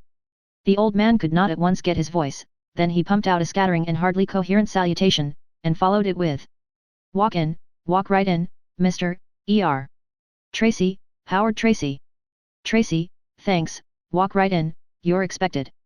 Tracy entered, considerably puzzled, and said, expected? I think there must be some mistake. Oh, I judge not, said Sellers, who, noticing that Hawkins had arrived, gave him a sidewise glance intended to call his close attention to a dramatic effect which he was proposing to produce by his next remark. Then he said, slowly and impressively, I am, you know who. To the astonishment of both conspirators the remark produced no dramatic effect at all, for the newcomer responded with a quite innocent and unembarrassed air. No, pardon me. I don't know who you are. I only suppose, but no doubt correctly, that you are the gentleman whose title is on the door plate. Right, quite right, sit down, pray sit down. The Earl was rattled, thrown off his bearings, his head was in a whirl. Then he noticed Hawkins standing apart and staring idiotically at what to him was the apparition of a defunct man, and a new idea was born to him. He said to Tracy briskly. But 1,000 pardons, dear sir, I am forgetting courtesies due to a guest and stranger. Let me introduce my friend General Hawkins, our new senator from the latest and grandest addition to the radiant galaxy of sovereign states, Cherokee Strip, to himself, that name will shrivel him up, but it didn't, in the least, and the Colonel resumed the introduction piteously disheartened and amazed, Senator Hawkins, Mr. Howard Tracy, of, E.R. England. England, why that's I'm. England, yes, native of England. Recently from there. Yes, quite recently. Said the Colonel to himself, this phantom lies like an expert. Purifying this kind by fire don't work. I'll sound him a little further, give him another chance or two to work his gift. Then aloud, with deep irony. Visiting our great country for recreation and amusement, no doubt. I suppose you find that traveling in the majestic expanses of our far west is. I haven't been west, and haven't been devoting myself to amusement with any sort of exclusiveness, I assure you. In fact, to merely live, an artist has got to work, not play. Artist, said Hawkins to himself, thinking of the rifled bank, that is a name for it. Are you an artist? Asked the Colonel, and added to himself, now I'm going to catch him. In a humble way, yes. What line? Pursued the sly veteran. Oils. I've got him, said Sellers to himself. Then aloud, this is fortunate. Could I engage you to restore some of my paintings that need that attention? I shall be very glad. Pray let me see them. No shuffling, no evasion, no embarrassment, even under this crucial test. The Colonel was nonplussed. He led Tracy to a chromo which had suffered damage in a former owner's hands through being used as a lamp mat, and said, with a flourish of his hand toward the picture. This Del Sarto. Is that a Del Sarto? The Colonel bent a look of reproach upon Tracy, allowed it to sink home, then resumed as if there had been no interruption. This Del Sarto is perhaps the only original of that sublime master in our country. You see, yourself, that the work is of such exceeding delicacy that the risk, would you mind giving me a little example of what you can do before we? Cheerfully, cheerfully. I will copy one of these marvels. Watercolor materials, relics of Miss Sally's college life, were brought. Tracy said he was better in oils, but would take a chance with these. So he was left alone. He began his work, but the attractions of the place were too strong for him, and he got up and went drifting about, fascinated, also amazed. Chapter 19. Meantime the Earl and Hawkins were holding a troubled and anxious private consultation. The Earl said, the mystery that bothers me, is, where did it get its other arm? Yes, it worries me, too. And another thing troubles me, the apparition is English. How do you account for that, Colonel? Honestly, I don't know, Hawkins, I don't really know. It is very confusing and awful. Don't you think maybe we've waked up the wrong one? The wrong one? How do you account for the clothes? The clothes are right, there's no getting around it. What are we going to do? We can't collect, as I see. The reward is for a one-armed American. This is a two-armed Englishman. Well, it may be that that is not objectionable. You see it isn't less than is called for, it is more, and so. But he saw that this argument was weak, and dropped it. The friends sat brooding over their perplexities some time in silence. Finally the Earl's face began to glow with an inspiration, and he said, impressively. Hawkins, this materialization is a grander and nobler science than we have dreamed of. We have little imagined what a solemn and stupendous thing we have done. The whole secret is perfectly clear to me, now, clear as day. Every man is made up of heredities, long-descended atoms and particles of his ancestors. This present materialization is incomplete. We have only brought it down to perhaps the beginning of this century. What do you mean, Colonel? Cried Hawkins, filled with vague alarms by the old man's awe-compelling words and manner. This. We've materialized this burglar's ancestor. Oh, don't say that. It's hideous. But it's true, Hawkins, I know it. Look at the facts. This apparition is distinctly English, note that. It uses good grammar, note that. It is an artist, note that. It has the manners and carriage of a gentleman, note that. Where's your cowboy? Answer me that. Rossmore, this is dreadful, it's too dreadful to think of. Never resurrected a rag of that burglar but the clothes, not a solitary rag of him but the clothes. Colonel, do you really mean? The Colonel brought his fist down with emphasis and said. I mean exactly this. This materialization was immature, the burglar has evaded us, this is nothing but a damned ancestor. He rose and walked the floor in great excitement. Hawkins said plaintively. It's a bitter disappointment, bitter. I know it. I know it, Senator, I feel it as deeply as anybody could. But we've got to submit, on moral grounds. I need money, but God knows I am not poor enough or shabby enough to be an accessory to the punishing of a man's ancestor for crimes committed by that ancestor's posterity. But Colonel, implored Hawkins, stop and think, don't be rash, you know it's the only chance we've got to get the money, and besides, The Bible itself says posterity to the fourth generation shall be punished for the sins and crimes committed by ancestors 4 generations back that hadn't anything to do with them, and so it's only fair to turn the rule around and make it work both ways. The colonel was struck with the strong logic of this position. He strode up and down, and thought it painfully over. Finally he said, "There's reason in it, yes, there's reason in it. And so, although it seems a piteous thing to sweat this poor ancient devil for a burglary he hadn't the least hand in, still if duty commands I suppose we must give him up to the authorities." "I would," said Hawkins, cheered and relieved, "I'd give him up if he was 1,000 ancestors compacted into one." "Lord bless me, that's just what he is," said Sellers, with something like a groan, "it's exactly what he is, there's a contribution in him from every ancestor he ever had.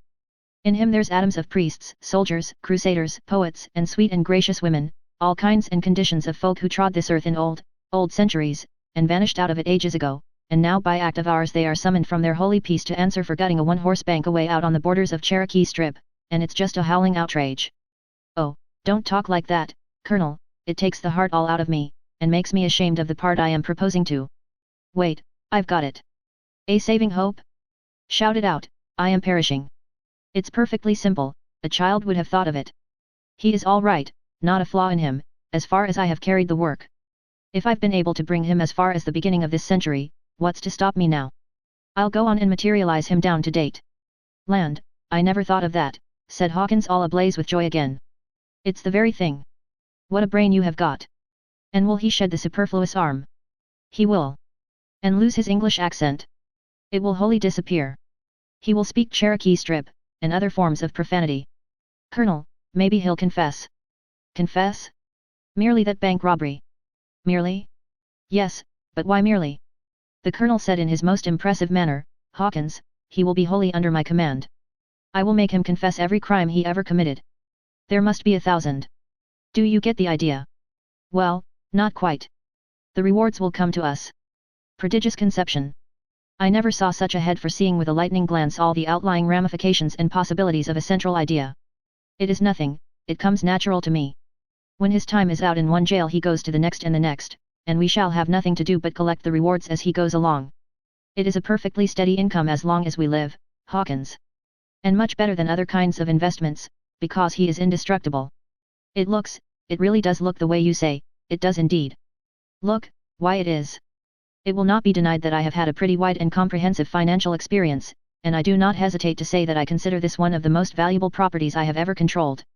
"Do you really think so?" "I do, indeed. Oh, Colonel, the wasting grind and grief of poverty. If we could realize immediately. I don't mean sell it all, but sell part, enough, you know, to. See how you tremble with excitement. That comes of lack of experience. My boy, when you have been familiar with vast operations as long as I have, you'll be different. Look at me, is my eye dilated? Do you notice a quiver anywhere? Feel my pulse, plunk plunk plunk, same as if I were asleep. And yet, what is passing through my calm cold mind? A procession of figures which would make a financial novice drunk just the sight of them. Now it is by keeping cool, and looking at a thing all around, that a man sees what's really in it, and saves himself from the novice's unfailing mistake, the one you've just suggested, eagerness to realize. Listen to me. Your idea is to sell a part of him for ready cash. Now mine is, guess. I haven't an idea. What is it? Stock him, of course. Well, I should never have thought of that. Because you are not a financier. Say he has committed 1,000 crimes. Certainly that's a low estimate. By the look of him, even in his unfinished condition, he has committed all of 1,000,000. But call it only 1,000 to be perfectly safe, 5,000 reward, multiplied by 1,000, gives us a dead sure cash basis of, what? $5 million. Wait, let me get my breath. And the property indestructible. Perpetually fruitful, perpetually, for a property with his disposition will go on committing crimes and winning rewards. You daze me, you make my head whirl. Let it whirl, it won't do it any harm. Now that matter is all fixed, leave it alone. I'll get up the company and issue the stock, all in good time. Just leave it in my hands. I judge you don't doubt my ability to work it up for all it is worth. Indeed I don't. I can say that with truth. All right, then. That's disposed of. Everything in its turn. We old operators, go by order and system, no helter-skelter business with us. What's the next thing on the docket? The carrying on of the materialization, the bringing it down to date. I will begin on that at once. I think. Look here, Rossmore. You didn't lock it in. 100 to 1 it has escaped. Calm yourself, as to that, don't give yourself any uneasiness. But why shouldn't it escape? Let it, if it wants to. What of it? Well, I should consider it a pretty serious calamity. Why, my dear boy, once in my power, always in my power. It may go and come freely. I can produce it here whenever I want it, just by the exercise of my will. Well, I am truly glad to hear that, I do assure you. Yes, I shall give it all the painting it wants to do, and we and the family will make it as comfortable and contented as we can. No occasion to restrain its movements. I hope to persuade it to remain pretty quiet, though, because a materialization which is in a state of arrested development must of necessity be pretty soft and flabby and substanceless, and, by the way, I wonder where it comes from. How? What do you mean? The Earl pointed significantly, and interrogatively toward the sky. Hawkins started, then settled into deep reflection, finally shook his head sorrowfully and pointed downwards. What makes you think so, Washington? Well, I hardly know, but really you can see, yourself, that he doesn't seem to be pining for his last place. It's well thought. Soundly deduced. We've done that thing a favor. But I believe I will pump it a little, in a quiet way, and find out if we are right. How long is it going to take to finish him off and fetch him down to date, Colonel? I wish I knew, but I don't. I am clear knocked out by this new detail, this unforeseen necessity of working a subject down gradually from his condition of ancestor to his ultimate result as posterity. But I'll make him hump himself, anyway. Rossmore. Yes, dear. We're in the laboratory. Come, Hawkins is here. Mind, now Hawkins, he's a sound, living, human being to all the family, don't forget that. Here she comes. Keep your seats, I'm not coming in. I just wanted to ask, who is it that's painting down there? That? Oh, that's a young artist, young Englishman, named Tracy, very promising, favorite pupil of Hans Christian Andersen or one of the other old masters. Andersen, I'm pretty sure it is. He's going to have sold some of our old Italian masterpieces. Been talking to him? Well, only a word. I stumbled right in on him without expecting anybody was there. I tried to be polite to him, offered him a snack. Sellers delivered a large wink to Hawkins from behind his hand, but he declined, and said he wasn't hungry. Another sarcastic wink, so I brought some apples, double wink, and he ate a couple of. What? And the Colonel sprang some yards toward the ceiling and came down quaking with astonishment. Lady Rossmore was smitten dumb with amazement. She gazed at the sheepish relic of Cherokee strip, then at her husband, and then at the guest again. Finally she said, "What is the matter with you, Mulberry?" He did not answer immediately. His back was turned, he was bending over his chair, feeling the seat of it. But he answered next moment, and said, "Ah, there it is, it was attack." The lady contemplated him doubtfully a moment, then said, pretty snappishly, "All that for attack. Praise goodness it wasn't a shingle nail, it would have landed you in the Milky Way. I do hate to have my nerves shook up so." And she turned on her heel and went her way. As soon as she was safely out, the Colonel said, in a suppressed voice, "Come, we must see for ourselves. It must be a mistake." They hurried softly down and peeped in. Sellers whispered, in a sort of despair, "It is eating. What a grisly spectacle. Hawkins, it's horrible. Take me away, I can't stand it." They tottered back to the laboratory. Chapter 20. Tracy made slow progress with his work, for his mind wandered a good deal. Many things were puzzling him. Finally a light burst upon him all of a sudden, seemed to, at any rate, and he said to himself, "I've got the clue at last. This man's mind is off its balance, I don't know how much, but it's off a point or two, sure, off enough to explain this mess of perplexities, anyway. These dreadful chromos which he takes for old masters, these villainous portraits, which to his frantic mind represent Rossmore's, the hatchments, the pompous name of this ramshackle old crib, Rossmore Towers, and that odd assertion of his, that I was expected. How could I be expected? That is, Lord Berkeley. He knows by the papers that that person was burned up in the New Gadsby. Why, hang it, he really doesn't know who he was expecting, for his talk showed that he was not expecting an Englishman, or yet an artist, yet I answer his requirements notwithstanding. He seems sufficiently satisfied with me. Yes, he is a little off, in fact I am afraid he is a good deal off, poor old gentleman. But he's interesting, all people in about his condition are, I suppose. I hope he'll like my work, I would like to come every day and study him.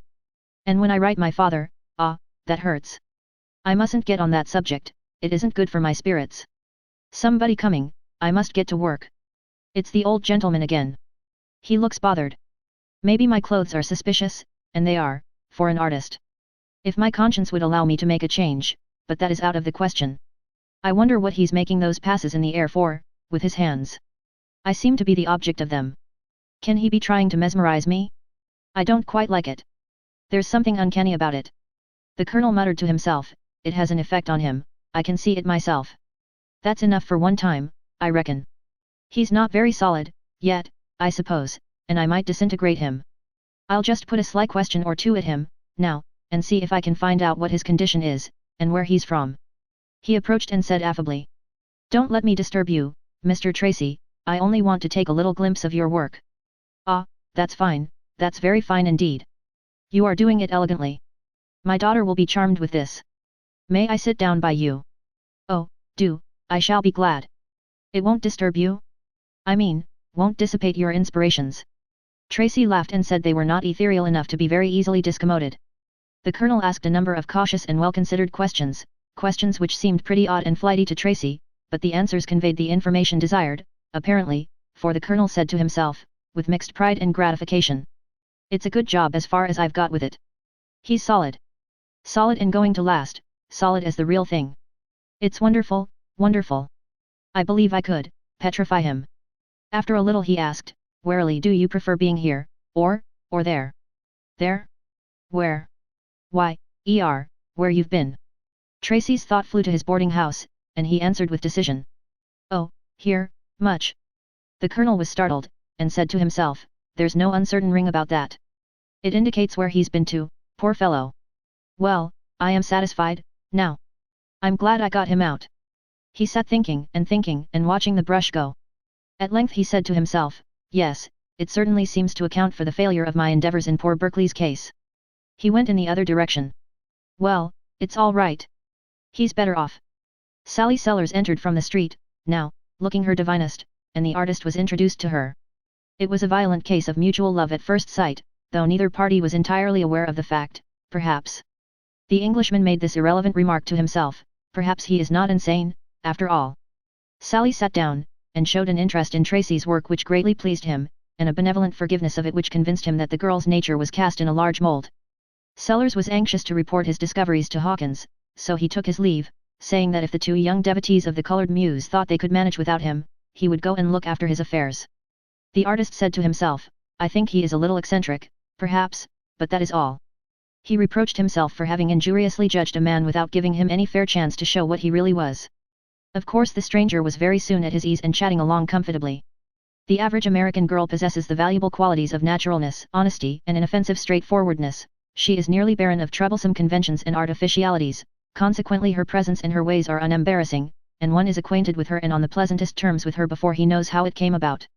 This new acquaintanceship, friendship, indeed, progressed swiftly, and the unusual swiftness of it, and the thoroughness of it are sufficiently evidenced and established by one noteworthy fact, that within the first half hour both parties had ceased to be conscious of Tracy's clothes. Later this consciousness was reawakened, it was then apparent to Gwendolen that she was almost reconciled to them, and it was apparent to Tracy that he wasn't. The reawakening was brought about by Gwendolen's inviting the artist to stay to dinner. He had to decline, because he wanted to live, now, that is, now that there was something to live for, and he could not survive in those clothes at a gentleman's table. He thought he knew that. But he went away happy, for he saw that Gwendolen was disappointed. And whither did he go? He went straight to a slop shop and bought as neat and reasonably well-fitting a suit of clothes as an Englishman could be persuaded to wear. He said, to himself, but at his conscience, I know it's wrong, but it would be wrong not to do it, and two wrongs do not make a right. This satisfied him, and made his heart light. Perhaps it will also satisfy the reader, if he can make out what it means. The old people were troubled about Gwendolen at dinner, because she was so distraught and silent. If they had noticed, they would have found that she was sufficiently alert and interested whenever the talk stumbled upon the artist and his work, but they didn't notice, and so the chat would swap around to some other subject, and then somebody would presently be privately worrying about Gwendolen again, and wondering if she were not well, or if something had gone wrong in the millinery line. Her mother offered her various reputable patent medicines, and tonics with iron and other hardware in them, and her father even proposed to send out for wine, relentless prohibitionist and head of the order in the District of Columbia as he was, but these kindnesses were all declined, thankfully, but with decision. At bedtime, when the family were breaking up for the night, she privately looted one of the brushes, saying to herself, it's the one he has used, the most. The next morning Tracy went forth wearing his new suit, and equipped with a pink in his buttonhole, a daily attention from Puss. His whole soul was full of Gwendolen Sellers, and this condition was an inspiration, art-wise. All the morning his brush pawed nimbly away at the canvases, almost without his awarity, in this sense being the sense of being aware, though disputed by some authorities, turning out marvel upon marvel, in the way of decorative accessories to the portraits, with a felicity and celerity which amazed the veterans of the firm and fetched out of them continuous explosions of applause. Meantime Gwendolen was losing her morning, and many dollars. She supposed Tracy was coming in the forenoon, a conclusion which she had jumped to without outside help. So she tripped downstairs every little while from her work parlour to arrange the brushes and things over again, and see if he had arrived. And when she was in her work parlour it was not profitable, but just the other way, as she found out to her sorrow. She had put in her idle moments during the last little while back, in designing a particularly rare and capable gown for herself, and this morning she set about making it up, but she was absent-minded, and made an irremediable botch of it. When she saw what she had done, she knew the reason of it and the meaning of it, and she put her work away from her and said she would accept the sign. And from that time forth she came no more away from the audience chamber, but remained there and waited. After luncheon she waited again. A whole hour. Then a great joy welled up in her heart, for she saw him coming. So she flew back upstairs thankful, and could hardly wait for him to miss the principal brush, which she had mislaid down there, but knew where she had mislaid it. However, all in good time the others were called in and couldn't find the brush, and then she was sent for, and she couldn't find it herself for some little time, but then she found it when the others had gone away to hunt in the kitchen and down cellar and in the woodshed, and all those other places where people look for things whose ways they are not familiar with. So she gave him the brush, and remarked that she ought to have seen that everything was ready for him, but it hadn't seemed necessary, because it was so early that she wasn't expecting, but she stopped there, surprised at herself for what she was saying, and he felt caught and ashamed, and said to himself, I knew my impatience would drag me here before I was expected, and betray me, and that is just what it has done. She sees straight through me, and is laughing at me, inside, of course. Gwendolen was very much pleased, on one account, and a little the other way in another, pleased with the new clothes and the improvement which they had achieved, less pleased by the pink in the buttonhole. Yesterday's pink had hardly interested her, this one was just like it, but somehow it had got her immediate attention, and kept it. She wished she could think of some way of getting at its history in a properly colorless and indifferent way. Presently she made a venture. She said, whatever a man's age may be, he can reduce it several years by putting a bright-colored flower in his buttonhole. I have often noticed that. Is that your sex's reason for wearing a boutonniere? I fancy not, but certainly that reason would be a sufficient one. I've never heard of the idea before. You seem to prefer pinks. Is it on account of the color, or the form? Oh no, he said, simply, they are given to me. I don't think I have any preference. They are given to him, she said to herself, and she felt a coldness toward that pink. I wonder who it is, and what she is like. The flower began to take up a good deal of room, it obtruded itself everywhere, it intercepted all views, and marred them, it was becoming exceedingly annoying and conspicuous for a little thing. I wonder if he cares for her. That thought gave her a quite definite pain. Chapter 21. She had made everything comfortable for the artist, there was no further pretext for staying. So she said she would go, now, and asked him to summon the servants in case he should need anything. She went away unhappy, and she left unhappiness behind her, for she carried away all the sunshine. The time dragged heavily for both, now. He couldn't paint for thinking of her, she couldn't design or millerize with any heart, for thinking of him. Never before had painting seemed so empty to him, never before had millenarizing seemed so void of interest to her. She had gone without repeating that dinner invitation, an almost unendurable disappointment to him. On her part she was suffering, too, for she had found she couldn't invite him. It was not hard yesterday, but it was impossible today. 1,000 innocent privileges seemed to have been filched from her unawares in the past 24 hours. Today she felt strangely hampered, restrained of her liberty. Today she couldn't propose to herself to do anything or say anything concerning this young man without being instantly paralyzed into non-action by the fear that he might suspect. Invite him to dinner today? It made her shiver to think of it. And so her afternoon was one long fret. Broken at intervals. 3 times she had to go downstairs on errands, that is, she thought she had to go downstairs on errands. Thus, going and coming, she had 6 glimpses of him, in the aggregate, without seeming to look in his direction, and she tried to endure these electric ecstasies without showing any sign, but they fluttered her up a good deal, and she felt that the naturalness she was putting on was overdone and quite too frantically sober and hysterically calm to deceive. The painter had his share of the rapture, he had his 6 glimpses, and they smote him with waves of pleasure that assaulted him, beat upon him, washed over him deliciously, and drowned out all consciousness of what he was doing with his brush. So there were 6 places in his canvas which had to be done over again. At last Gwendolen got some peace of mind by sending word to the Thompsons, in the neighborhood, that she was coming there to dinner. She wouldn't be reminded, at that table, that there was an absentee who ought to be a presentee, a word which she meant to look out in the dictionary at a calmer time. About this time the old Earl dropped in for a chat with the artist, and invited him to stay to dinner.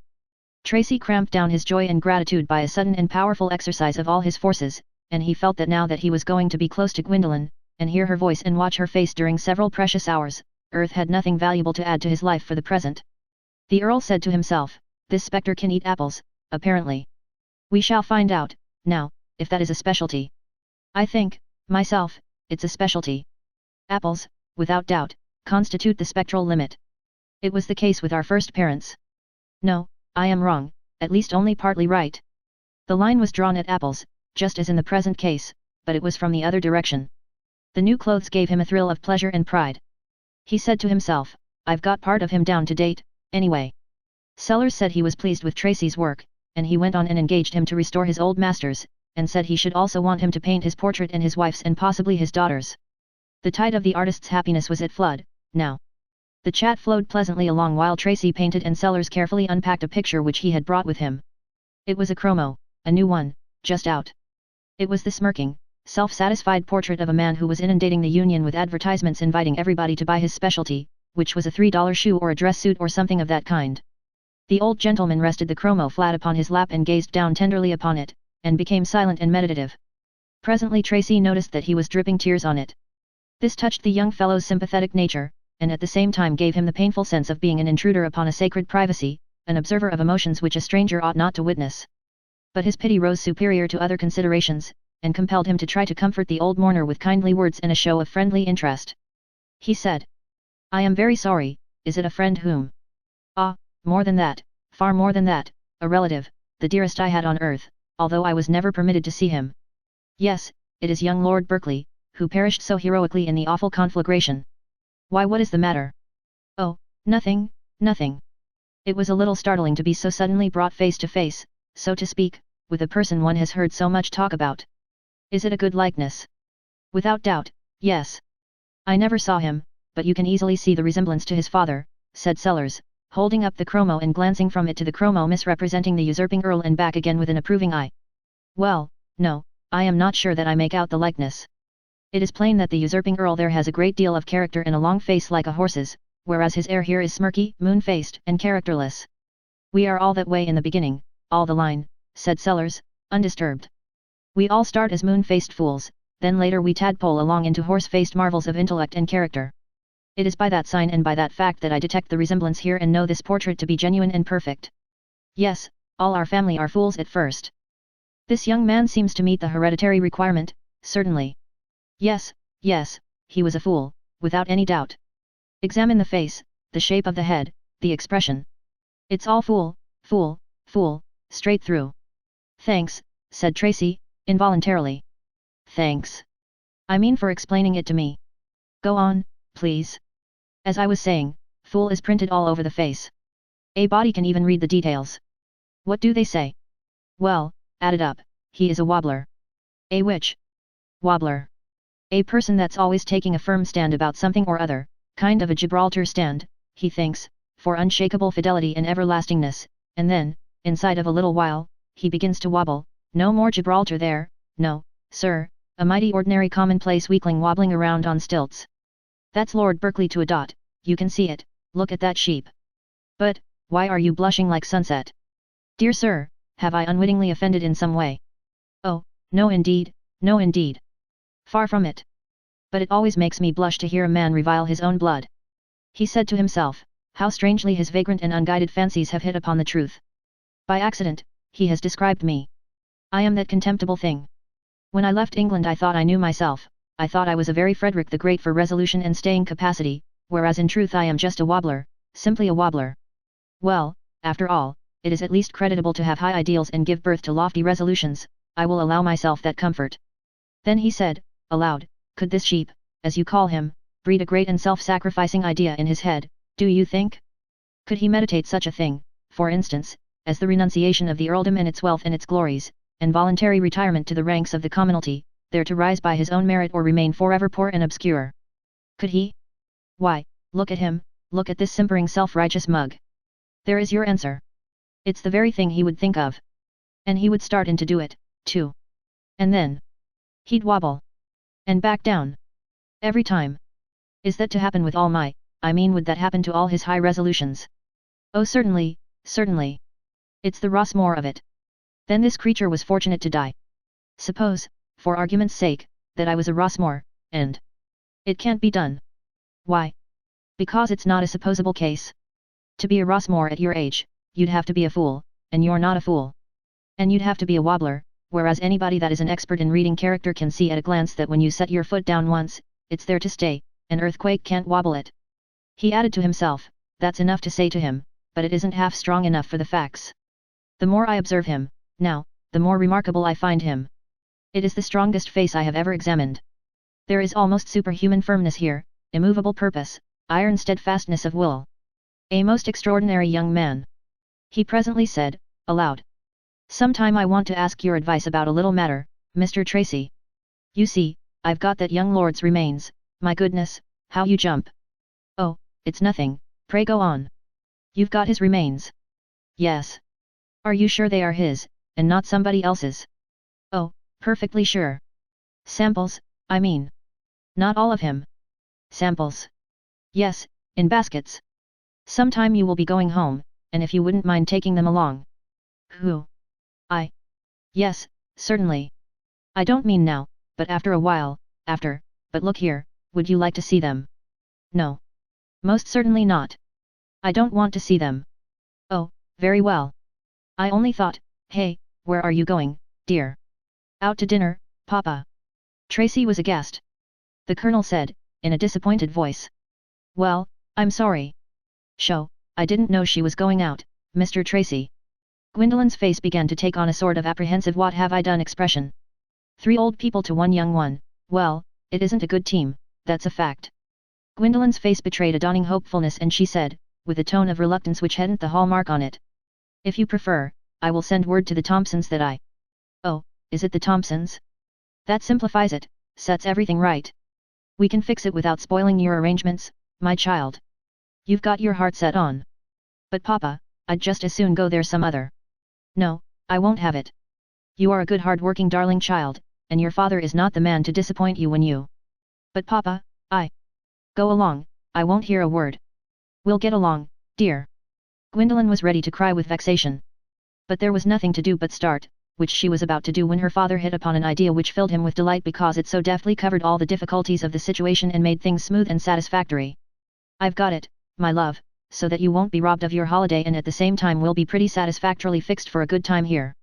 You sent Belle Thompson here, perfectly beautiful creature, Tracy, perfectly beautiful, I want you to see that girl, why, you'll just go mad, you'll go mad inside of a minute, yes, you send her right along, Gwendolyn, and tell her, why, she's gone. He turned, she was already passing out at the gate. He muttered, I wonder what's the matter, I don't know what her mouth's doing, but I think her shoulders are swearing.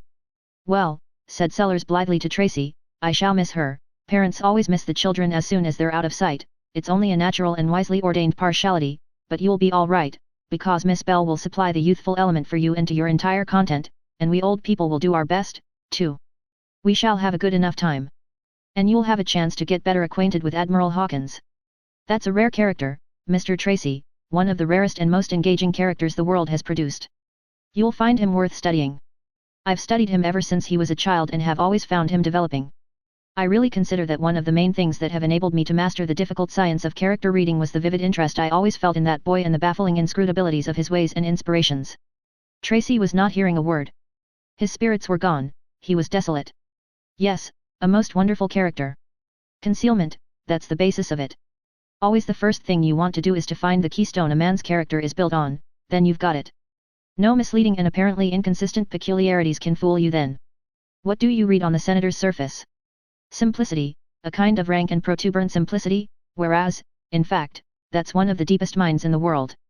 A perfectly honest man, an absolutely honest and honorable man, and yet without doubt the profoundest master of dissimulation the world has ever seen. Oh, it's devilish. This was wrung from the unlistening Tracy by the anguished thought of what might have been if only the dinner arrangements hadn't got mixed. No, I shouldn't call it that, said Sellers, who was now placidly walking up and down the room with his hands under his coat-tails and listening to himself talk. One could quite properly call it devilish in another man, but not in the senator. Your term is right, Perfectly right, I grant that, but the application is wrong. It makes a great difference. Yes, he is a marvelous character. I do not suppose that any other statesman ever had such a colossal sense of humor, combined with the ability to totally conceal it. I may accept George Washington and Cromwell, and perhaps Robespierre, but I draw the line there. A person not an expert might be in Judge Hawkins's company a lifetime and never find out he had any more sense of humor than a cemetery. A deep-drawn yard-long sigh from the distraught and dreaming artist, followed by a murmured, miserable, oh, miserable. Well, no, I shouldn't say that about it, quite. On the contrary, I admire his ability to conceal his humor even more if possible than I admire the gift itself, stupendous as it is. Another thing, General Hawkins is a thinker, a keen, logical, exhaustive, analytical thinker, perhaps the ablest of modern times. That is, of course, upon themes suited to his size, like the glacial period, and the correlation of forces, and the evolution of the Christian from the caterpillar, any of those things, give him a subject according to his size, and just stand back and watch him think. Why, you can see the place rock.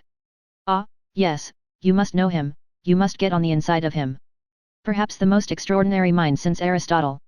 Dinner was kept waiting for a while for Miss Thompson, but as Gwendolen had not delivered the invitation to her, the waiting did no good, and the household presently went to the meal without her.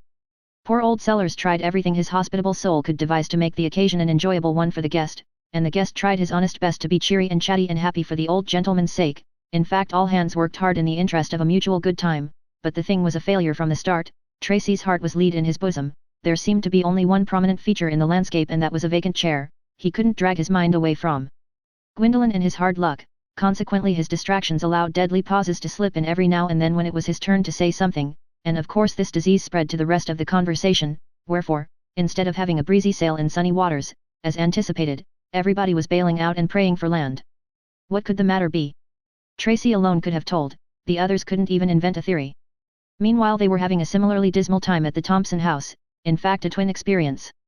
Gwendolen was ashamed of herself for allowing her disappointment to so depress her spirits and make her so strangely and profoundly miserable, but feeling ashamed of herself didn't improve the matter any, it only seemed to aggravate the suffering.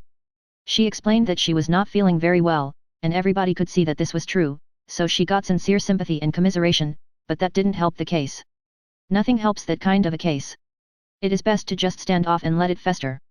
The moment the dinner was over the girl excused herself, and she hurried home feeling unspeakably grateful to get away from that house and that intolerable captivity and suffering. Will he be gone? The thought arose in her brain, but took effect in her heels. She slipped into the house, threw off her things and made straight for the dining room. She stopped and listened.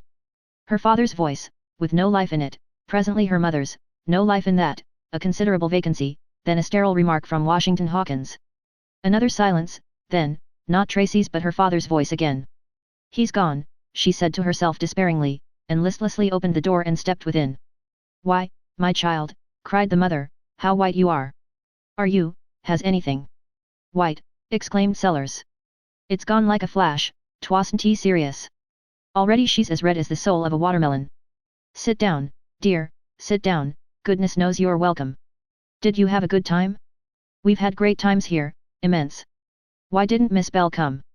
Mr. Tracy is not feeling well, and she'd have made him forget it. She was content now, and out from her happy eyes there went a light that told a secret to another pair of eyes there and got a secret in return. In just that infinitely small fraction of a second those two great confessions were made, received, and perfectly understood. All anxiety, apprehension, uncertainty, vanished out of these young people's hearts and left them filled with a great peace.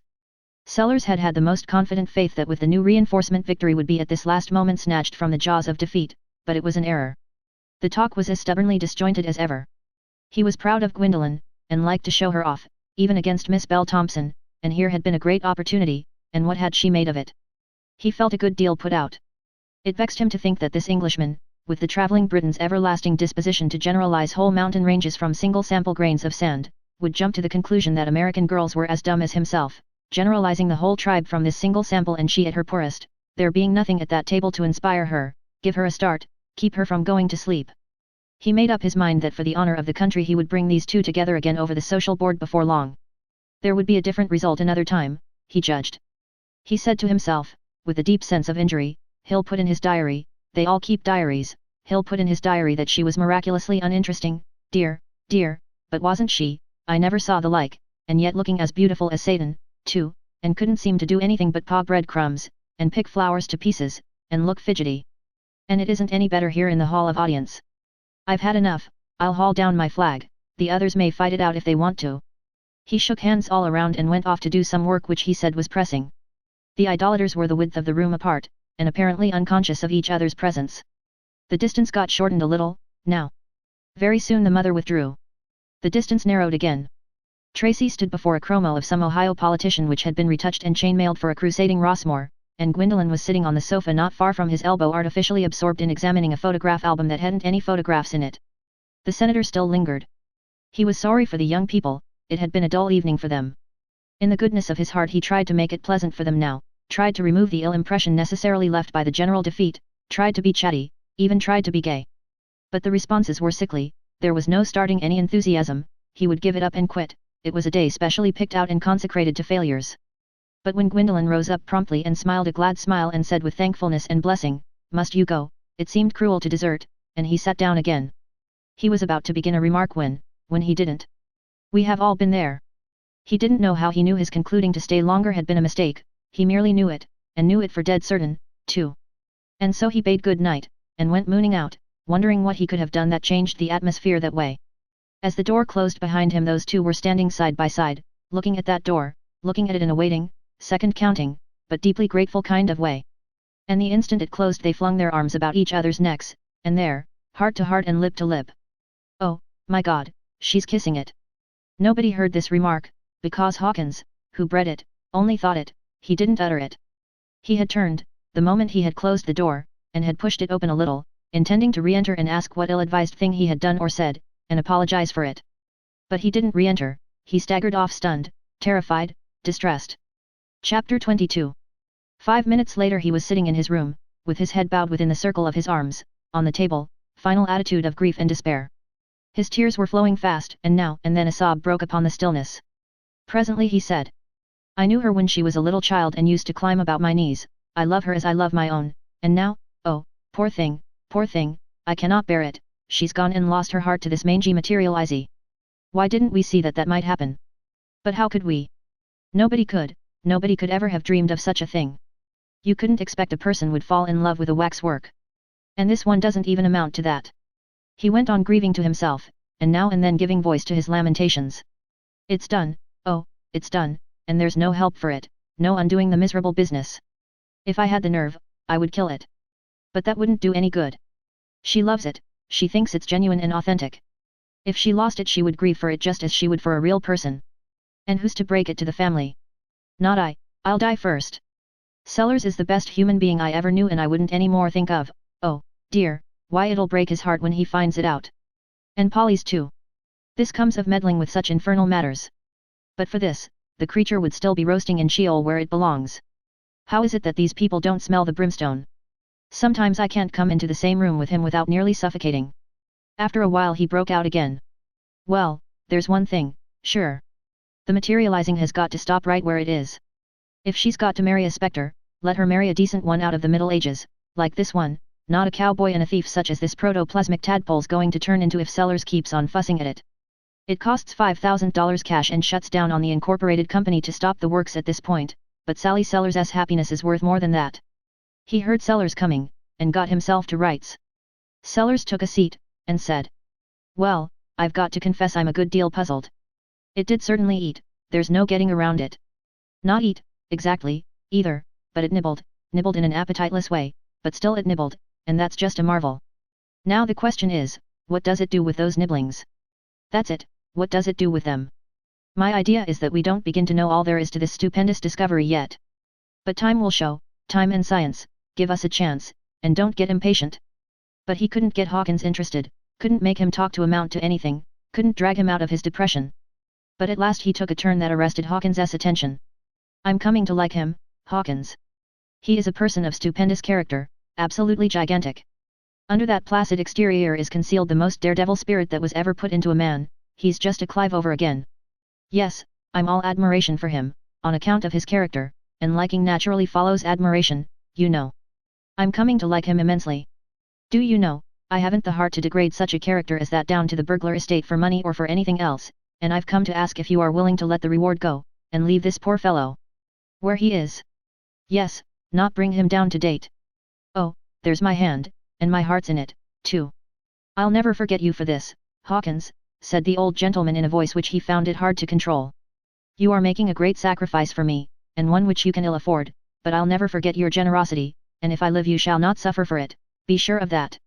Sally Sellers immediately and vividly realized that she was become a new being, a being of a far higher and worthier sort than she had been such a little while before, an earnest being, in place of a dreamer, and supplied with a reason for her presence in the world, where merely a wistful and troubled curiosity about it had existed before.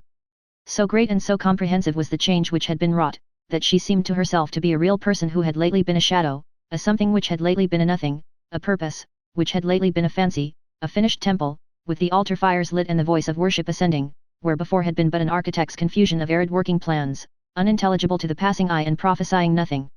Lady Gwendolen. The pleasantness of that sound was all gone, it was an offence to her ear now. She said. There, that sham belongs to the past, I will not be called by it any more. I may call you simply Gwendolen? You will allow me to drop the formalities straightway and name you by your dear first name without additions. She was dethroning the pink and replacing it with a rosebud. There, that is better. I hate pinks, some pinks. Indeed yes, you are to call me by my first name without additions, that is, well, I don't mean without additions entirely, but... It was as far as she could get. There was a pause, his intellect was struggling to comprehend, presently it did manage to catch the idea in time to save embarrassment all around, and he said gratefully. Dear Gwendolen. I may say that. Yes, part of it. But, don't kiss me when I am talking, it makes me forget what I was going to say. You can call me by part of that form, but not the last part. Gwendolen is not my name. Not your name. This in a tone of wonder and surprise. The girl's soul was suddenly invaded by a creepy apprehension, a quite definite sense of suspicion and alarm. She put his arms away from her, looked him searchingly in the eye, and said. Answer me truly, on your honor. You are not seeking to marry me on account of my rank. The shot almost knocked him through the wall, he was so little prepared for it. There was something so finely grotesque about the question and its parent suspicion, that he stopped to wonder and admire, and thus was he saved from laughing. Then, without wasting precious time, he set about the task of convincing her that he had been lured by herself alone, and had fallen in love with her only, not her title and position, that he loved her with all his heart, and could not love her more if she were a duchess, or less if she were without home, name, or family. She watched his face wistfully, eagerly, hopefully, translating his words by its expression, and when he had finished there was gladness in her heart, a tumultuous gladness, indeed, though outwardly she was calm, tranquil, even judicially austere. She prepared a surprise for him, now, calculated to put a heavy strain upon those disinterested protestations of his, and thus she delivered it, burning it away word by word as the fuse burns down to a bombshell, and watching to see how far the explosion would lift him. Listen, and do not doubt me, for I shall speak the exact truth. Howard Tracy, I am no more an earl's child than you are. To her joy, and secret surprise, also, it never fazed him. He was ready, this time, and saw his chance. He cried out with enthusiasm, thank heaven for that, and gathered her to his arms. To express her happiness was almost beyond her gift of speech. You make me the proudest girl in all the earth, she said, with her head pillowed on his shoulder. I thought it only natural that you should be dazzled by the title, maybe even unconsciously, you being English, and that you might be deceiving yourself in thinking you loved only me, and find you didn't love me when the deception was swept away, so it makes me proud that the revelation stands for nothing and that you do love just me, only me, oh, prouder than any words can tell. It is only you, sweetheart, I never gave one envying glance toward your father's earldom. That is utterly true, dear Gwendolen. There, you mustn't call me that. I hate that false name. I told you it wasn't mine. My name is Sally Sellers, or Sarah, if you like. From this time I banish dreams, visions, imaginings, and will no more of them. I am going to be myself, my genuine self, my honest self, my natural self, clear and clean of sham and folly and fraud, and worthy of you. There is no grain of social inequality between us. I, like you, am poor, I, like you, am without position or distinction, you are a struggling artist, I am that, too, in my humbler way. Our bread is honest bread, we work for our living. Hand in hand we will walk hence to the grave, helping each other in all ways, living for each other, being and remaining one in heart and purpose, one in hope and aspiration, inseparable to the end. And though our place is low, judged by the world's eye, we will make it as high as the highest in the great essentials of honest work for what we eat and wear, and conduct above reproach. We live in a land, let us be thankful, where this is all sufficient, and no man is better than his neighbor by the grace of God, but only by his own merit. Tracy tried to break in, but she stopped him and kept the floor herself. I am not through yet. I am going to purge myself of the last vestiges of artificiality and pretense, and then start fair on your own honest level and be worthy mate to you thenceforth. My father honestly thinks he is an earl. Well, leave him his dream, it pleases him and does no one any harm, it was the dream of his ancestors before him. It has made fools of the house of Sellers for generations, and it made something of a fool of me, but took no deep root. I am done with it now, and for good. 48 hours ago I was privately proud of being the daughter of a pinchbeck earl, and thought the proper mate for me must be a man of like degree, but today, oh, how grateful I am for your love which has healed my sick brain and restored my sanity, I could make oath that no earl's son in all the world. Oh, well, but... Why, you look like a person in a panic. What is it? What is the matter? Matter? Oh, nothing, nothing. I was only going to say, but in his flurry nothing occurred to him to say, for a moment, then by a lucky inspiration he thought of something entirely sufficient for the occasion, and brought it out with eloquent force, oh, how beautiful you are. You take my breath away when you look like that. It was well conceived, well timed, and cordially delivered, and it got its reward. Let me see. Where was I? Yes, my father's earldom is pure moonshine. Look at those dreadful things on the wall. You have of course supposed them to be portraits of his ancestors, Earls of Rossmore. Well, they are not.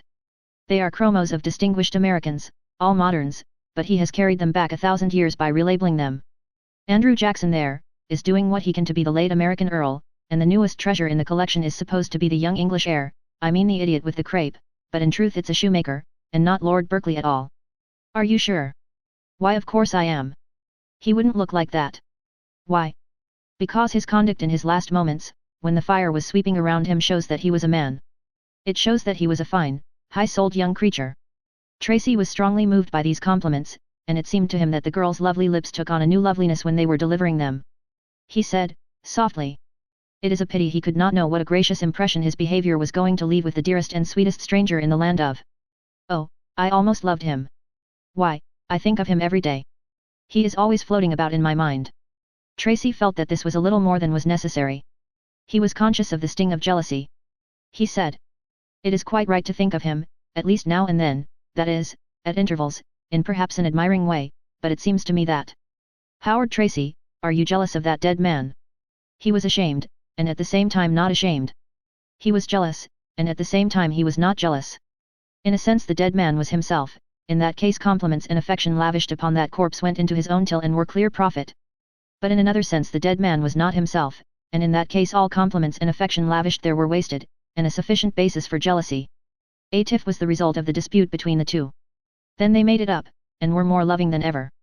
As an affectionate clincher of the reconciliation, Sally declared that she had now banished Lord Berkeley from her mind, and added, and in order to make sure that he shall never make trouble between us again, I will teach myself to detest that name and all that have ever borne it or ever shall bear it. This inflicted another pang, and Tracy was minded to ask her to modify that a little just on general principles, and as practice in not overdoing a good thing, perhaps he might better leave things as they were and not risk bringing on another tiff. He got away from that particular, and sought less tender ground for conversation. I suppose you disapprove wholly of aristocracies and nobilities, now that you have renounced your title and your father's earldom. Real ones? Oh, dear no, but I've thrown aside our sham one for good. This answer fell just at the right time and just in the right place, to save the poor unstable young man from changing his political complexion once more.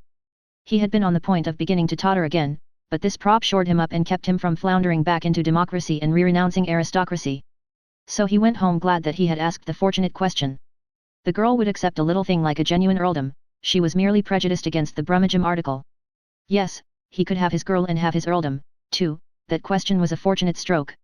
Sally went to bed happy, too, and remained happy, deliriously happy, for nearly 2 hours, but at last, just as she was sinking into a contented and luxurious unconsciousness, the shady devil who lives and lurks and hides and watches inside of human beings and is always waiting for a chance to do the proprietor a malicious damage, whispered to her soul and said, that question had a harmless look, but what was back of it, what was the secret motive of it, what suggested it? The shady devil had knifed her, and could retire, now, and take a rest, the wound would attend to business for him. And it did. Why should Howard Tracy ask that question? If he was not trying to marry her for the sake of her rank, what should suggest that question to him? Didn't he plainly look gratified when she said her objections to aristocracy had their limitations? Ah, he is after that earldom, that gilded sham, it isn't poor me he wants. So she argued, in anguish and tears. Then she argued the opposite theory, but made a weak, poor business of it, and lost the case. She kept the arguing up, one side and then the other, the rest of the night, and at last fell asleep at dawn, fell in the fire at dawn, one may say, for that kind of sleep resembles fire, and one comes out of it with his brain baked and his physical forces fried out of him. Chapter 23. Tracy wrote his father before he sought his bed.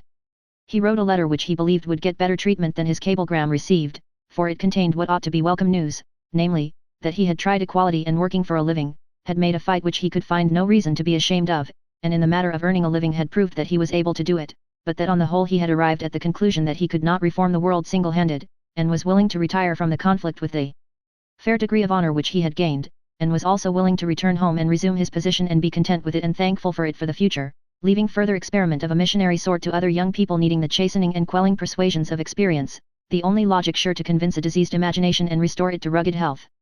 Then he approached the subject of marriage with the daughter of the American claimant with a good deal of caution and much painstaking art. He said praiseful and appreciative things about the girl, but didn't dwell upon that detail or make it prominent. The thing which he made prominent was the opportunity now so happily afforded, to reconcile York and Lancaster, graft the warring roses upon one stem, and end forever a crying injustice which had already lasted far too long. One could infer that he had thought this thing all out and chosen this way of making all things fair and right because it was sufficiently fair and considerably wiser than the renunciation scheme which he had brought with him from England. One could infer that, but he didn't say it. In fact, the more he read his letter over, the more he got to inferring it himself. When the old Earl received that letter, the first part of it filled him with a grim and snarly satisfaction, but the rest of it brought a snort or two out of him that could be translated differently. He wasted no ink in this emergency, either in cablegrams or letters. He promptly took ship for America to look into the matter himself. He had staunchly held his grip all this long time, and given no sign of the hunger at his heart to see his son, hoping for the cure of his insane dream, and resolute that the process should go through all the necessary stages without assuaging telegrams or other nonsense from home, and here was victory at last. Victory, but stupidly marred by this idiotic marriage project. Yes, he would step over and take a hand in this matter himself. During the first 10 days following the mailing of the letter, Tracy's spirits had no idle time. They were always climbing up into the clouds or sliding down into the earth as deep as the law of gravitation reached. He was intensely happy or intensely miserable by turns, according to Miss Sally's moods. He never could tell when the mood was going to change, and when it changed he couldn't tell what it was that had changed it. Sometimes she was so in love with him that her love was tropical, torrid, and she could find no language fervent enough for its expression. Then suddenly, and without warning or any apparent reason, the weather would change, and the victim would find himself adrift among the icebergs and feeling as lonesome and friendless as the North Pole. It sometimes seemed to him that a man might better be dead than exposed to these devastating varieties of climate. The case was simple. Sally wanted to believe that Tracy's preference was disinterested, so she was always applying little tests of one sort or another, hoping and expecting that they would bring out evidence which would confirm or fortify her belief. Poor Tracy did not know that these experiments were being made upon him, consequently he walked promptly into all the traps the girl set for him. These traps consisted in apparently casual references to social distinction, aristocratic title and privilege, and such things. Often Tracy responded to these references heedlessly and not much caring what he said provided it kept the talk going and prolonged the séance. He didn't suspect that the girl was watching his face and listening for his words as one who watches the judge's face and listens for the words which will restore him to home and friends and freedom or shut him away from the sun and human companionship forever. He didn't suspect that his careless words were being weighed, and so he often delivered sentence of death when it would have been just as handy and all the same to him to pronounce acquittal. Daily he broke the girl's heart, nightly he sent her to the rack for sleep. He couldn't understand it. Some people would have put this and that together and perceived that the weather never changed until one particular subject was introduced, and that then it always changed. And they would have looked further, and perceived that that subject was always introduced by the one party, never the other. They would have argued, then, that this was done for a purpose. If they could not find out what that purpose was in any simpler or easier way, they would ask. But Tracy was not deep enough or suspicious enough to think of these things. He noticed only one particular, that the weather was always sunny when a visit began. No matter how much it might cloud up later, it always began with a clear sky. He couldn't explain this curious fact to himself, he merely knew it to be a fact. The truth of the matter was, that by the time Tracy had been out of Sally's sight 6 hours she was so famishing for a sight of him that her doubts and suspicions were all consumed away in the fire of that longing, and so always she came into his presence as surprisingly radiant and joyous as she wasn't when she went out of it. In circumstances like these a growing portrait runs a good many risks. The portrait of Sellers, by Tracy, was fighting along, day by day, through this mixed weather, and daily adding to itself ineradicable signs of the checkered life it was leading. It was the happiest portrait, in spots, that was ever seen, but in other spots a damned soul looked out from it, a soul that was suffering all the different kinds of distress there are, from stomach ache to rabies. But Sellers liked it. He said it was just himself all over, a portrait that sweated moods from every pore, and no two moods alike. He said he had as many different kinds of emotions in him as a jug. It was a kind of a deadly work of art, maybe, but it was a starchy picture for show, for it was life-size, full-length, and represented the American Earl in a peer's scarlet robe, with the 3 ermine bars indicative of an earl's rank, and on the grey head an earl's coronet, tilted just a wee bit to one side in a most gallous and winsome way. When Sally's weather was sunny the portrait made Tracy chuckle, but when her weather was overcast it disordered his mind and stopped the circulation of his blood.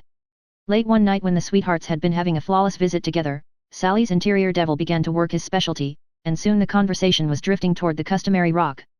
Presently, in the midst of Tracy's serene flow of talk, he felt a shudder which he knew was not his shudder, but exterior to his breast although immediately against it. After the shudder came sobs. Sally was crying. "Oh, my darling, what have I done, what have I said? It has happened again. What have I done to wound you?" She disengaged herself from his arms and gave him a look of deep reproach. "What have you done? I will tell you what you have done. You have unwittingly revealed, oh, for the 20th time, though I could not believe it, would not believe it, that it is not me you love, but that foolish sham, my father's imitation earldom, and you have broken my heart. Oh, my child, what are you saying? I never dreamed of such a thing. Oh, Howard, Howard, the things you have uttered when you were forgetting to guard your tongue, have betrayed you. Things I have uttered when I was forgetting to guard my tongue? These are hard words. When have I remembered to guard it? Never in one instance. It has no office but to speak the truth. It needs no guarding for that.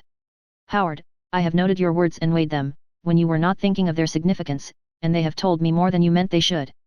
Do you mean to say you have answered the trust I had in you by using it as an ambuscade from which you could set snares for my unsuspecting tongue and be safe from detection while you did it? You have not done this, surely you have not done this thing. Oh, one's enemy could not do it. This was an aspect of the girl's conduct which she had not clearly perceived before. Was it treachery? Had she abused a trust? The thought crimsoned her cheeks with shame and remorse. "Oh, forgive me," she said, "I did not know what I was doing. I have been so tortured, you will forgive me, you must, I have suffered so much, and I am so sorry and so humble, you do forgive me, don't you? Don't turn away, don't refuse me, it is only my love that is at fault, and you know I love you with all my heart, I couldn't bear to, oh, dear, dear, I am so miserable, and I never meant any harm, and I didn't see where this insanity was carrying me, and how it was wronging and abusing the dearest heart in all the world to me, and, oh. Take me in your arms again, I have no other refuge, no other home and hope." There was reconciliation again, immediate, perfect, all-embracing, and with it utter happiness. This would have been a good time to adjourn. But no, now that the cloud breeder was revealed at last, now that it was manifest that all the sour weather had come from this girl's dread that Tracy was lured by her rank and not herself, he resolved to lay that ghost immediately and permanently by furnishing the best possible proof that he couldn't have had back of him at any time the suspected motive. So he said, "Let me whisper a little secret in your ear, a secret which I have kept shut up in my breast all this time. Your rank couldn't ever have been an enticement. I am son and heir to an English earl." The girl stared at him, 1, 2, 3 moments, maybe a dozen, then her lips parted. "You," she said, and moved away from him, still gazing at him in a kind of blank amazement. Why, certainly I am. Why do you act like this? What have I done now? What have you done? You have certainly made a most strange statement. You must see that yourself." "Well," with a timid little laugh, "it may be a strange enough statement, but of what consequence is that, if it is true? If it is true, you are already retiring from it." "Oh, not for a moment. You should not say that. I have not deserved it. I have spoken the truth, why do you doubt it?" Her reply was prompt. "Simply because you didn't speak it earlier." Oh. It wasn't a groan, exactly, but it was an intelligible enough expression of the fact that he saw the point and recognized that there was reason in it. "You have seemed to conceal nothing from me that I ought to know concerning yourself, and you were not privileged to keep back such a thing as this from me a moment after you had determined to pay your court to me. It's true, I know it. But there were circumstances, in the way, circumstances which..." She waved the circumstances aside.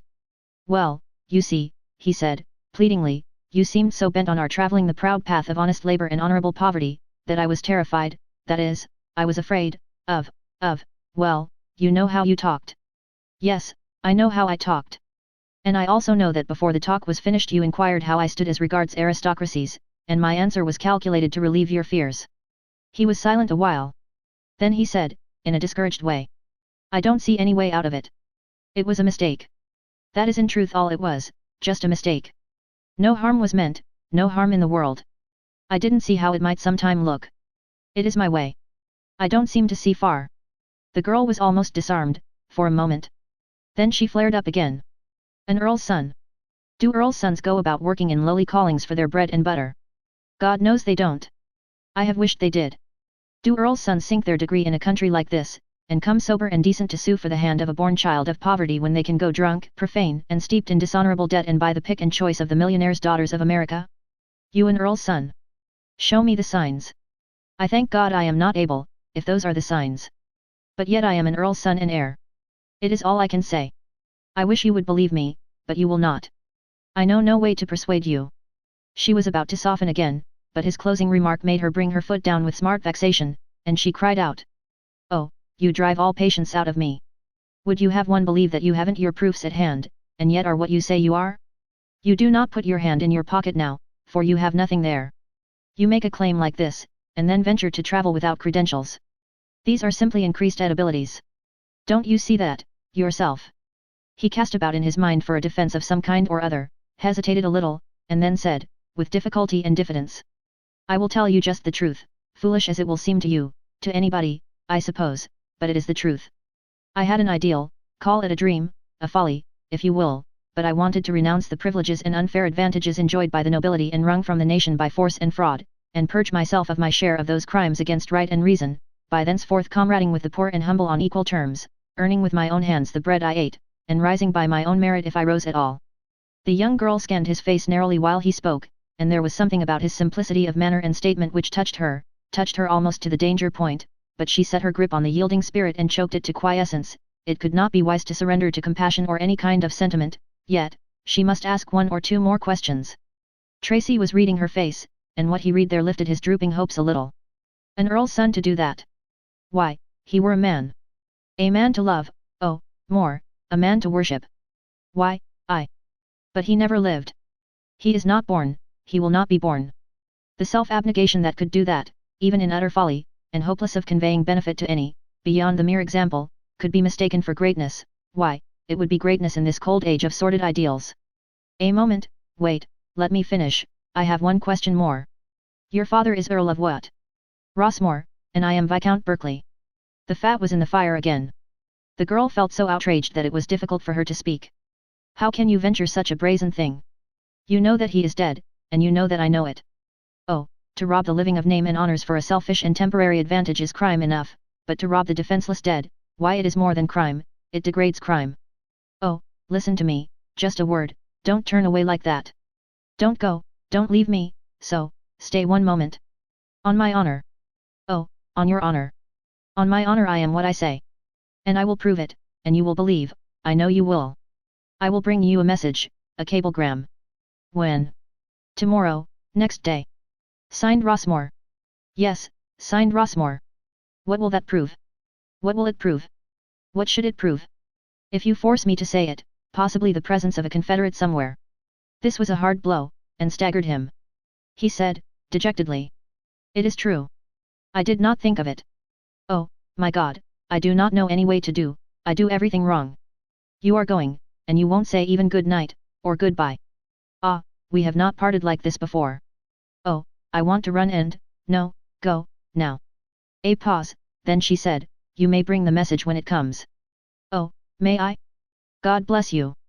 He was gone, and none too soon, her lips were already quivering, and now she broke down. Through her sobbings her words broke from time to time. Oh, he is gone. I have lost him, I shall never see him any more.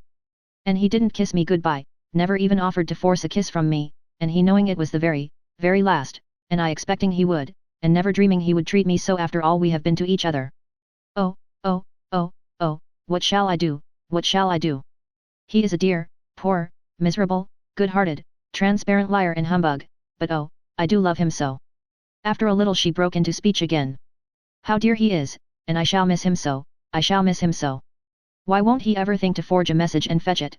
But no, he never will, he never thinks of anything, he's so honest and simple it wouldn't ever occur to him. Oh, what did possess him to think he could succeed as a fraud, and he hasn't the first requisite except duplicity that I can see. Oh, dear, I'll go to bed and give it all up. Oh, I wish I had told him to come and tell me whenever he didn't get any telegram, and now it's all my own fault if I never see him again. How my eyes must look. Chapter 24. Next day, sure enough, the cablegram didn't come. This was an immense disaster, for Tracy couldn't go into the presence without that ticket, although it wasn't going to possess any value as evidence. But if the failure of the cablegram on that first day may be called an immense disaster, where is the dictionary that can turn out a phrase sizable enough to describe the 10th day's failure? Of course, every day that the cablegram didn't come made Tracy all of 24 hours more ashamed of himself than he was the day before, and made Sally fully 24 hours more certain than ever that he not only hadn't any father anywhere, but hadn't even a confederate, and so it followed that he was a double-dyed humbug and couldn't be otherwise. These were hard days for Barrow and the art firm. All these had their hands full, trying to comfort Tracy. Barrow's task was particularly hard, because he was made a confidant in full, and therefore had to humor Tracy's delusion that he had a father, and that the father was an earl, and that he was going to send a cablegram.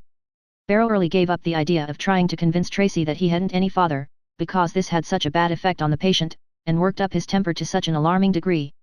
He had tried, as an experiment, letting Tracy think he had a father. The result was so good that he went further, with proper caution, and tried letting him think his father was an earl. This wrought so well, that he grew bold, and tried letting him think he had two fathers, if he wanted to, but he didn't want to, so Barrow withdrew one of them and substituted letting him think he was going to get a cablegram, which Barrow judged he wouldn't, and was right, but Barrow worked the cablegram daily. For all it was worth, and it was the one thing that kept Tracy alive, that was Barrow's opinion. And these were bitter hard days for poor Sally, and mainly delivered up to private crying. She kept her furniture pretty damp, and so caught cold, and the dampness and the cold and the sorrow together undermined her appetite, and she was a pitiful enough object, poor thing. Her state was bad enough, as per statement of it above quoted, but all the forces of nature and circumstance seemed conspiring to make it worse, and succeeding. For instance, the morning after her dismissal of Tracy, Hawkins and Sellers read in the Associated Press dispatches that a toy puzzle called Pigs in the Clover had come into sudden favor within the past few weeks, and that from the Atlantic to the Pacific all the populations of all the states had knocked off work to play with it, and that the business of the country had now come to a standstill by consequence, that judges, lawyers, burglars, parsons, thieves, merchants, mechanics, murderers, women, children, babies, everybody, indeed, could be seen from morning till midnight, absorbed in one deep project and purpose, and only one, to pen those pigs, work out that puzzle successfully, that all gaiety, all cheerfulness had departed from the nation, and in its place care, preoccupation and anxiety sat upon every countenance, and all faces were drawn, distressed and furrowed with the signs of age and trouble, and marked with the still sadder signs of mental decay and incipient madness. That factories were at work night and day in 8 cities, and yet to supply the demand for the puzzle was thus far impossible. Hawkins was wild with joy, but Sellers was calm. Small matters could not disturb his serenity. He said, "That's just the way things go.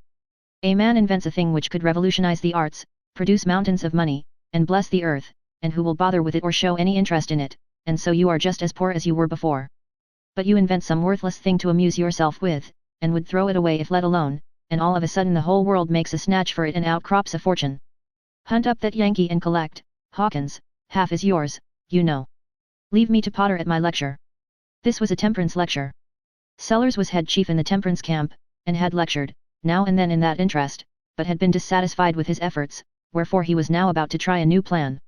After much thought he had concluded that a main reason why his lectures lacked fire or something, was that they were too transparently amateurish, that is to say, it was probably too plainly perceptible that the lecturer was trying to tell people about the horrid effects of liquor when he didn't really know anything about those effects except from hearsay, since he had hardly ever tasted an intoxicant in his life. His scheme, now, was to prepare himself to speak from bitter experience. Hawkins was to stand by with the bottle, calculate the doses, watch the effects, make notes of results, and otherwise assist in the preparation. Time was short, for the ladies would be along about noon, that is to say, the temperance organization called the Daughters of Salome, and Sellers must be ready to head the procession. The time kept slipping along, Hawkins did not return, Sellers could not venture to wait longer, so he attacked the bottle himself, and proceeded to note the effects. Hawkins got back at last, took one comprehensive glance at the lecturer, and went down and headed off the procession.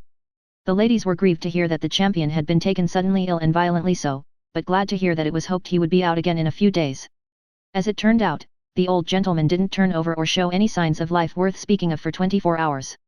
Then he asked after the procession, and learned what had happened about it. He was sorry, said he had been fixed for it. He remained abed several days, and his wife and daughter took turns in sitting with him and ministering to his wants. Often he patted Sally's head and tried to comfort her. "Don't cry, My child, don't cry so, you know your old father did it by mistake and didn't mean a bit of harm, you know he wouldn't intentionally do anything to make you ashamed for the world, you know he was trying to do good and only made the mistake through ignorance, not knowing the right doses and Washington not there to help. Don't cry so, dear, it breaks my old heart to see you, and think I've brought this humiliation on you and you so dear to me and so good. I won't ever do it again, indeed I won't, now be comforted, honey, that's a good child. But when she wasn't on duty at the bedside the crying went on just the same, then the mother would try to comfort her, and say, "Don't cry, dear, he never meant any harm, it was all one of those happens that you can't guard against when you are trying experiments, that way. You see I don't cry. It's because I know him so well. I could never look anybody in the face again if he had got into such an amazing condition as that a purpose, but bless you his intention was pure and high, and that makes the act pure, though it was higher than was necessary. We're not humiliated, dear, he did it under a noble impulse and we don't need to be ashamed. There, don't cry any more, honey." Thus, the old gentleman was useful to Sally, during several days, as an explanation of her tearfulness. She felt thankful to him for the shelter he was affording her, but often said to herself, "It's a shame to let him see in my crying a reproach, as if he could ever do anything that could make me reproach him.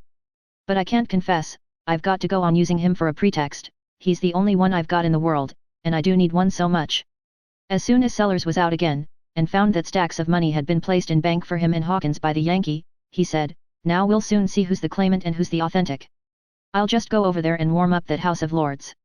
During the next few days he and his wife were so busy with preparations for the voyage that Sally had all the privacy she needed, and all the chance to cry that was good for her.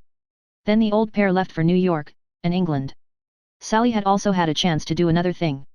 That was, to make up her mind that life was not worth living upon the present terms. If she must give up her impostor and die, doubtless she must submit, but might she not lay her whole case before some disinterested person, first, and see if there wasn't perhaps some saving way out of the matter? She turned this idea over in her mind a good deal. In her first visit with Hawkins after her parents were gone, the talk fell upon Tracy, and she was impelled to set her case before the statesman and take his counsel. So she poured out her heart, and he listened with painful solicitude. She concluded, pleadingly, with, "Don't tell me he is an impostor. I suppose he is, but doesn't it look to you as if he isn't?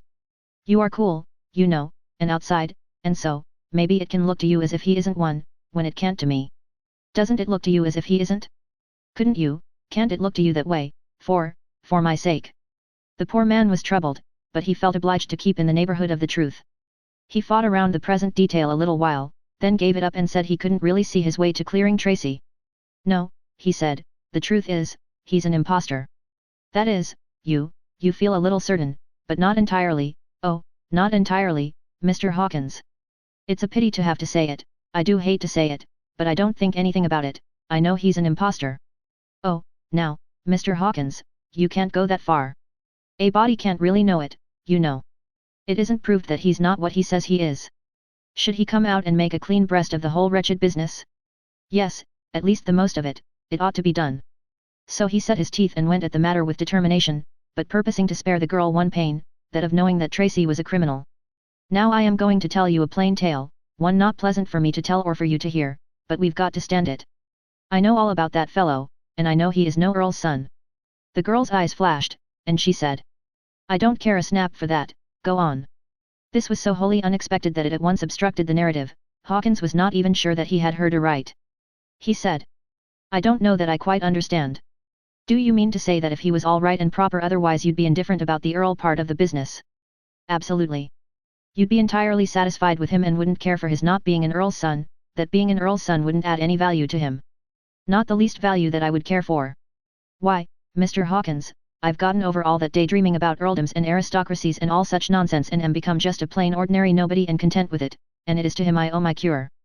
And as to anything being able to add a value to him, nothing can do that. He is the whole world to me, just as he is, he comprehends all the values there are, then how can you add one? She's pretty far gone." He said that to himself.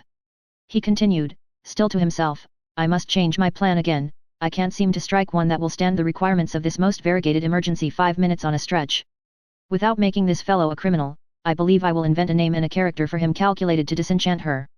If it fails to do it, then I'll know that the next rightest thing to do will be to help her to her fate, poor thing, not hinder her." Then he said aloud, "Well, Gwendolen. I want to be called Sally. I'm glad of it, I like it better, myself. Well, then, I'll tell you about this man Snodgrass. Snodgrass. Is that his name? Yes, Snodgrass. The other's his nom de plume. It's hideous. I know it is, but we can't help our names. And that is truly his real name, and not Howard Tracy. Hawkins answered, regretfully. Yes, it seems a pity. The girl sampled the name musingly, once or twice. Snodgrass. Snodgrass. No, I could not endure that. I could not get used to it. No, I should call him by his first name. What is his first name? His initials are SM. His initials? I don't care anything about his initials. I can't call him by his initials. What do they stand for? Well, you see, his father was a physician, and he was an idolater of his profession, and he was a very eccentric man, and... What do they stand for? What are you shuffling about? They stand for spinal meningitis. His father being a PHY. I never heard such an infamous name. Nobody can ever call a person that, a person they love. I wouldn't call an enemy by such a name. It sounds like an epithet. After a moment, she added with a kind of consternation, why, it would be my name. Letters would come with it on. Yes, Mrs. Spinal Meningitis Snodgrass. Don't repeat it, don't, I can't bear it. Was the father a lunatic? No, that is not charged.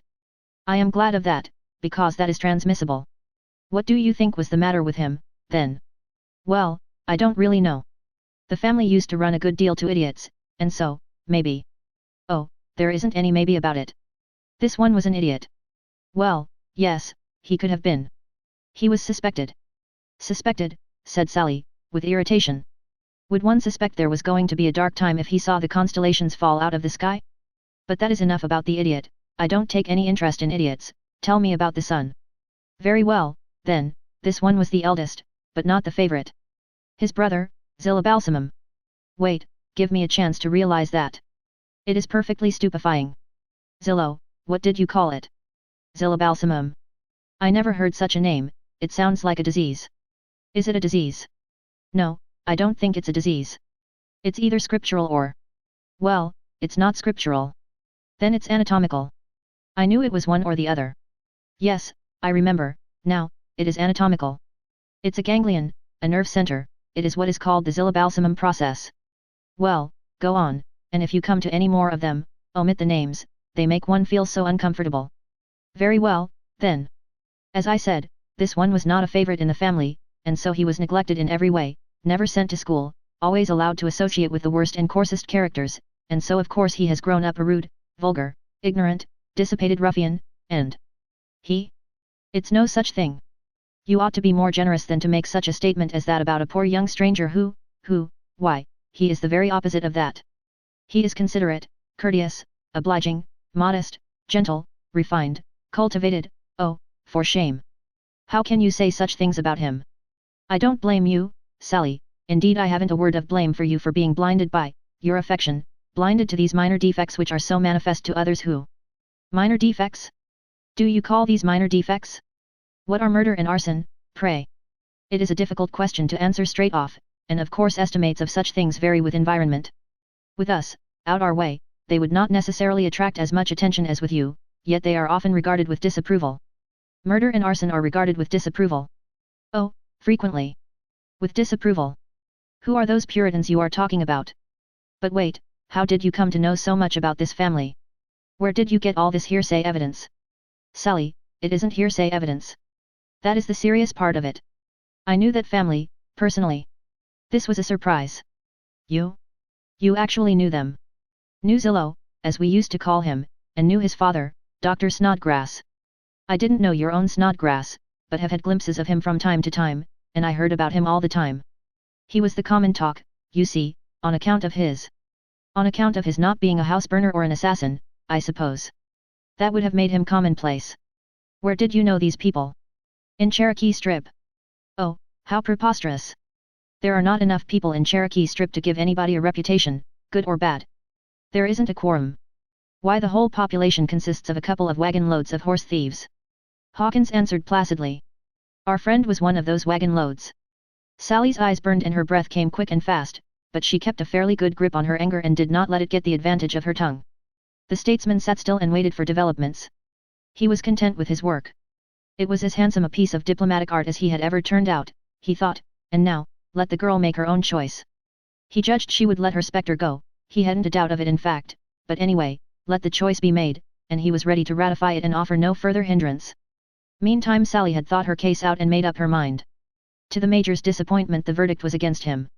Sally said. He has no friend but me, and I will not desert him now. I will not marry him if his moral character is bad, but if he can prove that it isn't, I will, and he shall have the chance. To me he seems utterly good and dear, I've never seen anything about him that looked otherwise, except, of course, his calling himself an earl's son. Maybe that is only vanity, and no real harm, when you get to the bottom of it. I do not believe he is any such person as you have painted him. I want to see him. I want you to find him and send him to me. I will implore him to be honest with me, and tell me the whole truth, and not be afraid. Very well, if that is your decision I will do it. But Sally, you know, he's poor, and... Oh, I don't care anything about that. That's neither here nor there. Will you bring him to me? I'll do it. When? Oh, dear, it's getting toward dark, now, and so you'll have to put it off till morning. But you will find him in the morning, won't you? Promise. I'll have him here by daylight. Oh, now you're your own old self again, and lovelier than ever. I couldn't ask fairer than that. Goodbye, dear. Sally mused a moment alone, then said earnestly, I love him in spite of his name, and went about her affairs with a light heart. Chapter 25. Hawkins went straight to the telegraph office and disburdened his conscience. He said to himself, she's not going to give this galvanized cadaver up, that's plain. Wild horses can't pull her away from him. I've done my share, it's for Sellers to take an innings, now. So he sent this message to New York. Come back. Hire special train. She's going to marry the materializy. Meantime a note came to Rossmore Towers to say that the Earl of Rossmore had just arrived from England, and would do himself the pleasure of calling in the evening. Sally said to herself, it is a pity he didn't stop in New York, but it's no matter, he can go up tomorrow and see my father. He has come over here to tomahawk Papa, very likely, or buy out his claim. This thing would have excited me, a while back, but it has only one interest for me now, and only one value. I can say to, Spine, Spiny, Spinal, I don't like any form of that name, I can say to him tomorrow, don't try to keep it up any more, or I shall have to tell you whom I have been talking with last night, and then you will be embarrassed. Tracy couldn't know he was to be invited for the morrow, or he might have waited. As it was, he was too miserable to wait any longer, for his last hope, a letter, had failed him. It was fully due today, it had not come. Had his father really flung him away? It looked so. It was not like his father, but it surely looked so. His father was a rather tough nut, in truth, but had never been so with his son, still, this implacable silence had a calamitous look. Anyway, Tracy would go to the Towers and, then what? He didn't know, his head was tired out with thinking, he wouldn't think about what he must do or say, let it all take care of itself. So that he saw Sally once more, he would be satisfied, happen what might, he wouldn't care. He hardly knew how he got to the Towers, or when. He knew and cared for only one thing, he was alone with Sally. She was kind, she was gentle, there was moisture in her eyes, and a yearning something in her face and manner which she could not wholly hide, but she kept her distance. They talked. By and by she said, watching his downcast countenance out of the corner of her eye. It's so lonesome, with Papa and Mama gone. I try to read, but I can't seem to get interested in any book. I try the newspapers, but they do put such rubbish in them. You take up a paper and start to read something you think's interesting, and it goes on and on and on about how somebody, well, Dr. Snodgrass, for instance. Not a movement from Tracy, not the quiver of a muscle. Sally was amazed, what command of himself he must have. Being disconcerted, she paused so long that Tracy presently looked up wearily and said, well. Oh, I thought you were not listening. Yes, it goes on and on about this Dr. Snodgrass, till you are so tired, and then about his younger son, the favorite son, Zillabalsamum Snodgrass. Not a sign from Tracy, whose head was drooping again. What supernatural self-possession! Sally fixed her eye on him and began again, resolved to blast him out of his serenity this time if she knew how to apply the dynamite that is concealed in certain forms of words when those words are properly loaded with unexpected meanings. And next it goes on and on and on about the eldest son, not the favorite, this one, and how he is neglected in his poor barren boyhood, and allowed to grow up unschooled, ignorant, coarse, vulgar, the comrade of the community's scum, and become in his completed manhood a rude, profane, dissipated ruffian. That head still drooped. Sally rose, moved softly and solemnly a step or two, and stood before Tracy. His head came slowly up, his meek eyes met her intense ones, then she finished with deep impressiveness. Named spinal meningitis Snodgrass. Tracy merely exhibited signs of increased fatigue. The girl was outraged by this iron indifference and callousness, and cried out. What are you made of? Why? Haven't you any sensitiveness? Don't these things touch any poor remnant of delicate feeling in you? No, he said wonderingly, they don't seem to. Why should they? Oh, dear me, how can you look so innocent and foolish and good, and empty, and gentle, and all that, right in the hearing of such things as those? Look me in the eye, straight in the eye. There, now then, answer me without a flinch. Isn't Dr. Snodgrass your father, and isn't Zillabalsamum your brother? Here Hawkins was about to enter the room, but changed his mind upon hearing these words, and elected for a walk downtown, and so glided swiftly away. And isn't your name spinal meningitis, and isn't your father a doctor and an idiot, like all the family for generations, and doesn't he name all his children after poisons and pestilences and abnormal anatomical eccentricities of the human body? Answer me, some way or somehow, and quick. Why do you sit there looking like an envelope without any address on it and see me going mad before your face with suspense? Oh, I wish I could I wish I could do something, anything that would give you peace again and make you happy, but I know of nothing, I know of no way. I have never heard of these awful people before. What? Say it again. I have never in my life till now. Oh, you do look so honest when you say that. It must be true, surely you couldn't look that way, you wouldn't look that way if it were not true, would you? I couldn't and wouldn't. It is true. Oh, let us end this suffering, take me back into your heart and confidence. Wait, one more thing. Tell me you told that falsehood out of mere vanity and are sorry for it, that you're not expecting to ever wear the coronet of an earl. Truly I am cured this very day, I am not expecting it. Oh, now you are mine. I've got you back in the beauty and glory of your unsmirched poverty and your honorable obscurity, and nobody shall ever take you from me again but the grave. And if the Earl of Rossmore, from England. My father. The young man released the girl and hung his head. The old gentleman stood surveying the couple, the one with a strongly complimentary right eye, the other with a mixed expression done with the left. This is difficult, and not often resorted to. Presently his face relaxed into a kind of constructive gentleness, and he said to his son. Don't you think you could embrace me, too? The young man did it with alacrity. Then you are the son of an earl, after all, said Sally, reproachfully. Yes, I. Then I won't have you. Oh, but you know. No, I will not. You've told me another fib. She's right. Go away and leave us. I want to talk with her. Berkeley was obliged to go. But he did not go far. He remained on the premises. At midnight the conference between the old gentleman and the young girl was still going blithely on, but it presently drew to a close, and the former said. I came all the way over here to inspect you, my dear, with the general idea of breaking off this match if there were two fools of you, but as there's only one, you can have him if you'll take him. Indeed I will, then. May I kiss you? You may. Thank you. Now you shall have that privilege whenever you are good. Meantime Hawkins had long ago returned and slipped up into the laboratory. He was rather disconcerted to find his late invention, Snodgrass, there. The news was told him that the English Rossmore was come. And I'm his son, Viscount Berkeley, not Howard Tracy any more. Hawkins was aghast. He said. Good gracious, then you're dead. Dead. Yes you are, we've got your ashes. Hang those ashes, I'm tired of them, I'll give them to my father. Slowly and painfully the statesman worked the truth into his head that this was really a flesh and blood young man, and not the insubstantial resurrection he and Sellers had so long supposed him to be. Then he said with feeling. I'm so glad on Sally's account, poor thing. We took you for a departed materialized bank thief from Tulacquan. This will be a heavy blow to Sellers. Then he explained the whole matter to Berkeley, who said. Well, the claimant must manage to stand the blow, severe as it is. But he'll get over the disappointment. Who? The Colonel. He'll get over it the minute he invents a new miracle to take its place. And he's already at it by this time. But look here, what do you suppose became of the man you've been representing all this time? I don't know. I saved his clothes, it was all I could do. I am afraid he lost his life.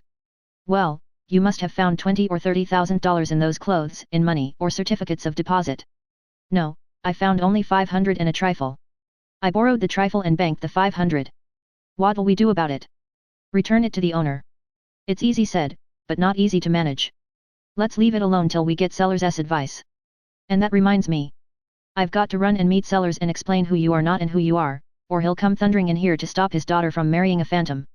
But, suppose your father came over here to break off the match. Well, isn't he downstairs getting acquainted with Sally?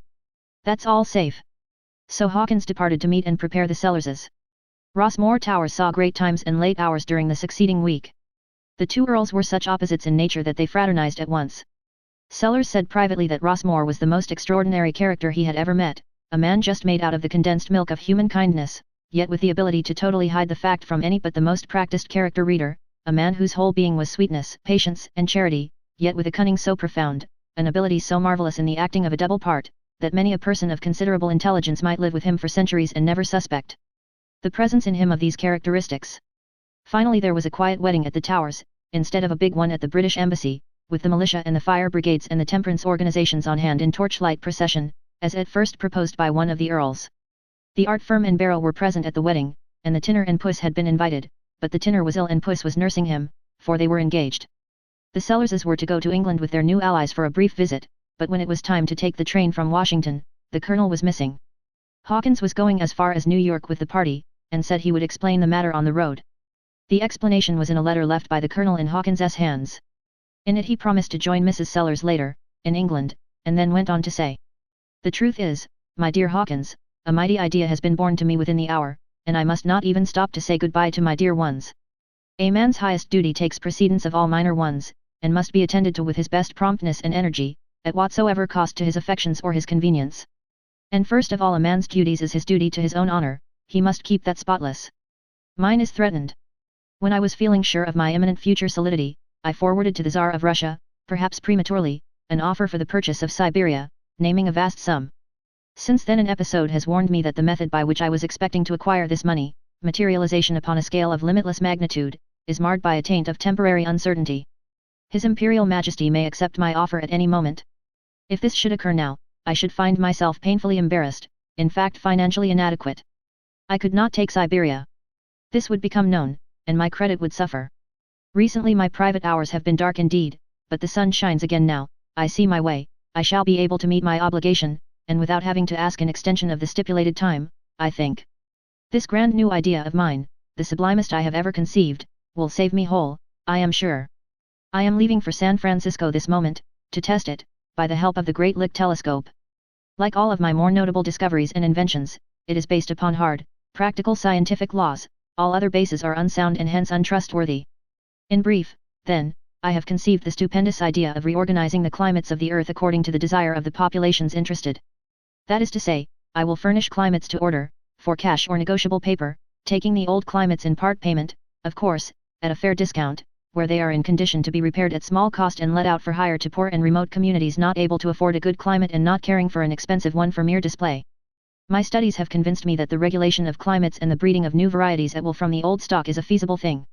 Indeed I am convinced that it has been done before, done in prehistoric times by now forgotten and unrecorded civilizations. Everywhere I find hoary evidences of artificial manipulation of climates in bygone times. Take the glacial period. Was that produced by accident? Not at all, it was done for money. I have 1,000 proofs of it, and will someday reveal them.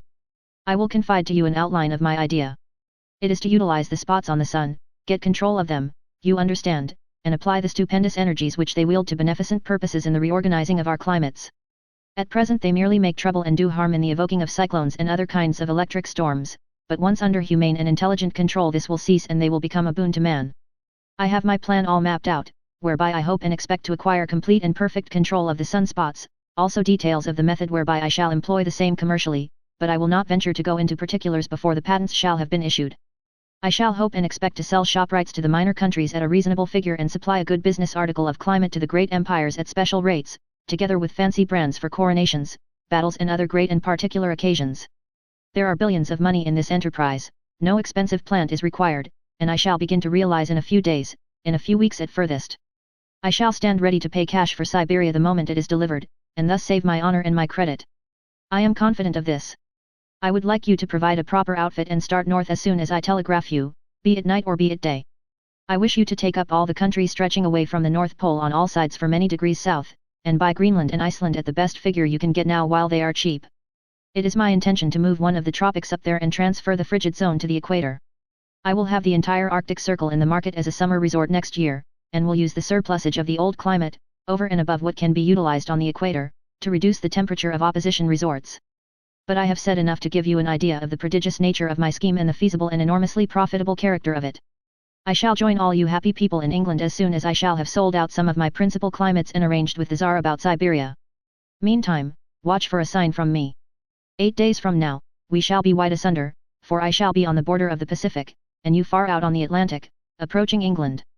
That day, if I am alive and my sublime discovery is proved and established, I will send you greeting, and my messenger shall deliver it where you are, in the solitudes of the sea, for I will waft a vast sunspot across the disk like drifting smoke, and you will know it for my love sign, and will say Mulberry Sellers throws us a kiss across the universe. Appendix. Weather for use in this book.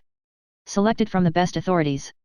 A brief though violent thunderstorm which had raged over the city was passing away, but still, though the rain had ceased more than an hour before, wild piles of dark and coppery clouds, in which a fierce and rayless glow was labouring, gigantically overhung the grotesque and huddled vista of dwarf houses, while in the distance, sheeting high over the low, misty confusion of gables and chimneys, spread a pall of dead, leprous blue, suffused with blotches of dull, glistening yellow, and with black plague spots of vapour floating and faint lightnings crinkling on its surface.